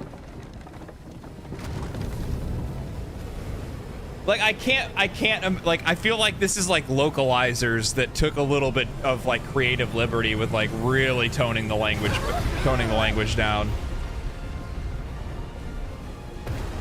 Right. Same drill as before. Destroy the regulator at the back, then make your escape. Come on. Let's do this thing. The clock is against us. We must destroy the power regulator. This is not the end. Not once more. Always bad guys to beat up. Huh? The butterfly emerges.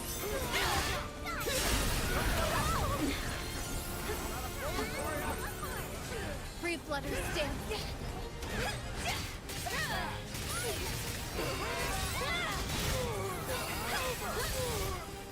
Okay, got him.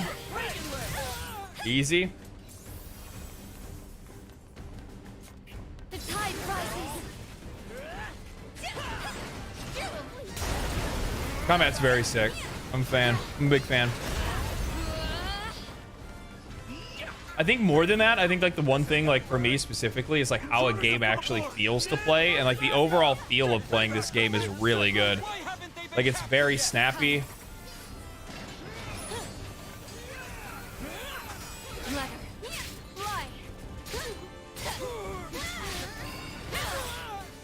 Life is a dance. Let the dawn. Just stand there. We've got to get a move on. Hey, I'm savoring the moment. Good dude, fuck off. Crescent moon.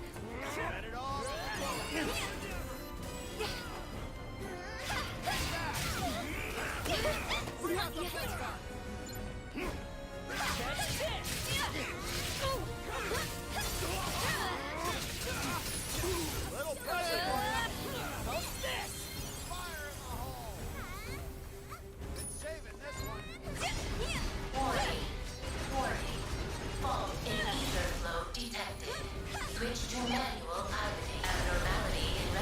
Fuck this thing up. Big damage.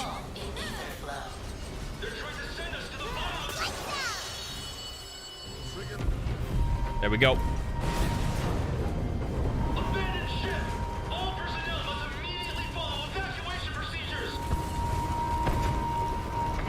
She's sinking. Now, hurry back to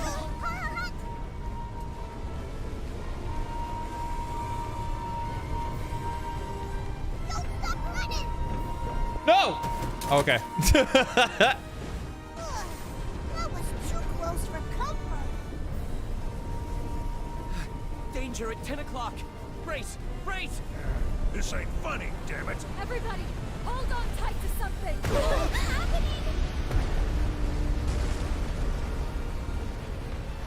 happening? Do I gotta take down another one? I do. That ship's going to drag us down with it if we can't pull away somehow. Thank you, Captain. Destroying the engine seems effective enough. Actually, that might be our only option. Can you handle it? It's as good as done. Besides, I don't feel like crashing today.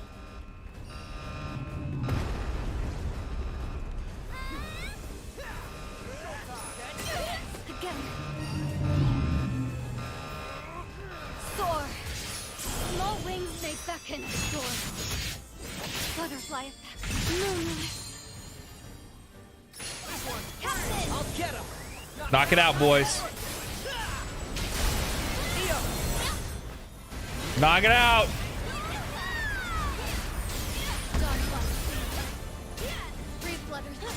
Get him! Oblivion Fall! Bankai. You to hightail it to the Grand Cipher.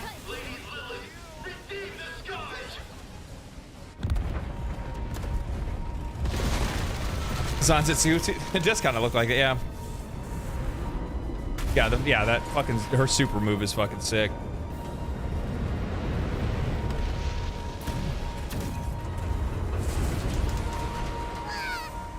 slide down the deck.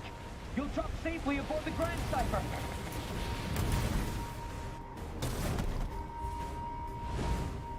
Oh my, wasn't that thrilling? See? This is why my hair's turning white.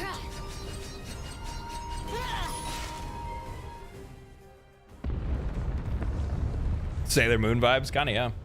Now that's some frightening firepower. I'm glad you're on my team.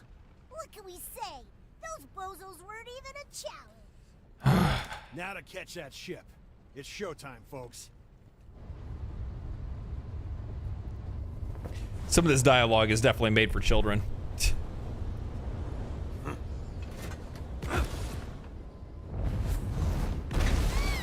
Oh shit, okay. All right, here we go. A boss. Who are you?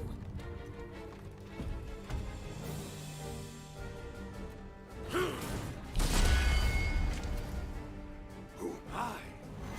Call me Galanza, Alpha of the Silver Wolf Corps, and strongest in the land.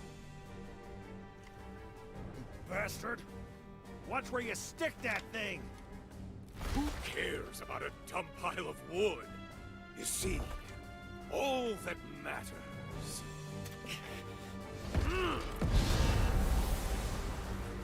is the last man standing.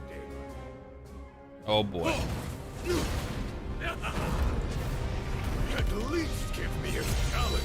I'll fight to the death. Oh shit, okay.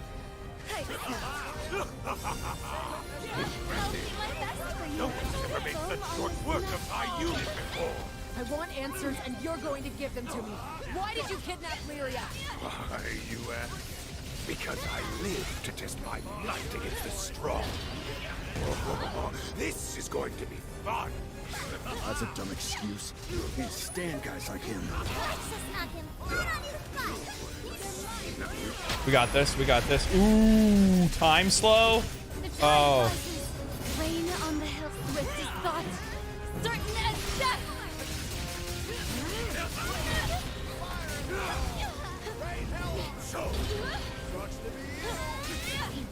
Okay. Those attacks are hard to avoid. Might be better to buckle down and guard. Thank you, Captain.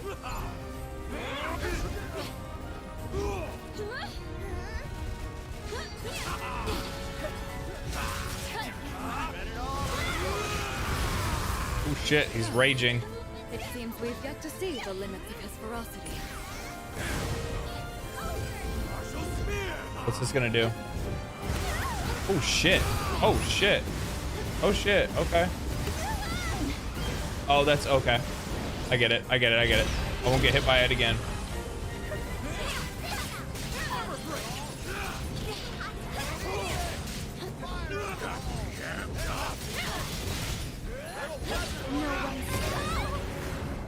Okay, I wasn't expecting that.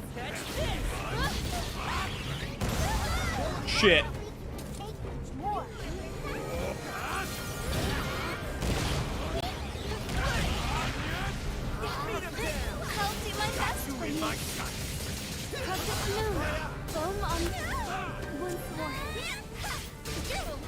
I wish there was like super armor on some of my attacks, but like I understand why there's not. Let me catch my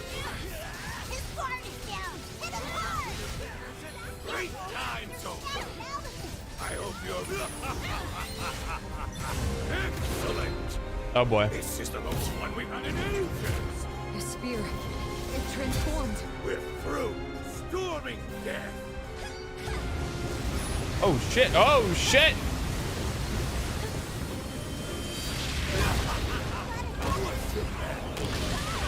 Like kissing the dirt. Spring will come again. Use whatever tactics you want against it, as long as they're not half-assed. Moonrise. The tide Oh shit. He's fucking popping off. I'm up. Captain, the captain's here. Rio.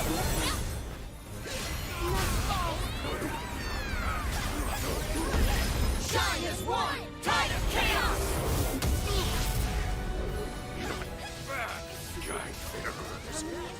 Good damage. Good damage.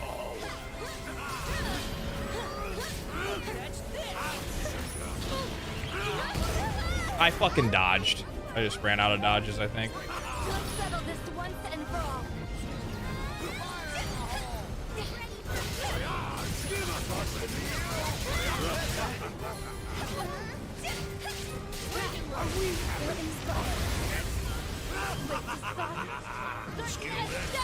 I hate you.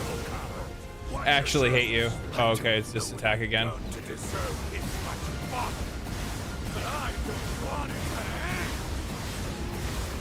Okay. Oh shit, that got me. Ooh, there he goes. He got us all.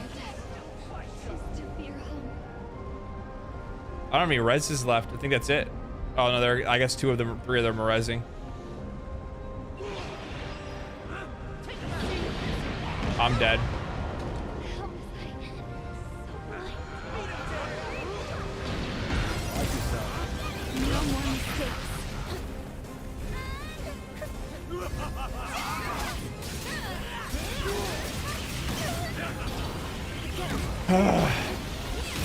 Oh my god! Holy shit! This dude just pops off. I'm stunned. I'm stunned. I'm stunned. Okay, we're good. Spread your wings. Again? Oh no. Oh no.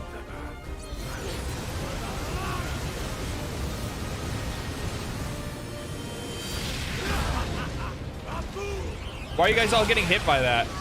Why are you guys all getting hit by that? You like kissing the dirt? No, not really. Come, the battle awaits. You're a real one. Are you okay? And come hit me. Use whatever tactics you want against me. Oh my god. Oh, I'm stunned. Oh, I'm stunned. Oh god, he's just going in on me.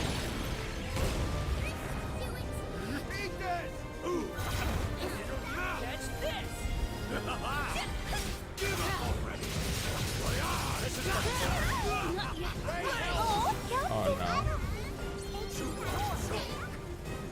You have my gratitude.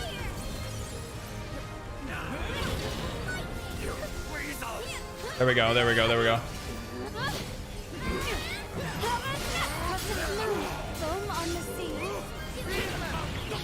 Nope. I jumped. Oh, I dodged into it.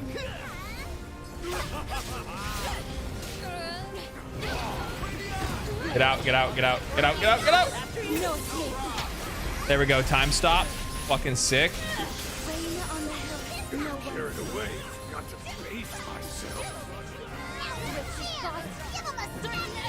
Ooh, I like your energy. I just hope you don't die too quickly. Nothing seems to phase you. No! Whatsoever. I'll do my best for you. Oh my god. We got this. We're done. We're done. We're done. We're done. We're done. He's done. He's done. He's done. He's done. Jesus Christ. Oh my god. Throw a Pokeball at him. I know. Holy. There's like the game has really weird difficulty spikes where it's just like, oh man, this is easy. This is easy. This is easy. This is easy. You're just kind of chilling, playing the game, not really thinking, like literally just button mashing, absolutely shitting on things. And all of a sudden the game's just like, how about a challenging boss? And you're like, what the fuck? If I am to fall in this duel, then it would have been a life well spent. I'm inclined to say That was a dope fight. quite enough entertainment. Another one. I haven't had a worthy fight in ages. I won't retreat. Really, you speak like a beast with more impulse than sense. If you're lying on the ground bereft of life, how will you explain yourself to Our Lady? Damn Asians. Point taken. I could use a nice nap. But as for you, the next time we meet face to face, only one of us will walk away. It'll be glorious!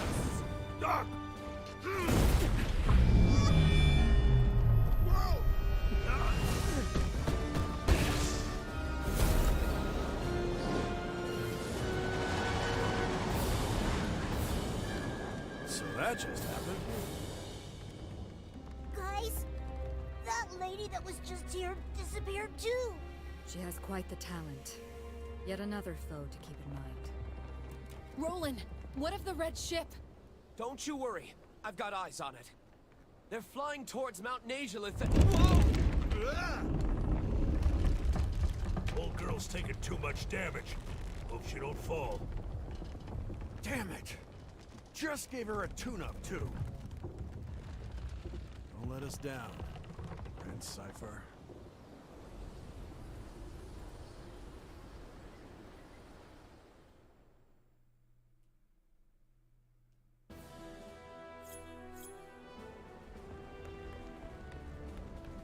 That was a battle. Yes. Sweet. Snowstorm? Whatever. It's not gonna stop us from fighting. That was a Lyria. battle. We chase Pretty good. after the red ship to see through the flurries of snow. Lotania Island, home to frosty mountains, treacherous ravines, and desolate tundra. Out here, it's just white, white, and more Nope, white. no microtransactions other than I guess like colors. If you want to buy like different colorings for the characters, you can, but you can unlock all the characters just by playing the game. Just one message for us. Just by playing the game.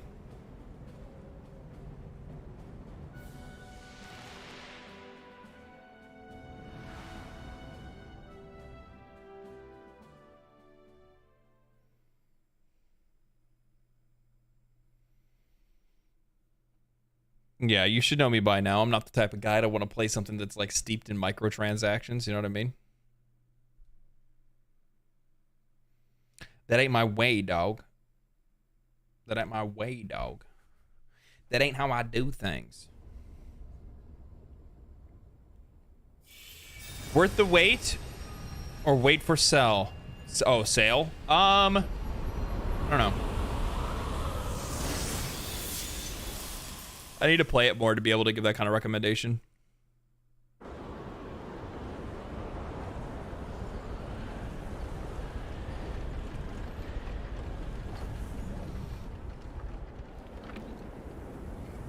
You've gotta be kidding me!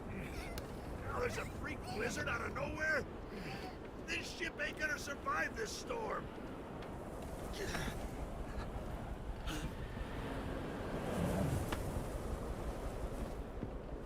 I'm gonna hug those cliffs. Ride's gonna get a little bumpy. Yeah, I haven't played enough to be able to give that kind of recommendation. I mean, so far, so good. I'm having a good time playing it.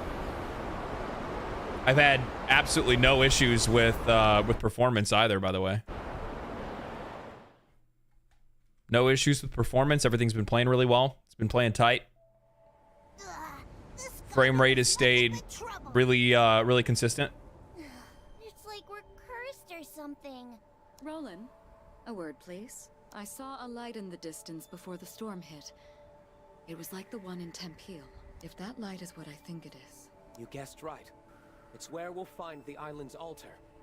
And so they aim to drive another primal beast to insanity?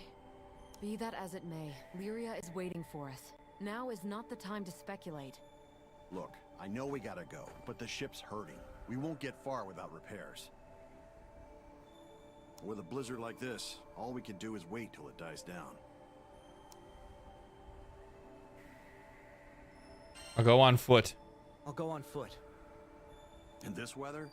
Through a mountain? Do you know how dangerous that is? if anything, it might be safer. There's an old monastery nearby. I plan to meet a friend by the sanctum. With her leading the way, you'll arrive at the altar come rain, sleet, or snow. Then she's our only chance. Come on! The trails are infested with monsters. But after seeing your handiwork, I'm sure we have nothing to worry about. Oh, I'm not worried about that. Thing is, I can't leave the Grand Cipher unguarded. Then permit me to repair her in your stead. She'll be ready to fly in no time. Look, it's not that I don't trust you. No, the game is not a gacha game. It's made by a company that makes gacha games, and it's also from a series of gacha games, but it itself is not a gacha game. It's basically like a gacha game company said, hey, why don't we just make a regular game? And then they made it.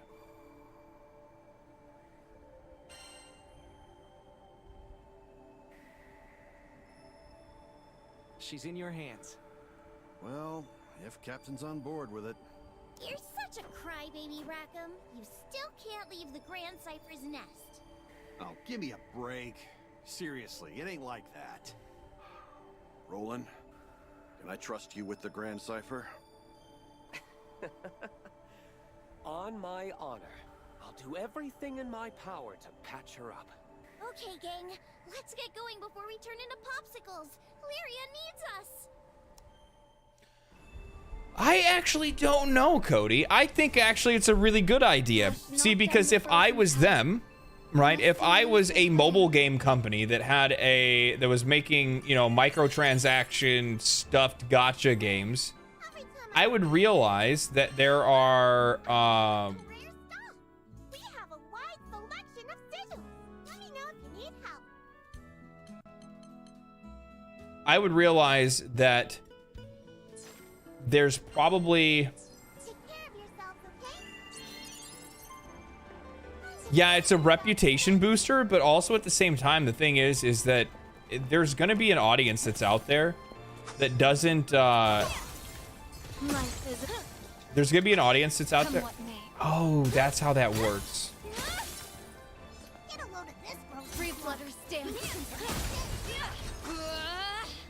She has some like side mechanics. I need to figure out how they work. Visibility is almost zero. Stay close. I don't want to lose anyone else. Lucky me. But you think about it, there's going to be an audience that's out there that don't play gacha games, that have no interest in playing gacha games, that you're still going to want to attract that audience in some way. And they realize that, like, you know, why do people play gacha games? People play gacha games because they like the characters, right? The characters are what they're attracted to. The characters are what they get attached to. I think that's probably the better way to even say it. They get attached to the characters. So if you have a bunch of people that are not attached to the story, the characters, or anything like that, you can build that recognition.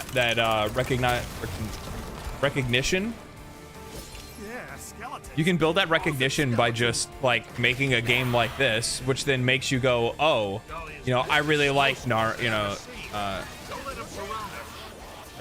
whatever her name is. I like, you know, Braun. I like whoever else, you know, Rockham. So you start liking these characters, and then as a result, you're going to be more likely from then on out to maybe try to give one of their gacha games a chance. You know what I mean?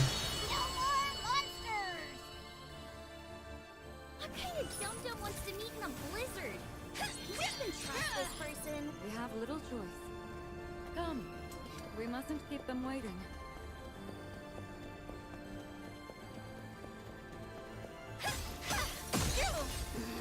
But at the same time, I think something really unique about this game that I really like, and I wouldn't necessarily say it's very unique. Similar to, I would say, Armored Core 6. This game is very palatable. Like it's just very, it's like a, I don't know how to say this. Maybe you guys understand what I mean when I'm saying this. It's just a game.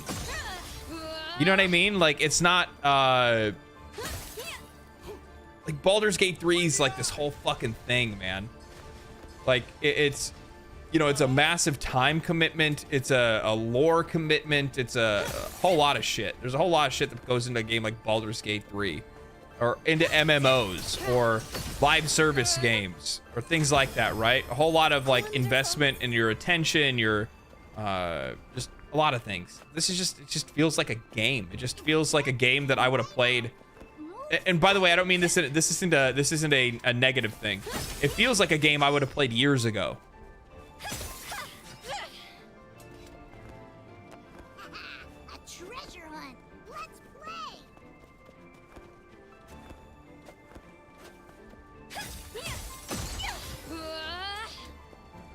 You know, like back in the day with like games like Legacy of Kain and stuff like that, right? Like it's just a game. Like you're just, I don't know how to say, I don't know how to really like put it into words.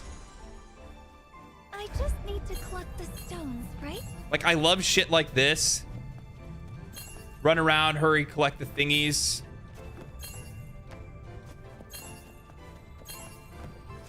Like it's blending a lot of things that you'd normally see in like, I don't know, you'd see like in Sonic games and stuff like that. Motherfucker.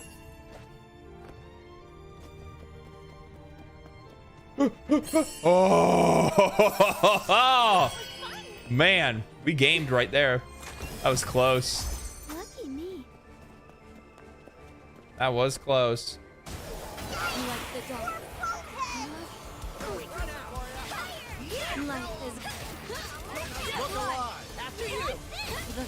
That's what I'm talking about. It's all in the breathing.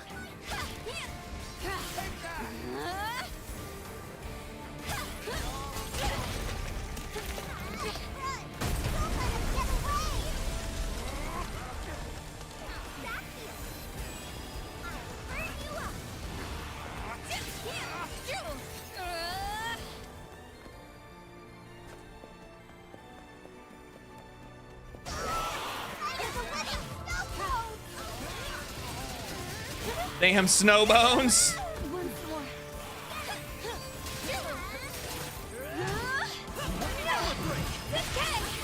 Foam on the sea. Process moon. This is gonna burn.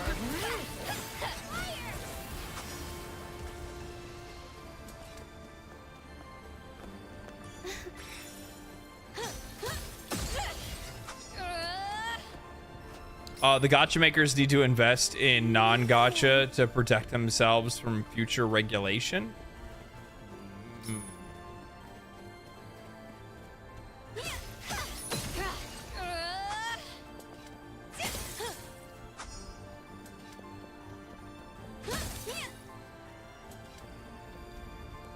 I don't know, man. I don't think there's going to be future regulation, to be honest with you. Especially when you look at games like Genshin Impact.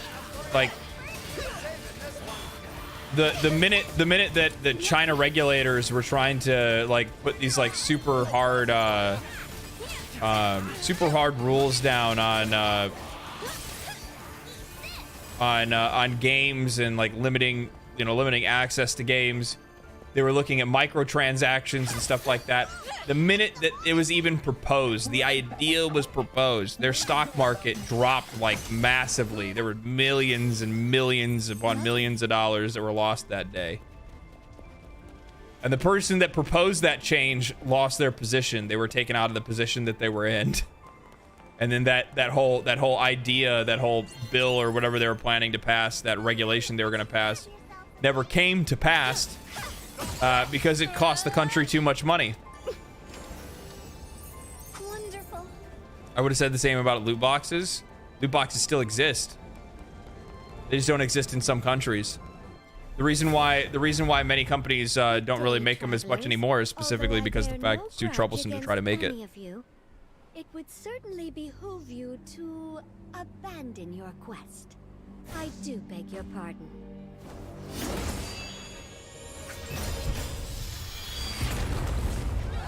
So what, you just like brought like a gang of Lalafels? This is like the Lalafell gang?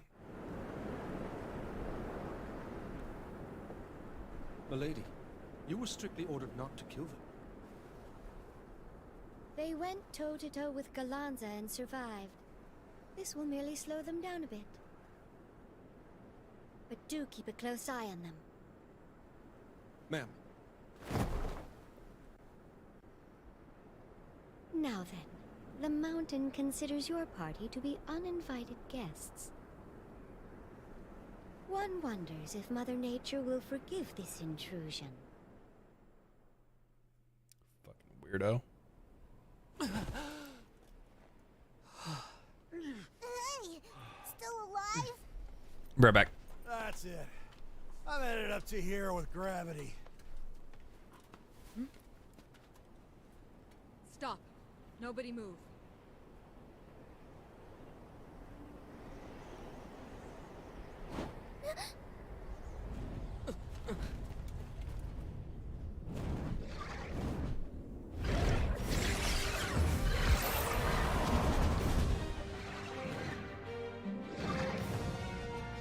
Even with so great an eye, you cannot discern right from wrong. Roland, copy? Those Avia jokesters intercepted us.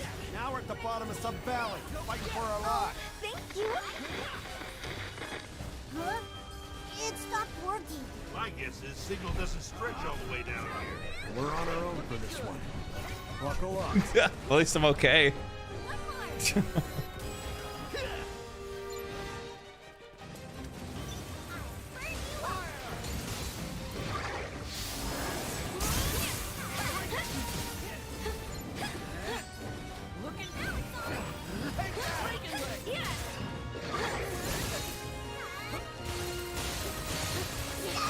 Here it comes.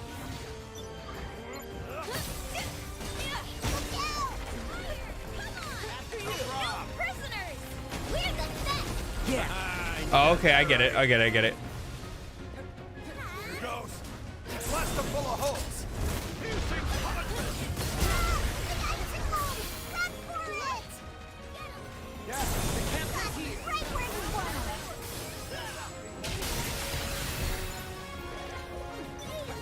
I'm hitting it.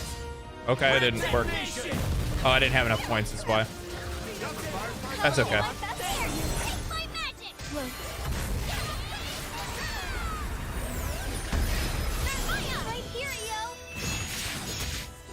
All is swept away. Spread your wings. Swift as thought. 1, 2, light detonation. Raid, we do what we can. Heads up, guys. Got it in my sights.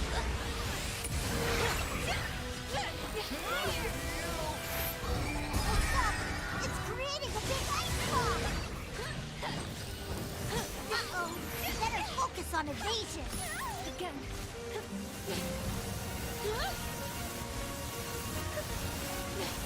Try again. Whoa!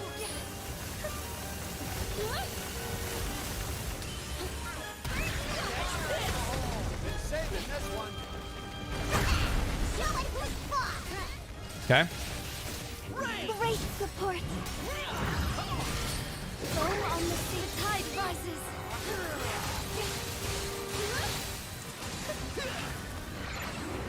Beauty peepers incoming! This is gonna burn. Not yet. Okay. Come, my friend. Now we're cooking. It's go time. Looking good. Come on. I've had enough of this. Time to put it down. Oh, what the fuck? Swift as thought. Certain as death. Crescent moon. Wind in the fields. Float. Let's go! I'm right behind you. Cost 0 rupees to not insult it costs 0 rupees to not insult me. Got him.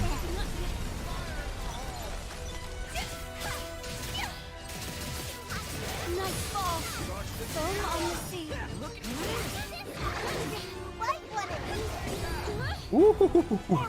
So you do give yourself invincibility if you actually time your dodge perfectly. Okay. There it is right there.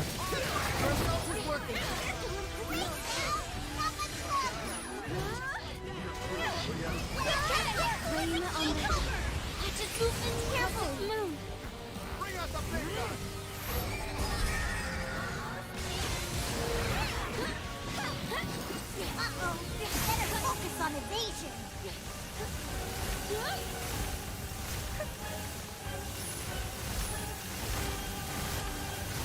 Oh, come on, that sucks. Help is on the way.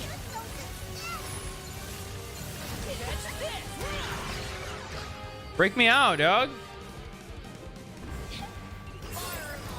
Great support.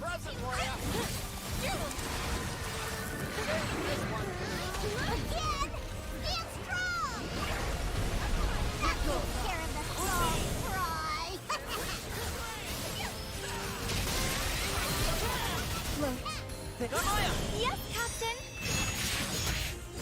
All is swept away. Rock 'em. I'm up. I know. Shine as one. Dead. Is this game on autopilot? I'm kind of sick of big health bars. Ultimately dropped. The music is very familiar, very much like it sounds like Final Fantasy. Yeah, it's kind of like Final Fantasy. No, the game's not on autopilot. Well, I mean the party members, the other 3 are. They have their own AI. Leader Lilith said her goal was to reach Estalucia. She must have caught on to Lyria's unique and valuable abilities. Whatever the reason, those tyrants abducted her. I won't let them off lightly. Agreed. But if we're gonna make them pay, we gotta climb first. Hold on, Lyria. Those usually end up being a lot higher level than I'm probably even ready for.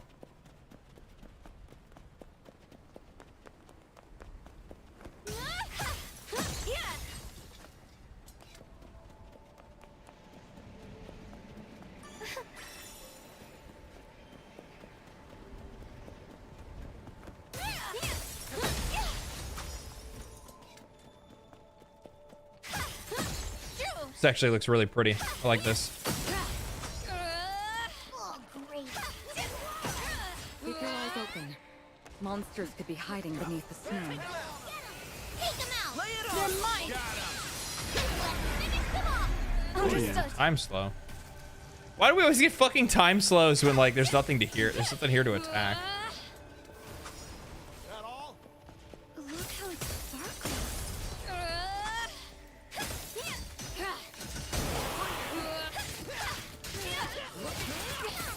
Sucks to be you. The tide rises. Nice, nice, nice. Where's the loot? All is destined.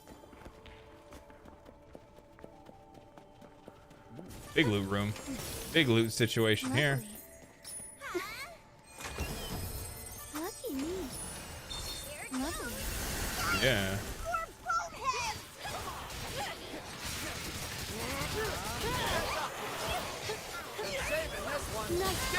You like that? Hey, the kids learned a few tricks.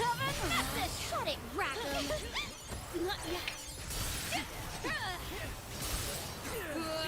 We fight as one.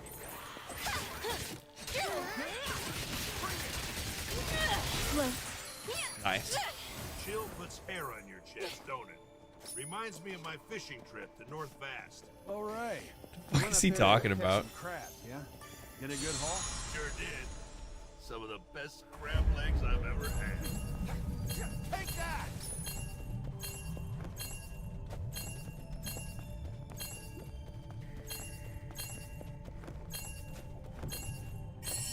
Easy. Easy. Easy. Lucky me. This way should take us to the surface.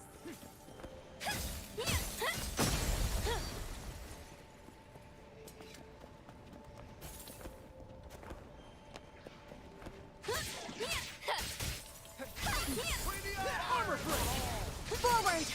It's over. Run. And you Oh, hasten fuck, I didn't toward realize. destiny.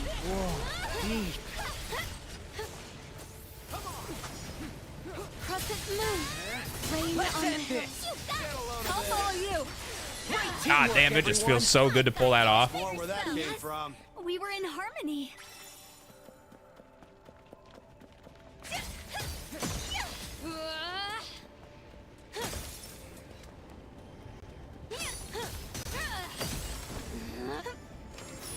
The monastery's Lovely. right, you guys.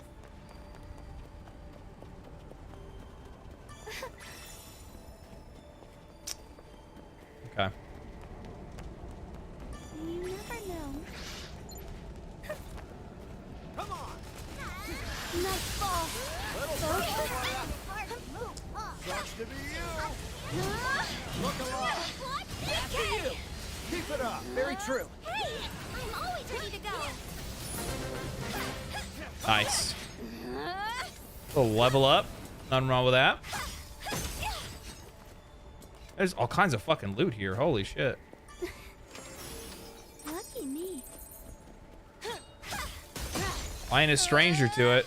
I know we need a bunch of those materials to be able to like level up our weapons and also level up the runes and stuff like that too. So I need to make sure that I'm trying to find as much of this shit as I can. Wait, where the fuck did I come from? Oh, I came from this way.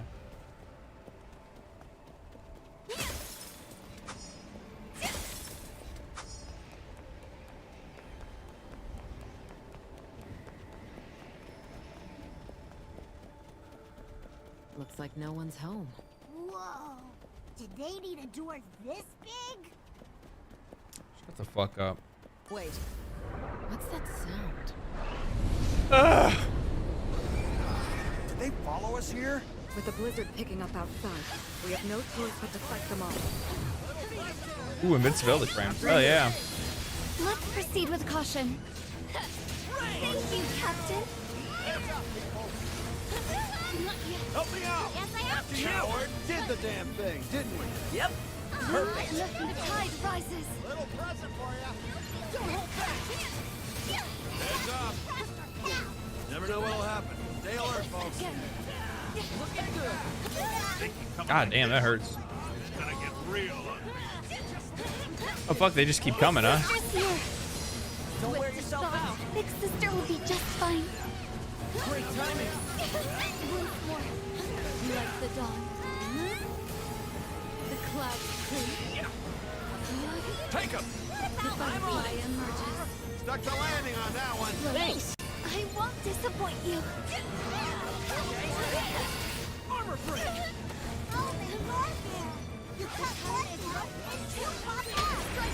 There we go. Now I can do this. The pond settles. Soar. Small wings may beckon. Soar. Butterfly effect. Moonlight. Captain! I'll get him. Don't forget your sister.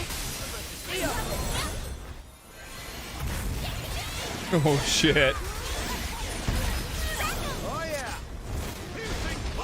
I'll follow you. Shine as one. Tide of chaos. Way too dank. Whose magic is this? Thank you. No. I'll follow you. Let's finish them off. Oh my god. Perfect timing. The butterfly emerges. Look at me.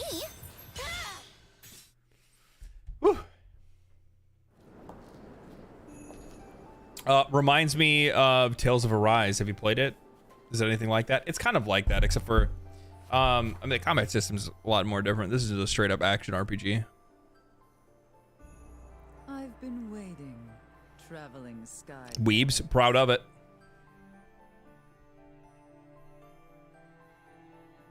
I am Historia, overseer of Melo's monastery. Thank you for your assistance.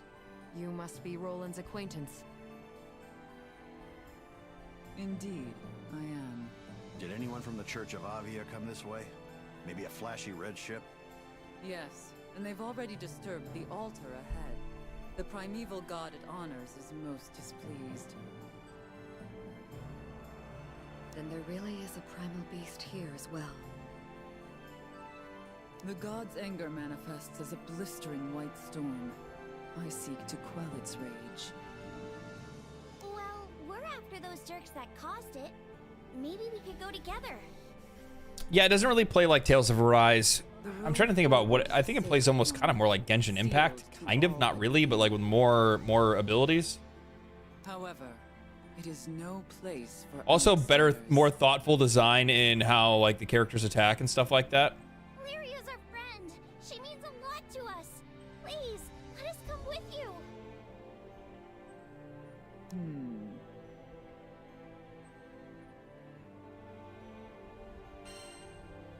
You've got to help us. Oh, do I now? At least you aren't lacking in bravado.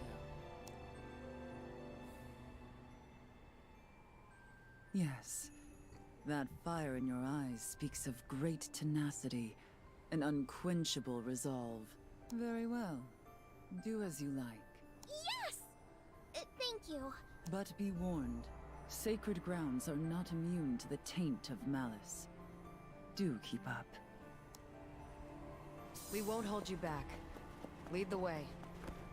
O primeval god of Belfrost dominion, bestow thy grace, and guide us past the door of seclusion. Whoa, what amazing mana reserves. I'm no stranger to ice-based spells, but this is something else entirely.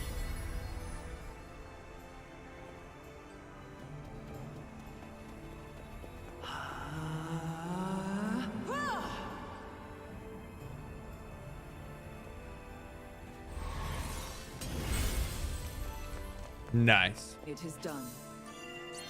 Nice. I know you'll get the job done. For me, the barrier entry is the shaded characters and the anime stylings are too exaggerated. I mean, it's a Japanese game.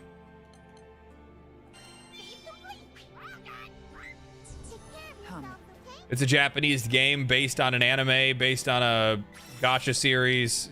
I mean, it's about as anime as you get. So, really wouldn't make a lot of sense for them to do anything else otherwise.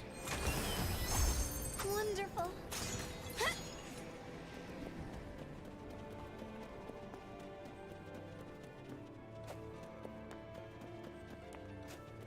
It's definitely one of those games that you know what you're getting into when you sign up for it. You know what I mean? Life is a dance. Ahead lies the Pradam Sanctum, wherein a primeval god resides. Took us forever and a half, but we made it. Cat dog animation style. Good luck with that. Blocks our path. Allow me.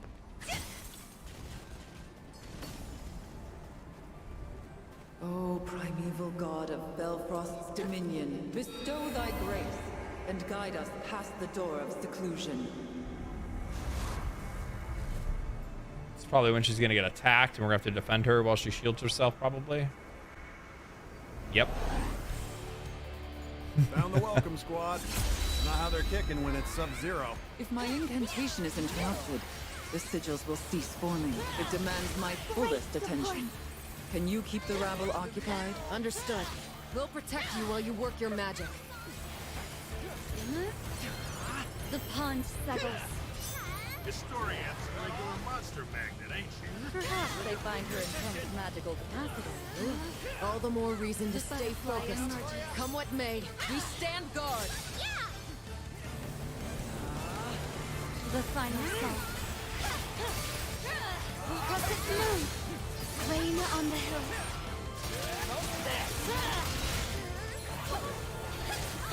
Come what may. Free-blooded. Nice, nice, nice. This is probably just a good opportunity to just kind of build up like combo meters and stuff like that for when inevitably I fight the next boss and we can just unleash our Skybound arts, like the ultimate abilities and stuff like that.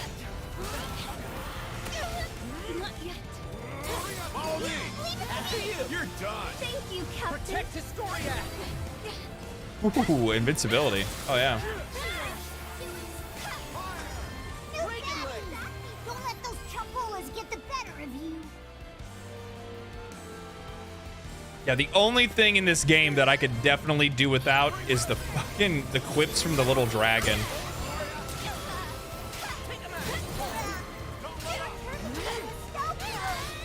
To victory! The course of battle is decided in a single moment. I don't know who did the localization for the little dragon dude, but yeah. No. No.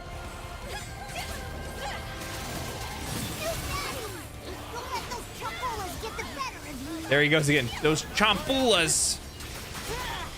The fuck is a chompula?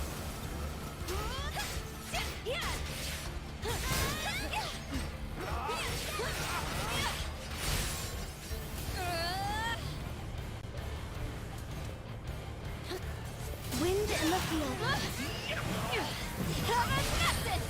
Nightfall. I won't disappoint you. The monsters interrupted Historia's spell. We got that wrong.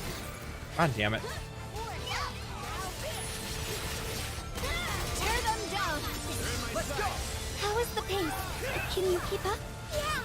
Go faster if you want. Go. This is gonna burn. Historia's taking the heat. We'll help her.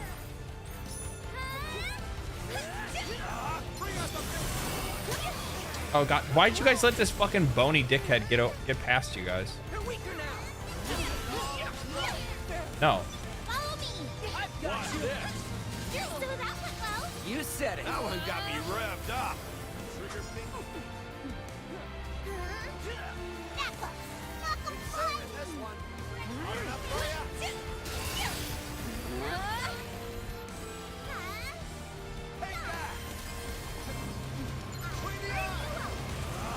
Help me out. After They you. shall fall. Serves you right. The real fun's just starting. Right. Nice. Okay, I'll take the vanguard. Okay. Bitch, will you cast faster?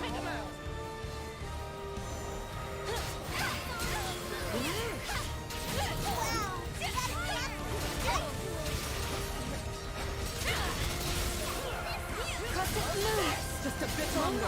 Keep me protected.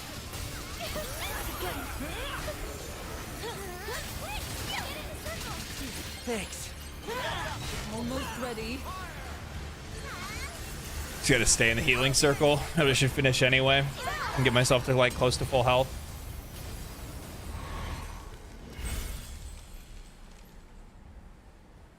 Nice work. Let's move. Apologies for my earlier incivility. Your skill is unquestionable. Wait till you see me get serious.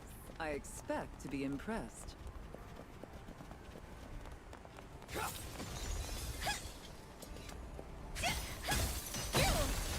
The drive to save a loved one never ceases to amaze me. Tis nothing.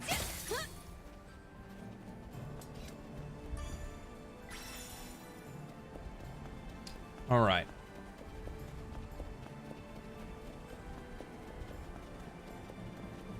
What are you?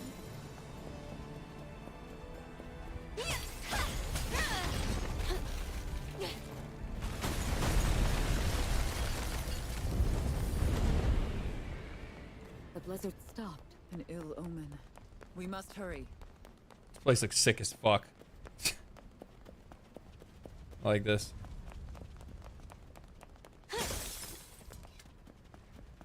That's one sturdy looking door. But no match for me.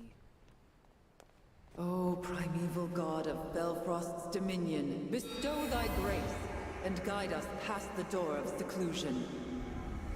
Yeah, overall, I like just like the general like vibe and set pieces they have in the game, like the areas, the maps, and stuff like that. So far, have been like really diverse. Oh boy. Hey, Tinny here and looking for action. Keep your eyes on that one. It's deadlier than the rest. Protect Historia.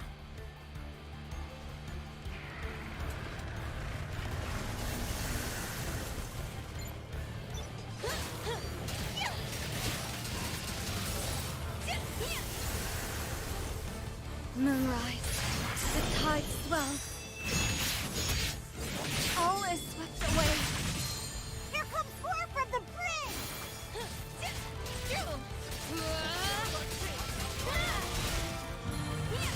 No one saw.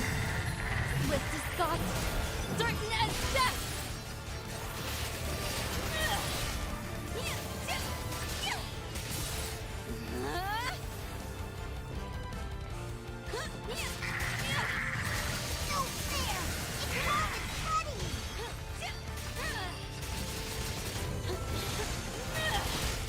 Rain on the hills, the tide rises.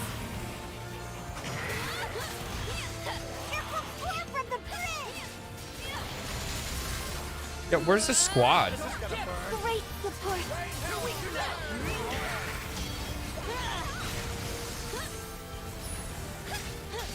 What the fuck? They just like let me go fight all by myself? Ooh. Long-range wolves are attacking our god. Go get them. Crescent moon, foam on the sea.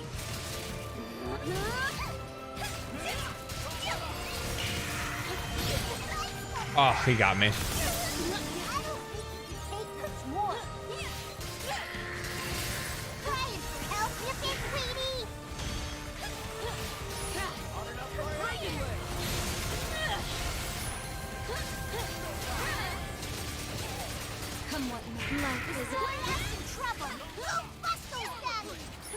Bro, how are you guys letting these motherfuckers get past? What are you doing? What are you doing? I'll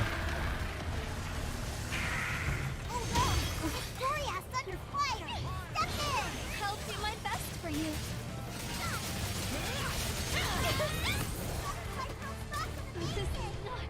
Try not to move. I don't understand what the fuck happened there. Let's stay cautious.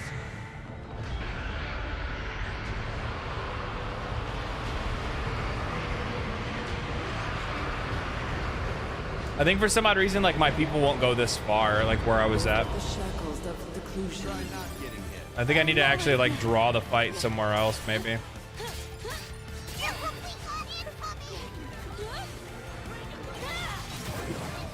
hurts to me.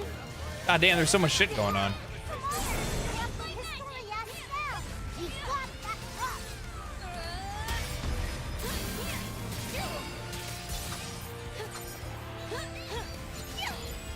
Can I fucking...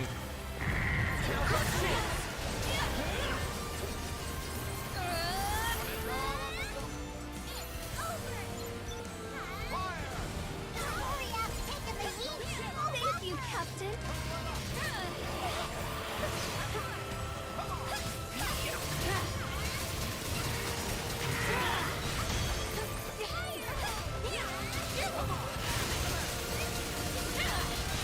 Soar. Small wings may beckon. Get him again. Could you defend me? Captain! I'll get him!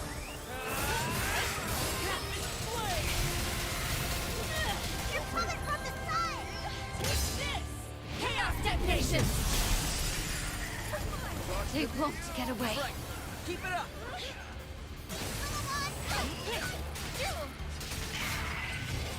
Spread your wings. In trouble!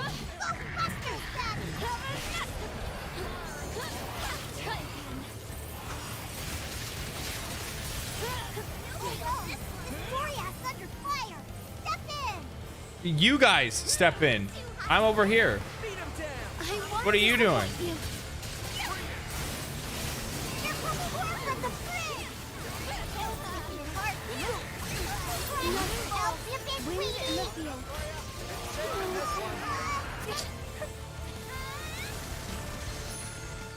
Holy shit.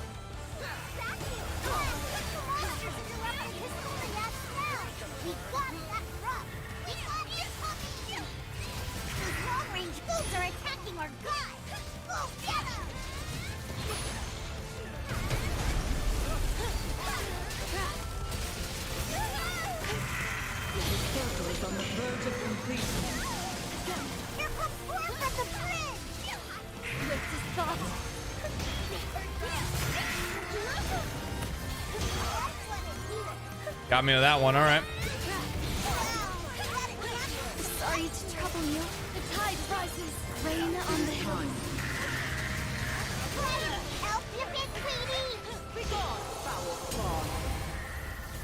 Damn, girl. Damn. Would have been nice if we could have killed it ourselves, but like the problem is that like my boys were helping me out. They left me hanging.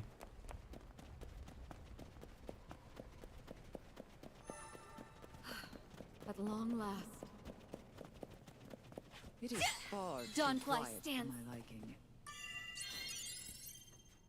I know you'll get the take care of yourselves, okay?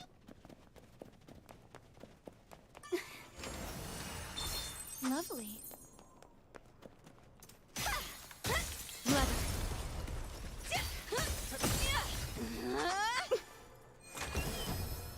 Wonderful. Oh, hey, it's one of the things that guy was wanting me to look for. Finally found one.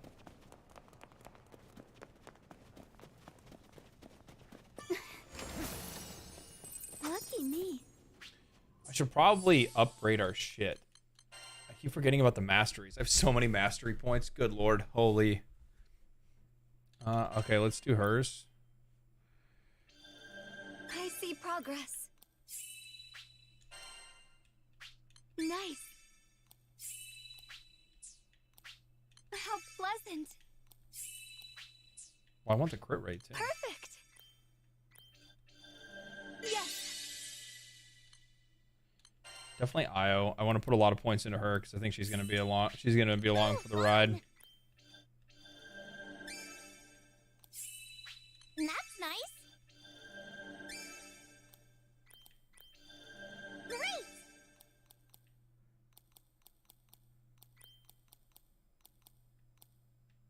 Is there a limited number of these points, I wonder? Does it have crafting, cooking, etc.? Star Ocean 2 had a lot of cool mastery skills, including stealing. No, it doesn't have anything like that. No. I haven't played Star Ocean in fucking forever. I can't remember the last time I played a Star Ocean game. It's been a long time. What was the last good one? There's so many games, man. There's way too many games to keep up with, to be honest. So this is skill cooldown. I kind of want to go the skill cooldown route.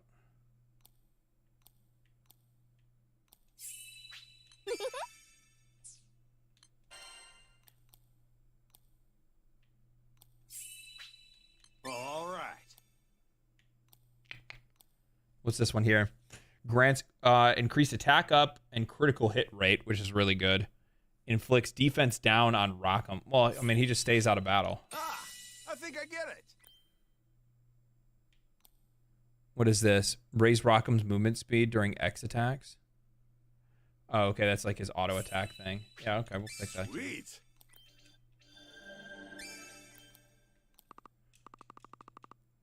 Okay. 2 still best. The remake, the remake Star Ocean 2 looks good.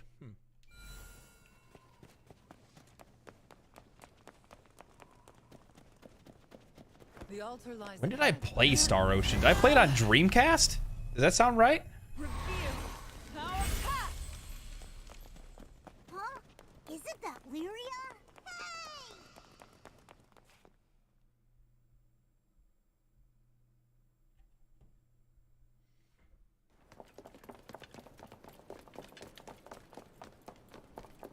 Might have been Star Ocean 2. Maybe? I have to look it up.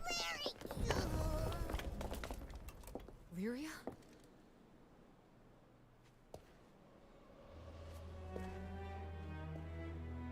What's this? Lyria.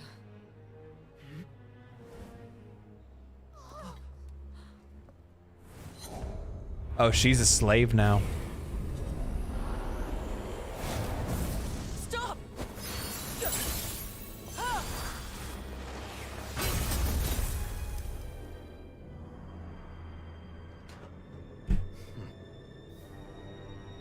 Another foe. Damn. Knave! What did you do to Lyria? Answer!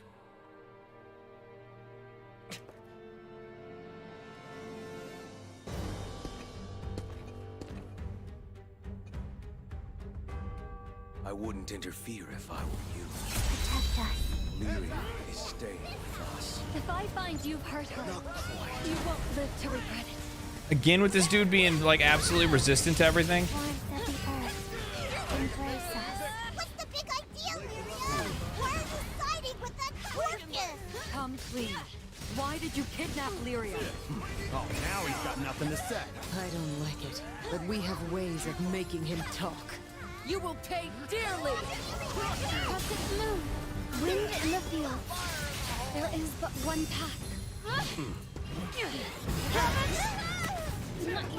I couldn't dodge in time. Eel for breakfast? He's strong as hell. First Galanza, now this dude. Where does Avia find these monsters? His name is Id, one of Avia's top 3. Said to be this Skydam's strongest. No wonder he's so tough. But why would a man of his ferocity obey the church? He may be Lilith's son. Details escape me, but it would explain much. Big cheese is little cheese, huh? Supporting Mob is great and all, but think for yourself, man. Lyria isn't acting like herself either. We must get to her. Trigger finger. I'll crush you! Okay. This guy's too good. Oh, come on. God damn it. Time's up. Time's up. Do it, Lyria. Sprint forth. Wolf of Icy Mist. Nanagarmer.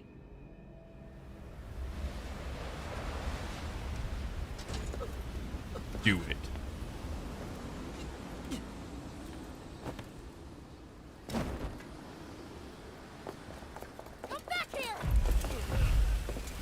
Motherfucker just straight up just summon a god and be like, peace. Peace.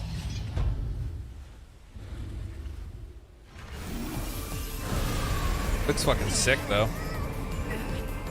I shall thaw this storm. Historia, you aren't hurt, are you? Worry not, young one. Spread Now it your is wings. I who shall support you. The ring of Ashes by Melos's video, I find thee. Holy shit. Should the primeval god remain unquelled, The sun will never kiss these skies again. All my magic shall be with you. Thanks, Astoria. We can take it from here. Like ice beneath the sun's rays, your life will melt away. Zipping around like lightning. You get crosshairs on it. Rain on the That horn will skewer you like a pig on a spit.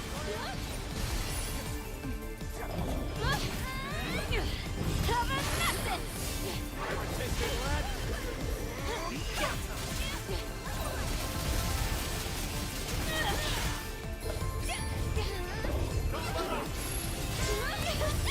Man, I thought I got that dodge. No escape. So brave. Oh, he mad. Great support.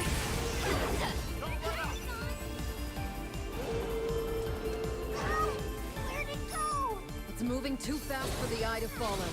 Stay calm. Learn its pattern of attack. Ah, ha, ha, ha, ha, ha, ha, damn it.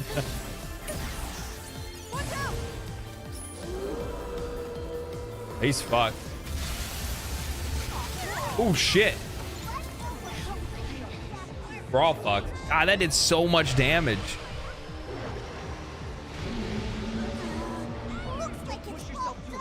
Ice armor. Simple, but effective. Hang in there. To think, I was supposed to take care of you.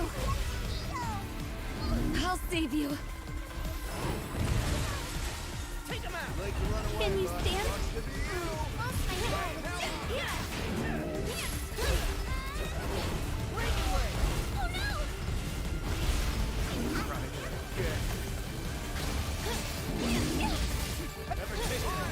The tide rises. Wind in the field. Oh, thank you. Ah. Ooh. Oh, damn.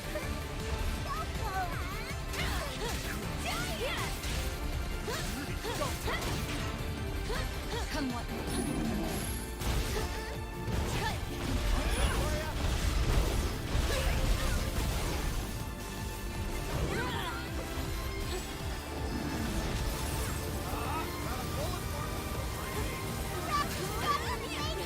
Try not to move.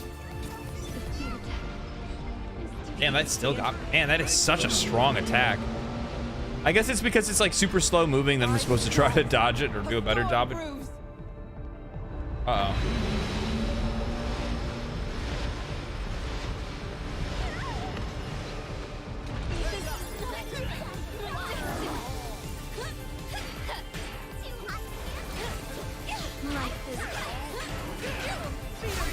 Great support. God damn. Huh? Too bad you can't outrun my magic.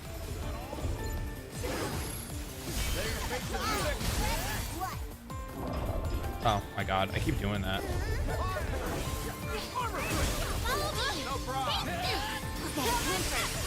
Showtime. Foam on the sea, cross its moon. Here goes. Blast them full of holes. Piercing punishment. Amaya. They won't get away. Evening, Rory. All is swept away. Captain! I'll get him. Tempest flame. Weak against Earth. I don't know if I have anybody that is Earth.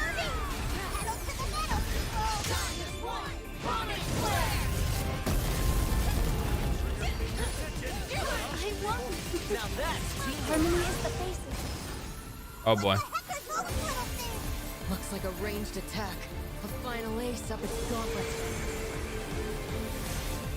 Like it needs any more Don't attacks. give Blurry Paws an easy target. Oh no, I'm dead. That's it. Damn. This shit's fucking fast paced, man.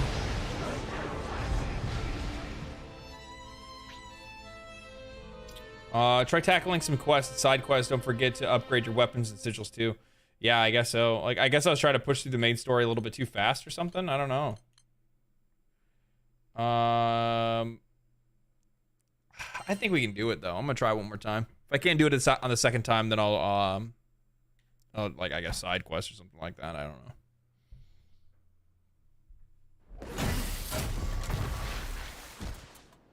do it, Lyria. Yes. Sprint forth. Wolf Yep. Icy mist. Almost Friday. Skipping.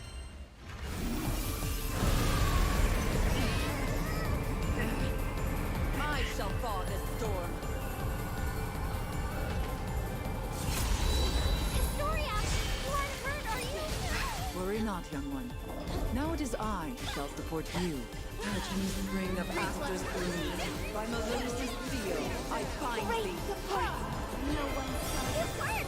Should the primeval god remain unquelled, the sun will never kiss these skies again. All my magic shall be with you. Thanks, Historia. We can take it from here. Like ice beneath the sun's rays, your life will melt away. Zipping around like light.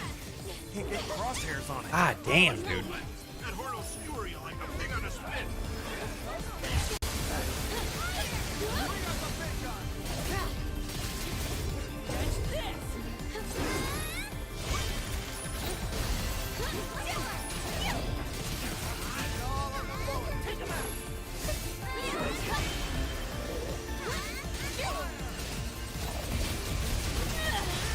Nightfall.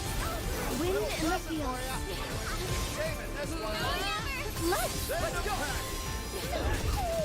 Okay. So brave. Careful when you approach. This is when the trouble starts. His overdrive is what got me last time. His overdrive is fucking crazy. It's moving too fast for the eye to follow. Stay calm. Learn its pattern of attack.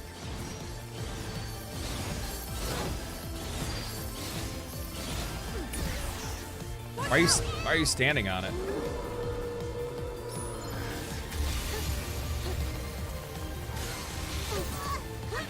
Oh, no. Okay. Help's on the way.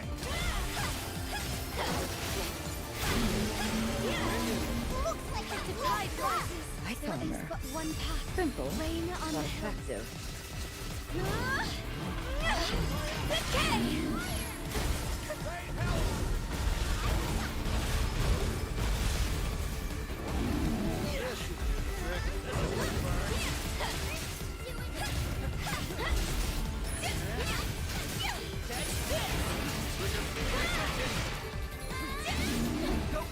Oh, thank you.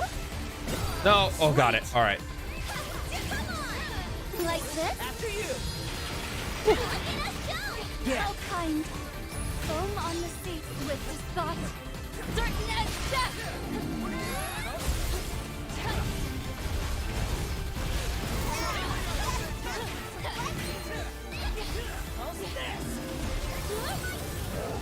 Nice. Good stun. Making her take that lightning ability was such a fucking smart move. The thing is coming fucking clutch. You have my thanks.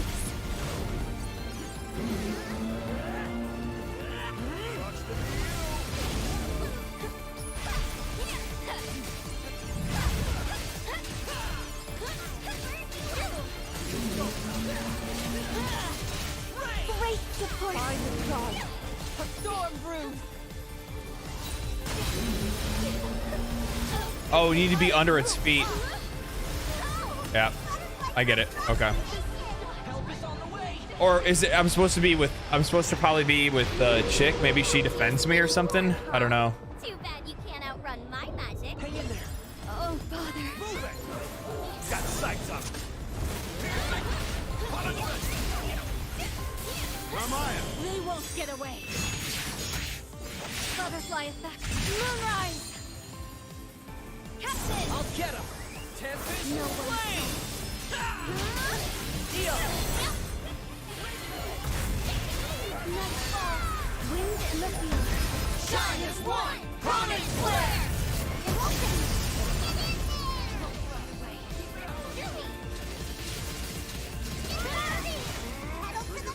Try to get my fucking butterflies built up, whatever.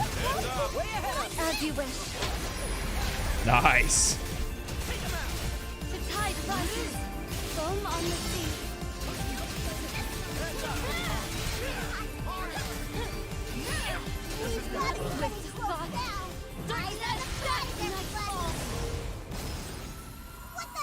We're doing way better.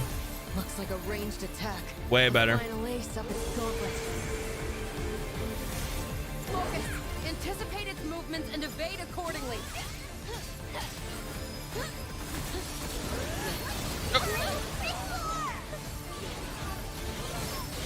I'm coming.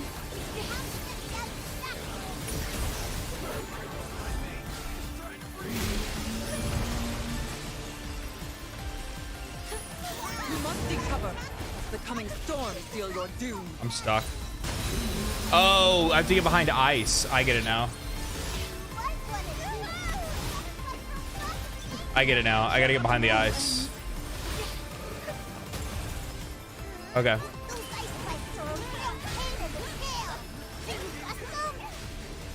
Speed won't save you again. I'm used to your games now.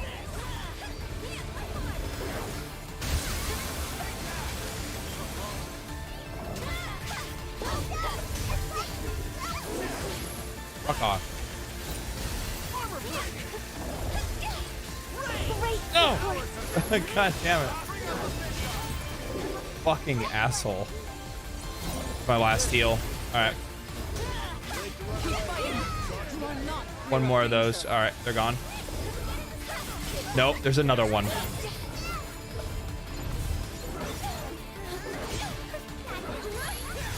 Great timing. Oh, he just respawns him, never mind. The tide rises. Spread your wings.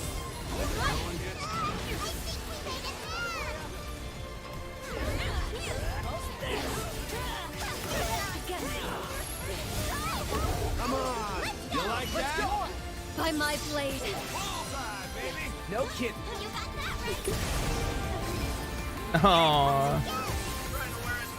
Oh god. Step lively, guys. Don't give Flurry Paws an easy target.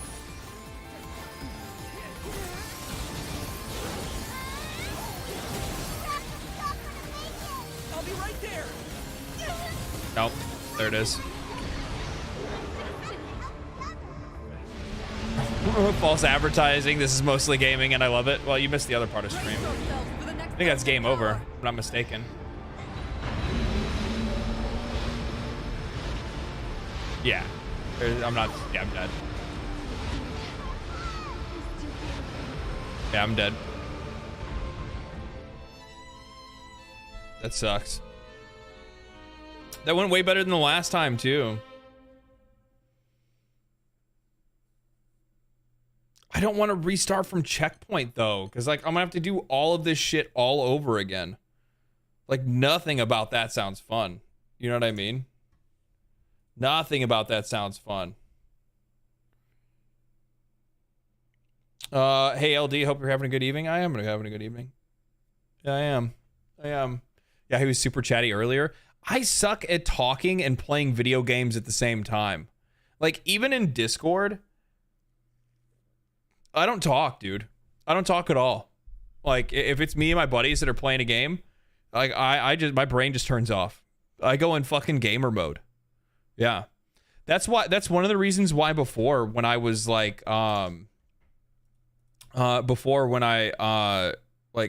initially when I first started streaming at the beginning of last month, right? Because that's really when I first really started streaming, like, regularly.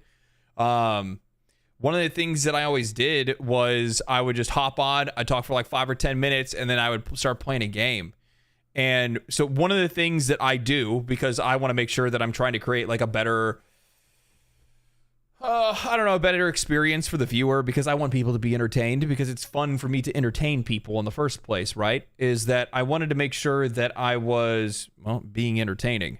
And then I would go and I'd watch my own VODs back, and I'm like, fuck, even I wouldn't watch this shit.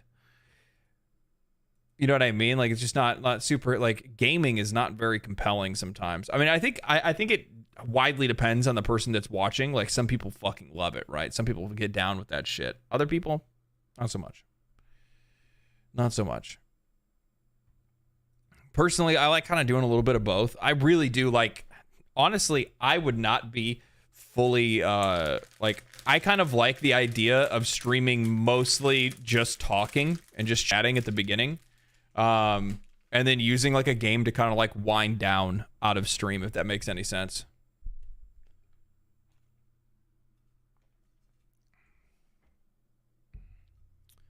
That's the way I like doing things. I've heard this game bangs. It's a lot of fun. I'm enjoying it. You stopped and taking a break here and there to read chat is rad. Yeah, I mean, like doing stuff like that is like, I think that's kind of just the normal thing to do anyway. But yeah. Personally, for me, like the most fun that I have is at the beginning. Those first the first 2 hours of chat today, the first 2 hours of chat yesterday, or not yesterday, but when was it? Like my last stream, just like sitting here, just like fucking talking and shit like that. Like that's the most fun for me. It's not necessarily being hard on myself or anything like that. You dug a gnarly tunnel and enshrouded. Yeah, I want to build like an underground base and shit like that. I think that'd be fucking sick. I want to do multiplayer is what I want to do. It's a balance, something every streamer need to learn. Yeah, I think everybody finds their own. Some are better than others. You know what I mean?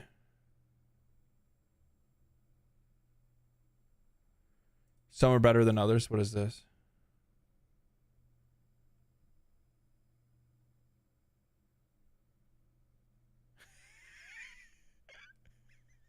Hold on. I'm really happy about this. Hold on, I need to see this. I need to see this. Hold on. But in this instance, it's actually Somebody just shared me a clip and I gotta see it. Hold on. I'll show you guys real fast. Let's see what this is. Superb game as a service if they dropped frequent and regular new characters to play, additional boss types and new enemies, higher difficulties, raids, and even additional or higher level sigils. So this might be one of the first... He brings up a really good point. I think he's right. I do. And I think that it shouldn't be live service in the way that like Destiny 2 or World of Warcraft is live service. I think it should be live service in the way that like Monster Hunter or what's another game that's kind of like that is live service. I think I rewound too far. Oh, fuck. Monsters. Fun, yeah, and guides coming your way soon. Drop Right a here. like if you enjoyed the video, and thank you so much for watching. I think that's... Guys, that's right. It's me. Just a second. Yeah, no, I'm really happy about this. Like, I played it, as I said. I really enjoyed the game a lot. I think it's great. And so would I recommend this game? Like, I cannot give you a review of the game. You know, this guy spent way more time in the game than I have. But so far, my experience in the game has only... I don't know why that's so funny. Holy fuck, that's good. Oh, holy fuck, that's funny as shit.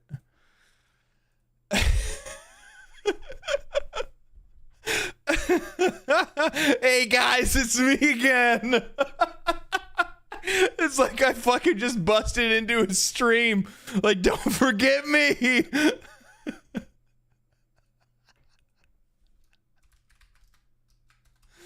I'm fucking dead.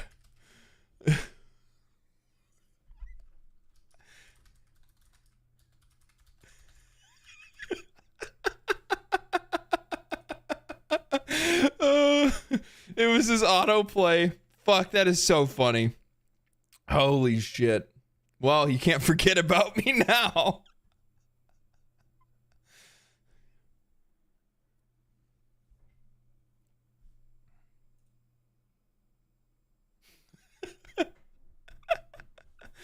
Oh, man.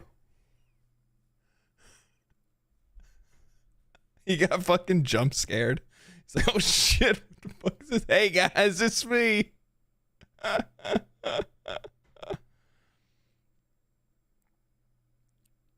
Oh man, that made me cry. That was funny. Oh, fuck, that was funny.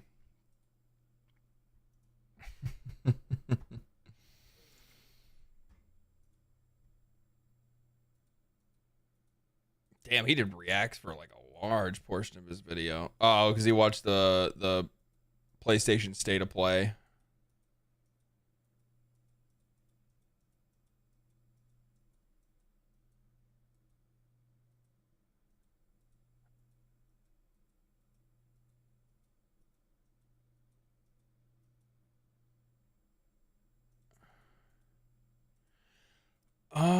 Let me see.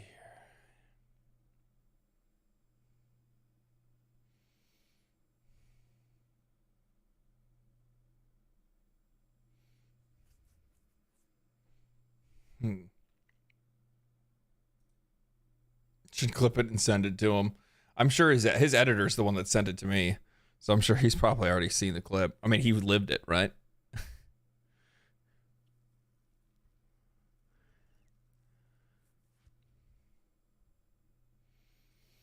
Yeah, that's funny as shit. You can't escape me. You can't escape me. Have you ever talked to Asmon? I see you both referencing each other in some of your vids now. Yeah, I've talked to him.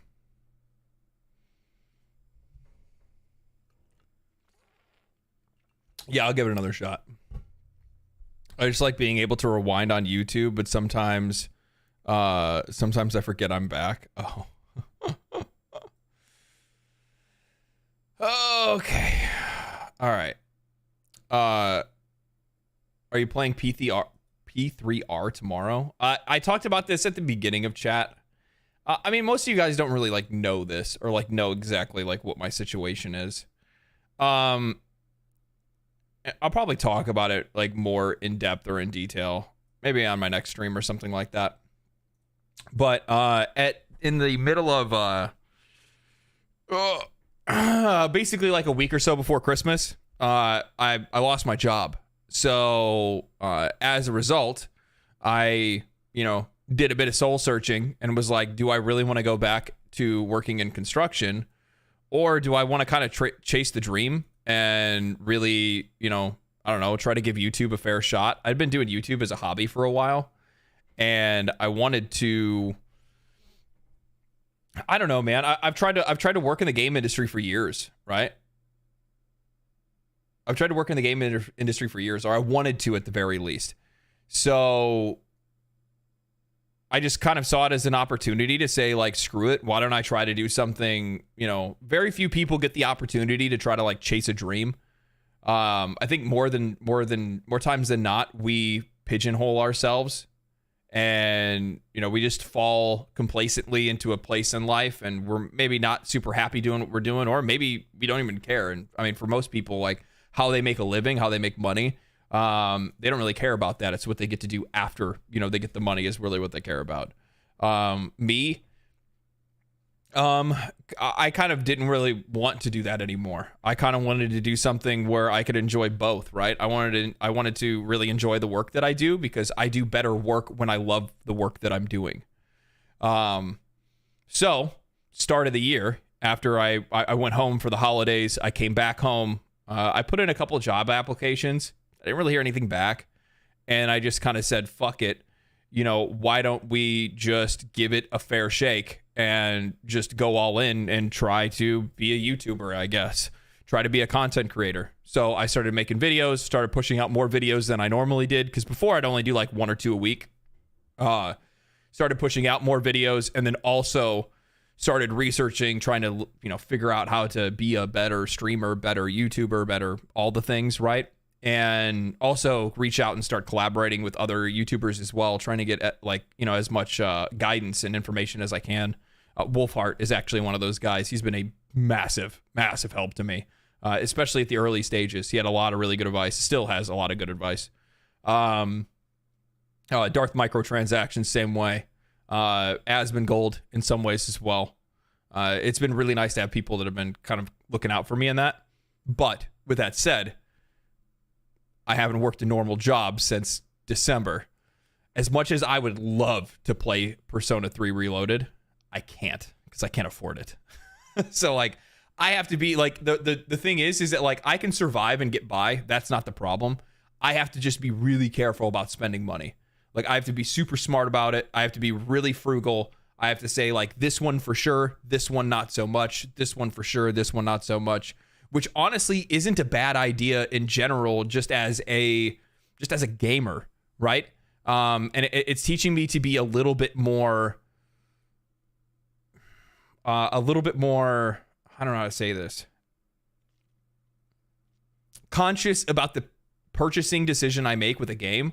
So by forcing myself to limit how many games that I can play or how many games that I'll purchase, I'm actually making it where I'm researching those games way more in detail than I ever would previously, which is helping my YouTube videos, because it's not just as simple as, oh, I'm going to check and wait for reviews. No, I'm looking at the communities of these games. I'm seeing how they're reacting to the news, to the announcements, to things like that, because it's really easy to get a good vibe from them, like a vibe check, to see like, oh, Dragon's Dogma 2 says that there's not going to be any fast travel. How does the existing Dragon's Dogma fan base feel about that? Are they like, screw the normies? Or are they like, oh man, fuck, they're doing this to us again? I looked, and for the most part, many of them were like, oh yeah, that's fine. It is what it is. Yeah, like none of them are really bothered with it. I think mostly because many of them, probably feel like whatever direction that Capcom is taking with Dragon's Dogma 2 is the right direction to take. So I look at that. I looked at the people that were following Granblue Fantasy. I looked at, basically every game so far over the last month, and made sure that I've got a good handle on, the purchases that I'm making, and, feel strong about the move of actually buying those games, if that makes any sense. So it's one of those things where I have to do my best, not only like with the content that I make, but I also in life need to do better with the choices that I make as well. So I am, dude, the minute that I started, giving YouTube a shot last month, right? I cannot tell you guys how quickly I learned how much fucking money I was wasting. I mean, insane amounts of money. I genuinely thought that I wasn't going to be able to make it. I have savings and stuff like that, but I definitely thought that I wasn't going to make it. And then I looked at all the different subscription services that I had. I looked at how much money I was spending on food, like going out to eat or ordering DoorDash or any of that kind of shit. I was looking at other small expenses that I had that I was like, dude, what are you fucking doing with your money, dog?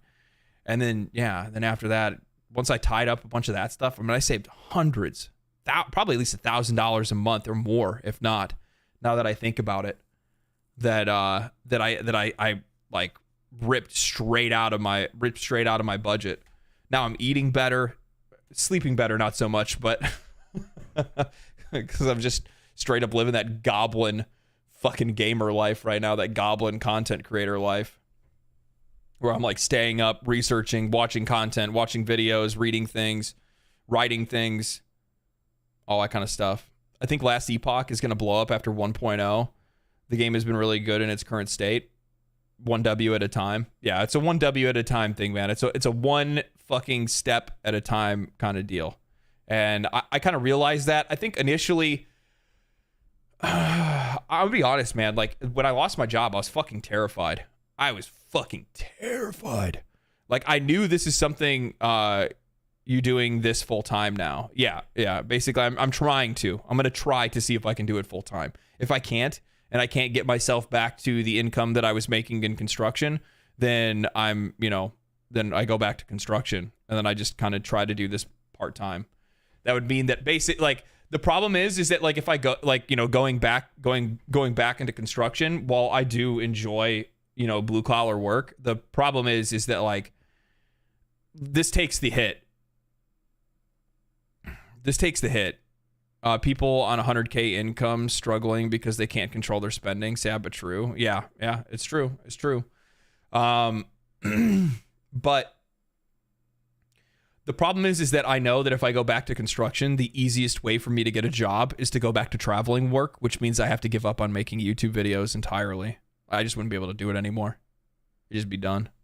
There's no fucking time. It's like going back to travel work is fucking 80 to 90 hour weeks. You don't do anything other than work. You work, sleep, work, sleep, work, sleep, and then you get a couple months off. Work, sleep, work, sleep, work, sleep. You get a couple months off. So it is what it is. And by the way, this isn't like a charity thing or anything like that. I just like talking about these kind of things because I think that even talking about this kind of stuff, some people sometimes find how that can kind of reflect in their lives as well. You know what I mean? For an unsmart purchase, thank you for taking this on full time. Thanks, Cody. Thank you for the 20, brother. Appreciate that. Yeah. Yeah. So it's one of those things where, like, I definitely tell anybody, man, like any opportunity you get to actually look and just, because I don't know if you guys are like me or anybody's been like me before, but I think that you kind of find yourself in a position in which you just start completely ignoring how much money you're spending and what you're spending that money on. And after a while, you'll start to actually like justify those purchases to yourself. And it's hard not to. It's hard not to, because you get so used to buying those things. You get so used to enjoying those things. I got so fucking addicted to eating out. It's not even funny. Just because like I'm used to getting, you know, I'm from the Midwest, dude. I'm used to my mom giving me, you know, a big old fucking pot of food for the fucking week and shit, you know, calling me up, hey, we have extra leftovers, come pick it up. And, you know, she gives me like a big old thing of like, I don't know, you know, a bunch of like ham and mashed potatoes and a bunch of just random like leftover stuff. My dad would call me up and be like, hey, you know, I just went hunting, you know, I got, you know, a bunch of wild boar and some elk. You want to come over and take some shit? And I would go over and take some shit. You know what I mean? So I'm used to like that kind of stuff. But then the next thing I know, man, I go over, you know, like I move out here to fucking California, which initially wasn't by choice. I can technically go back home. But the problem is that, you know, it's a little bit more complicated than just turning around and going back home. Yeah, smoking green and skip the dishes did me over in the pandemic. Yeah. That'll do it, man. That'll do it. All right, let's give this one more shot. Thank you again for the 20, man. Really appreciate that. Not necessary, but thank you. It goes a very long way. Far longer than most people probably would imagine. All right.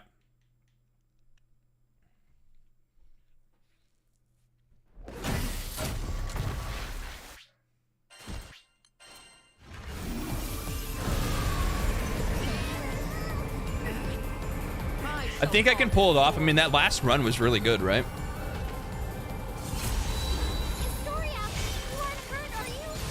Worry not, young one.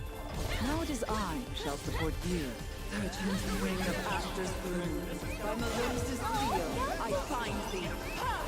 The final strike.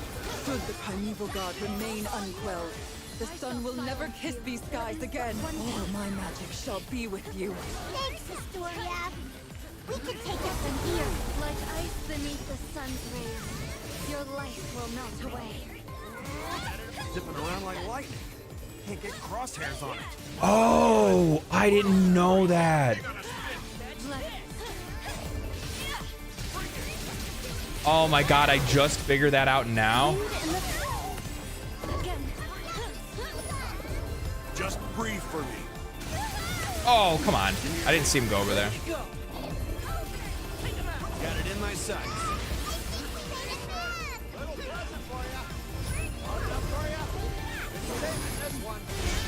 Here we go. I'll follow you. Good stuff. Let's keep it up. So something I just learned right now is that depending on what stance I'm in depends on like how my attacks actually work. They change. Stay calm. Learn its pattern of attack. Bro, will you guys fucking dodge? Hang on. I'm almost there. Let me help you up. What would I do without you? Help's on the way. Looks like it's falling up. I saw her. Simple, Spread your but wings. effective. Pass away. That's fucking crazy. I did not know that. Oh, fuck. Try not to move. It's way too early for me to go down like that. That's not good. Let's get you standing. Captain, hang on, you my life. Rain on the hill, night falls.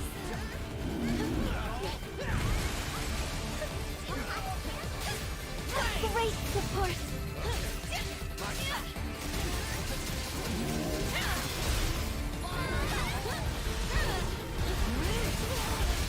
Speak to me, Captain. That was great. What's this thought? Certain as death. Life is. Oh, this is way fucking better. I had no fucking idea it would get like this. Never fucking mind. I was like, man, I'm like, you know, like part of this is kind of like part of this combat. It's kind of like, or not this combat, but like this character is like it's not as deep as I thought it was gonna be. And then I didn't realize that like all of these like, so if I switch stances, obviously my basic attacks change, but I didn't realize that the nature of also my special attacks change as well. Let's get him. Rain on the hills. Crescent moon. Pass away. Freeze blood.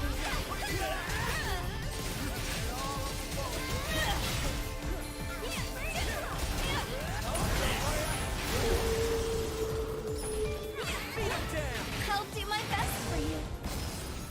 What the heck are those little things? Looks like a ranged attack.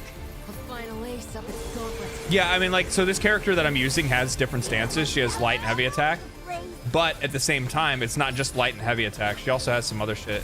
She also has like her special attacks. The nature of her special attacks change.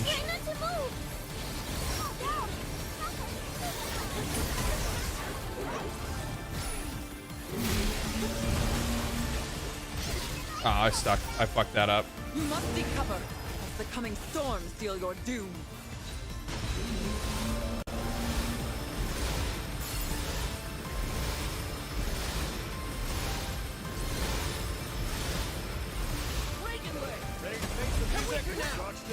We're getting nowhere. Bring down the projectile first. Back to your speedy form, huh? Too bad you can't outrun my madness.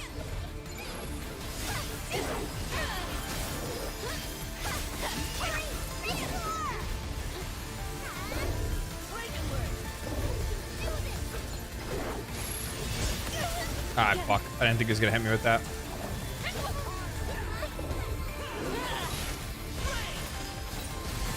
God damn it. Oh, thank you. Why is it locking onto these fucking... Stop. Please. Fuck.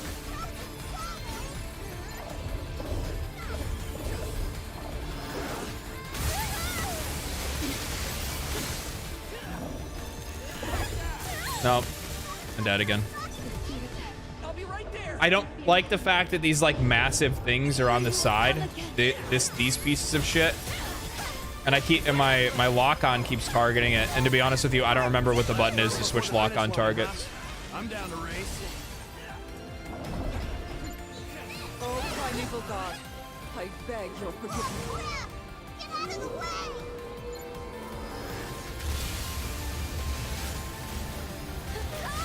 I fucking walked right. I fucking thought I dodged it. I think I'm dead? It's armored itself again. One fell blow, and it could crush any of us. Thanks. I'm okay The ice now. formations. Perhaps they hold the key to survival. I want to support you.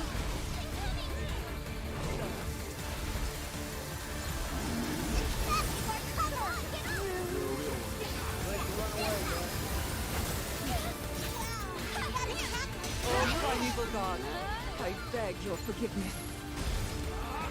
Last hurdle before the finish line, huh? I'm down to Stop race. fucking... God damn it. I'm about to go destroy that thing, but I don't... Let's do this. Okay.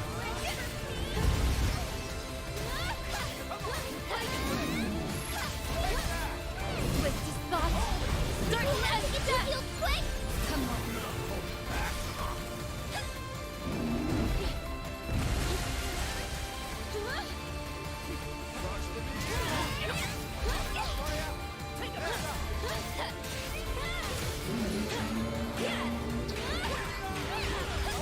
Primeval god, a storm brews.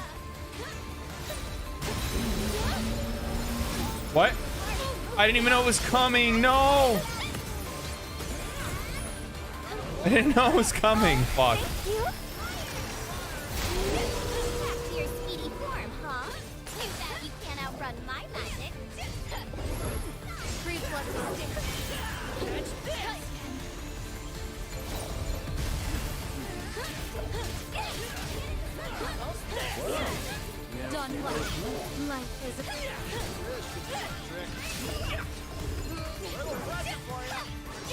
Stop. Oh, okay, I'm gonna fucking go destroy it. Hey, the kids learned a few tricks. Shut it, Rackham.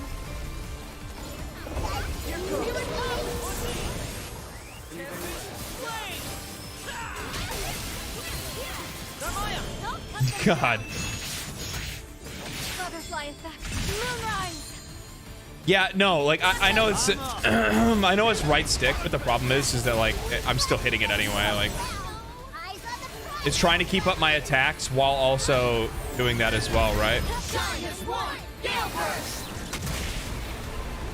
but one power. Now that's teamwork. Good hustle, people. Harmony is the basis of power.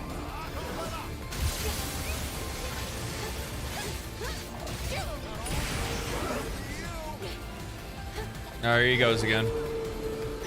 Bouncing all over the place.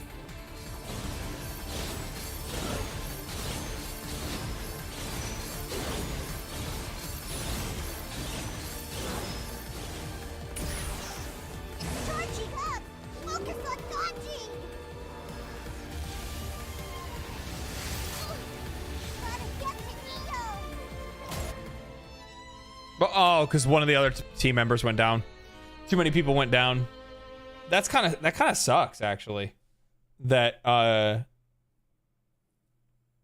like even my team member, like I can't fucking do anything about them going down. The fuck can I do about that? I can't control them.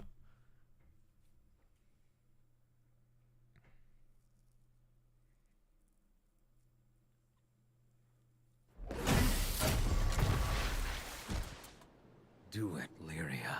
Yes. Sprint forth. All right, let's give it another shot. Historia, you aren't hurt, are you? Worry not, young one. Now it is I who shall support you. Okay, I'm just gonna fucking take him down because like my character automatically I'm looking at the fucking boss. Why is it targeting that thing? The primeval god remain unquelled. The sun will never kiss these skies again. Fucking stupid. My magic shall be with you. Thanks, Historia. We can take it from here. Like ice beneath the sun's rays, your life will melt away. No, you can't give teammates orders. No. It's the one thing. That's the one thing in my. I'm fucking stop. It's the one thing in my. It's the one thing that I said in my preview for the game was that I don't like the fact that I have no control over my teammates.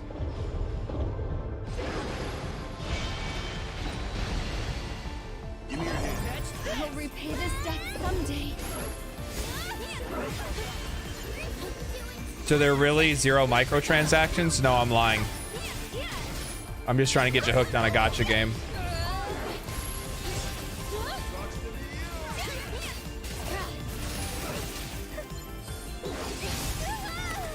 Bro, I fucking timed that dodge.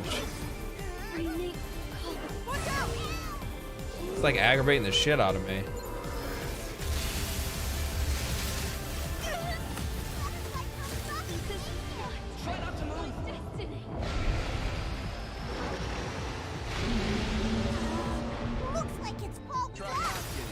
I'm all right now. Simple, but effective. It's not that I want to like necessarily like give them orders either. It's just that like I would like to be able to like switch to them if necessary. You know what I mean? Like I'll save you. like they're fucking standing and everything. Captain, hang on. If I'm not mistaken, there's limited reses. Like what the fuck am I supposed to do about that? They literally just stood there and let him stomp on them.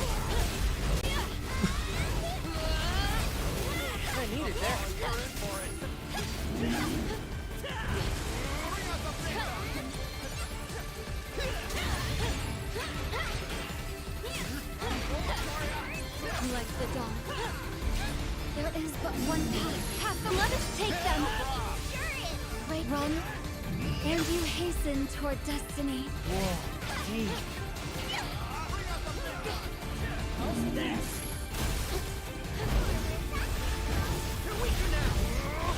Trigger finger, is it?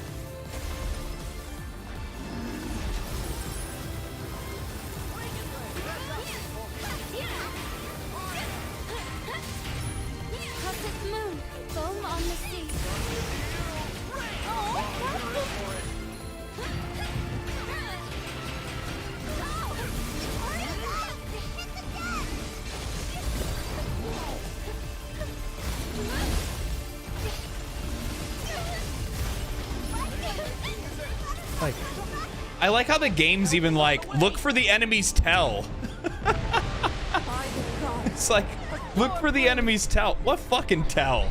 I'm up against a wall and it's like, I dodge, and then he's just like, nah, we're just gonna keep going.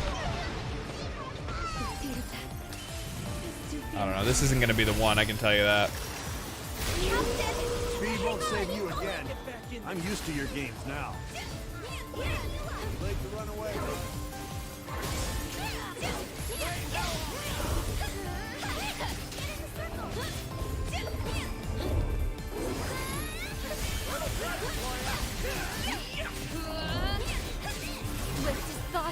Let's get him!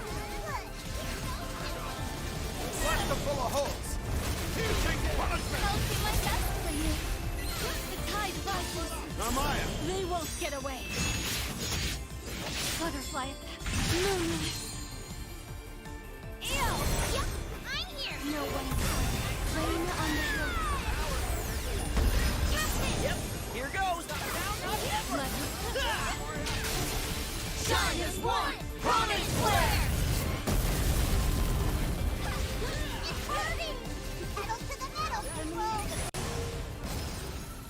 Then he goes into his bullshit mode. Looks like a ranged attack. A final ace up its gauntlet. Where'd it go? It's moving too fast for the eye to follow. Stay calm. Learn its pattern I'm of fucked. attack. Yep. I'm coming!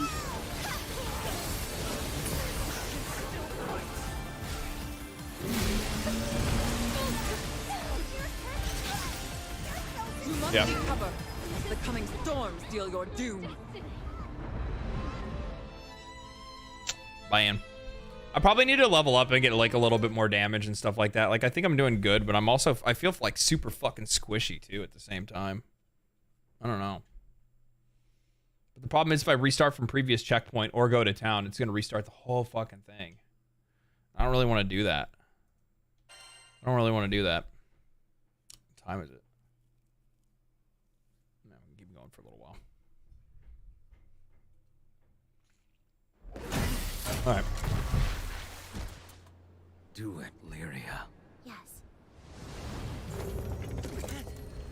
Sprint forth. Wolf of Icy Mist. Manic armor.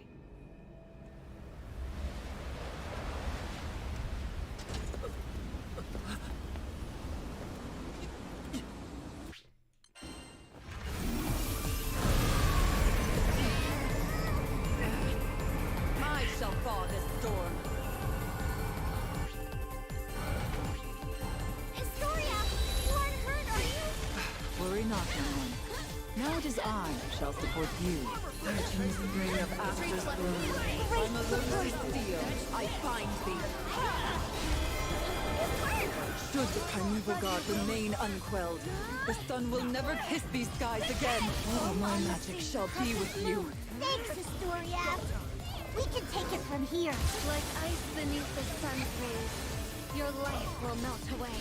Now we're cooking. Zipping around like lightning. Can't get crosshairs on it. Follow its movement. That horn will skewer easily. Nothing on a spin.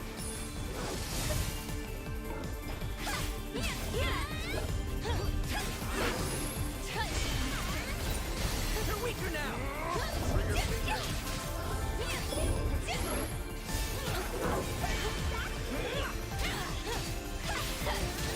The tide rises. Wind, the time is right. I think that's why. That makes sense now. And you hasten toward destiny. Let's just move this. Here it comes. Oh, I get it now. Well, the reason why is because I keep. It's moving too fast for the eye to follow. Stay calm. Learn its pattern of attack.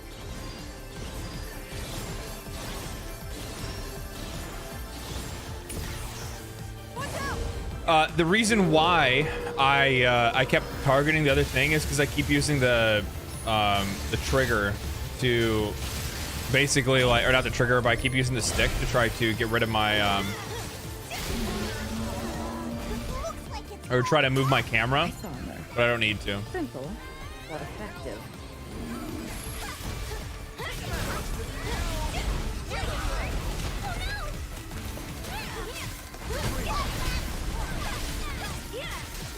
no one safe.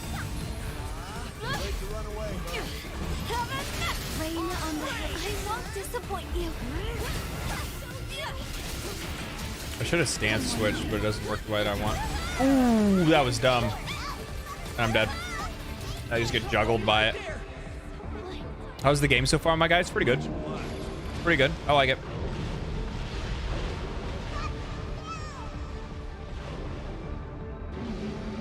There you go. You're such a big help.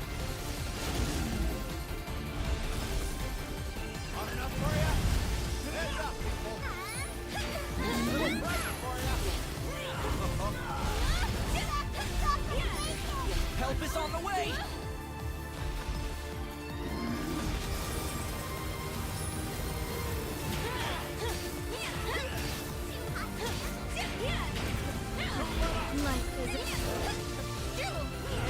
Nice, nice, nice. Swift as thought. Certain as death. Wind and the blow.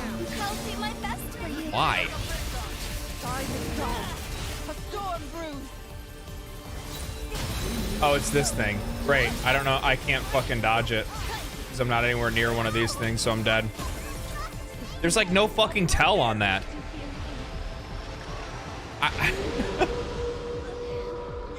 I don't know. Maybe I'm fucking stupid. I could be fucking dumb. I don't know. I don't know. Let's get you I've never heard of this game. Is it new? Yeah, it just came out yesterday. Or, yeah, yesterday. Last night.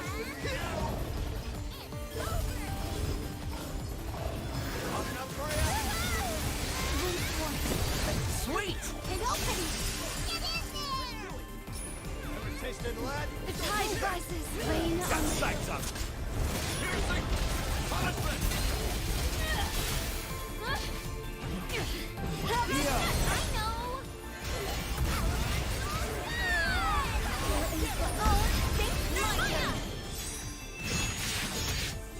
All is swept away. Okay. I'll get him. Yeah, it's a lot of fun. I don't know, man. I like this one attack that just keeps catching me off guard, and I just can't figure out why the fuck I'm getting hit by it.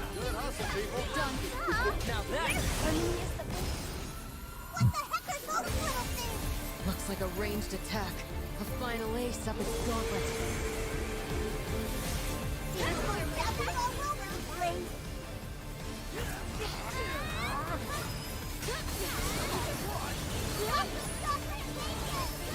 Try not to move.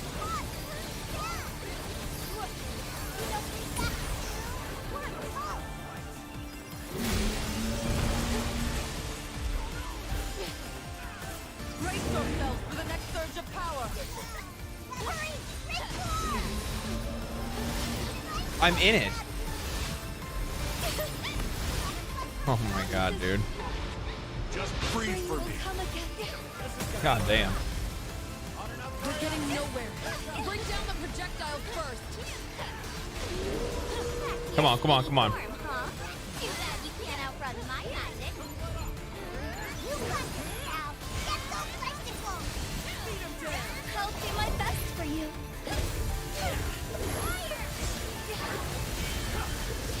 No, no. Oh, primeval god, I beg your forgiveness. Okay.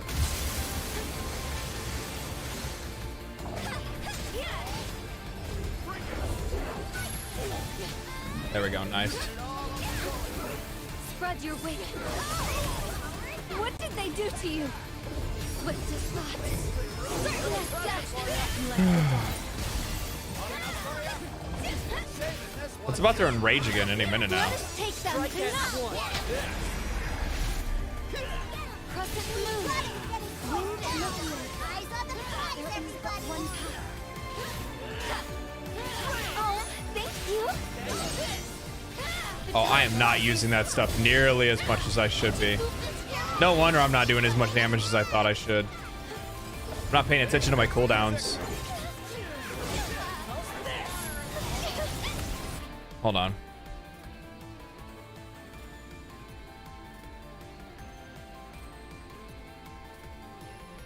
Yes?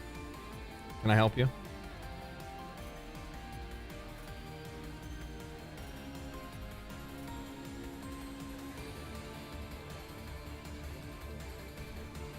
So I'm starting to do that thing too, and one of the reasons I keep getting hit by some of the attacks is that I'm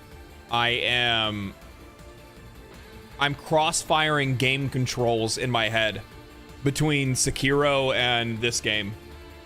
So sometimes I go to like parry. Oh fuck, you can't parry in this. Sometimes I go to dodge and I use the wrong dodge button.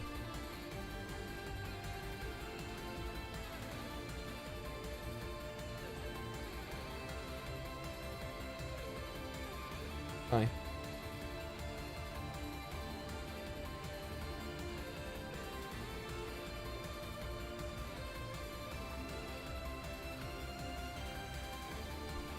You can sit in the lap, dog.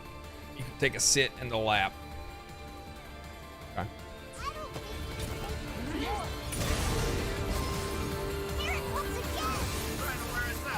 This bullshit again.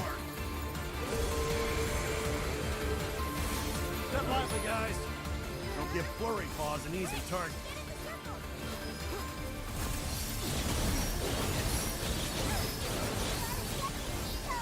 Help is on the way! I'm dead. Yep. Okay. All right. I'm hungry. I'm hungry and I'm tired and it's my dinner time. Like sitting here, I'm like wondering, I'm like, why am I getting so frustrated with this fight? And it's because I'm hungry and I haven't had dinner. And it's time for me to go do that. So, my friends, it's been a fantastic day of streaming. 6.5 hours. We've been at it for quite a while. I am going to get myself some dinner. I'm going to chill out. I'm going to fucking probably, I don't know, watch some videos and shit like that. Kick it for the rest of the night. It's been a hell of a day. It's been a hell of a day. I might play a little bit more of this off stream. Maybe try to like level up and stuff like that and get some materials and whatnot. But yeah, I'm kicking it. Yeah, I'm hangry. For sure hangry. So anyway, I will see you guys probably tomorrow, honestly. I'm not going to record a video tomorrow, I don't think. I probably won't record anything until Saturday and record something for Saturday for Sunday. I might clip some stuff for the stream and then post that stuff, but obviously no notifications for that. So, yeah. Outside of that, my friends, thank you guys for stopping by. Thank you guys for any of the subscriptions, any of the follows, any of the, memberships or anything like that we got today as well. We'll pick this back up tomorrow. Maybe play something. We might play this tomorrow. I might play Power World, maybe. I don't know. We'll see. See what I play tomorrow. I don't know. We'll find out. Outside of that, stay cool, stay righteous, stay safe, my friends. I will catch you guys on the next stream.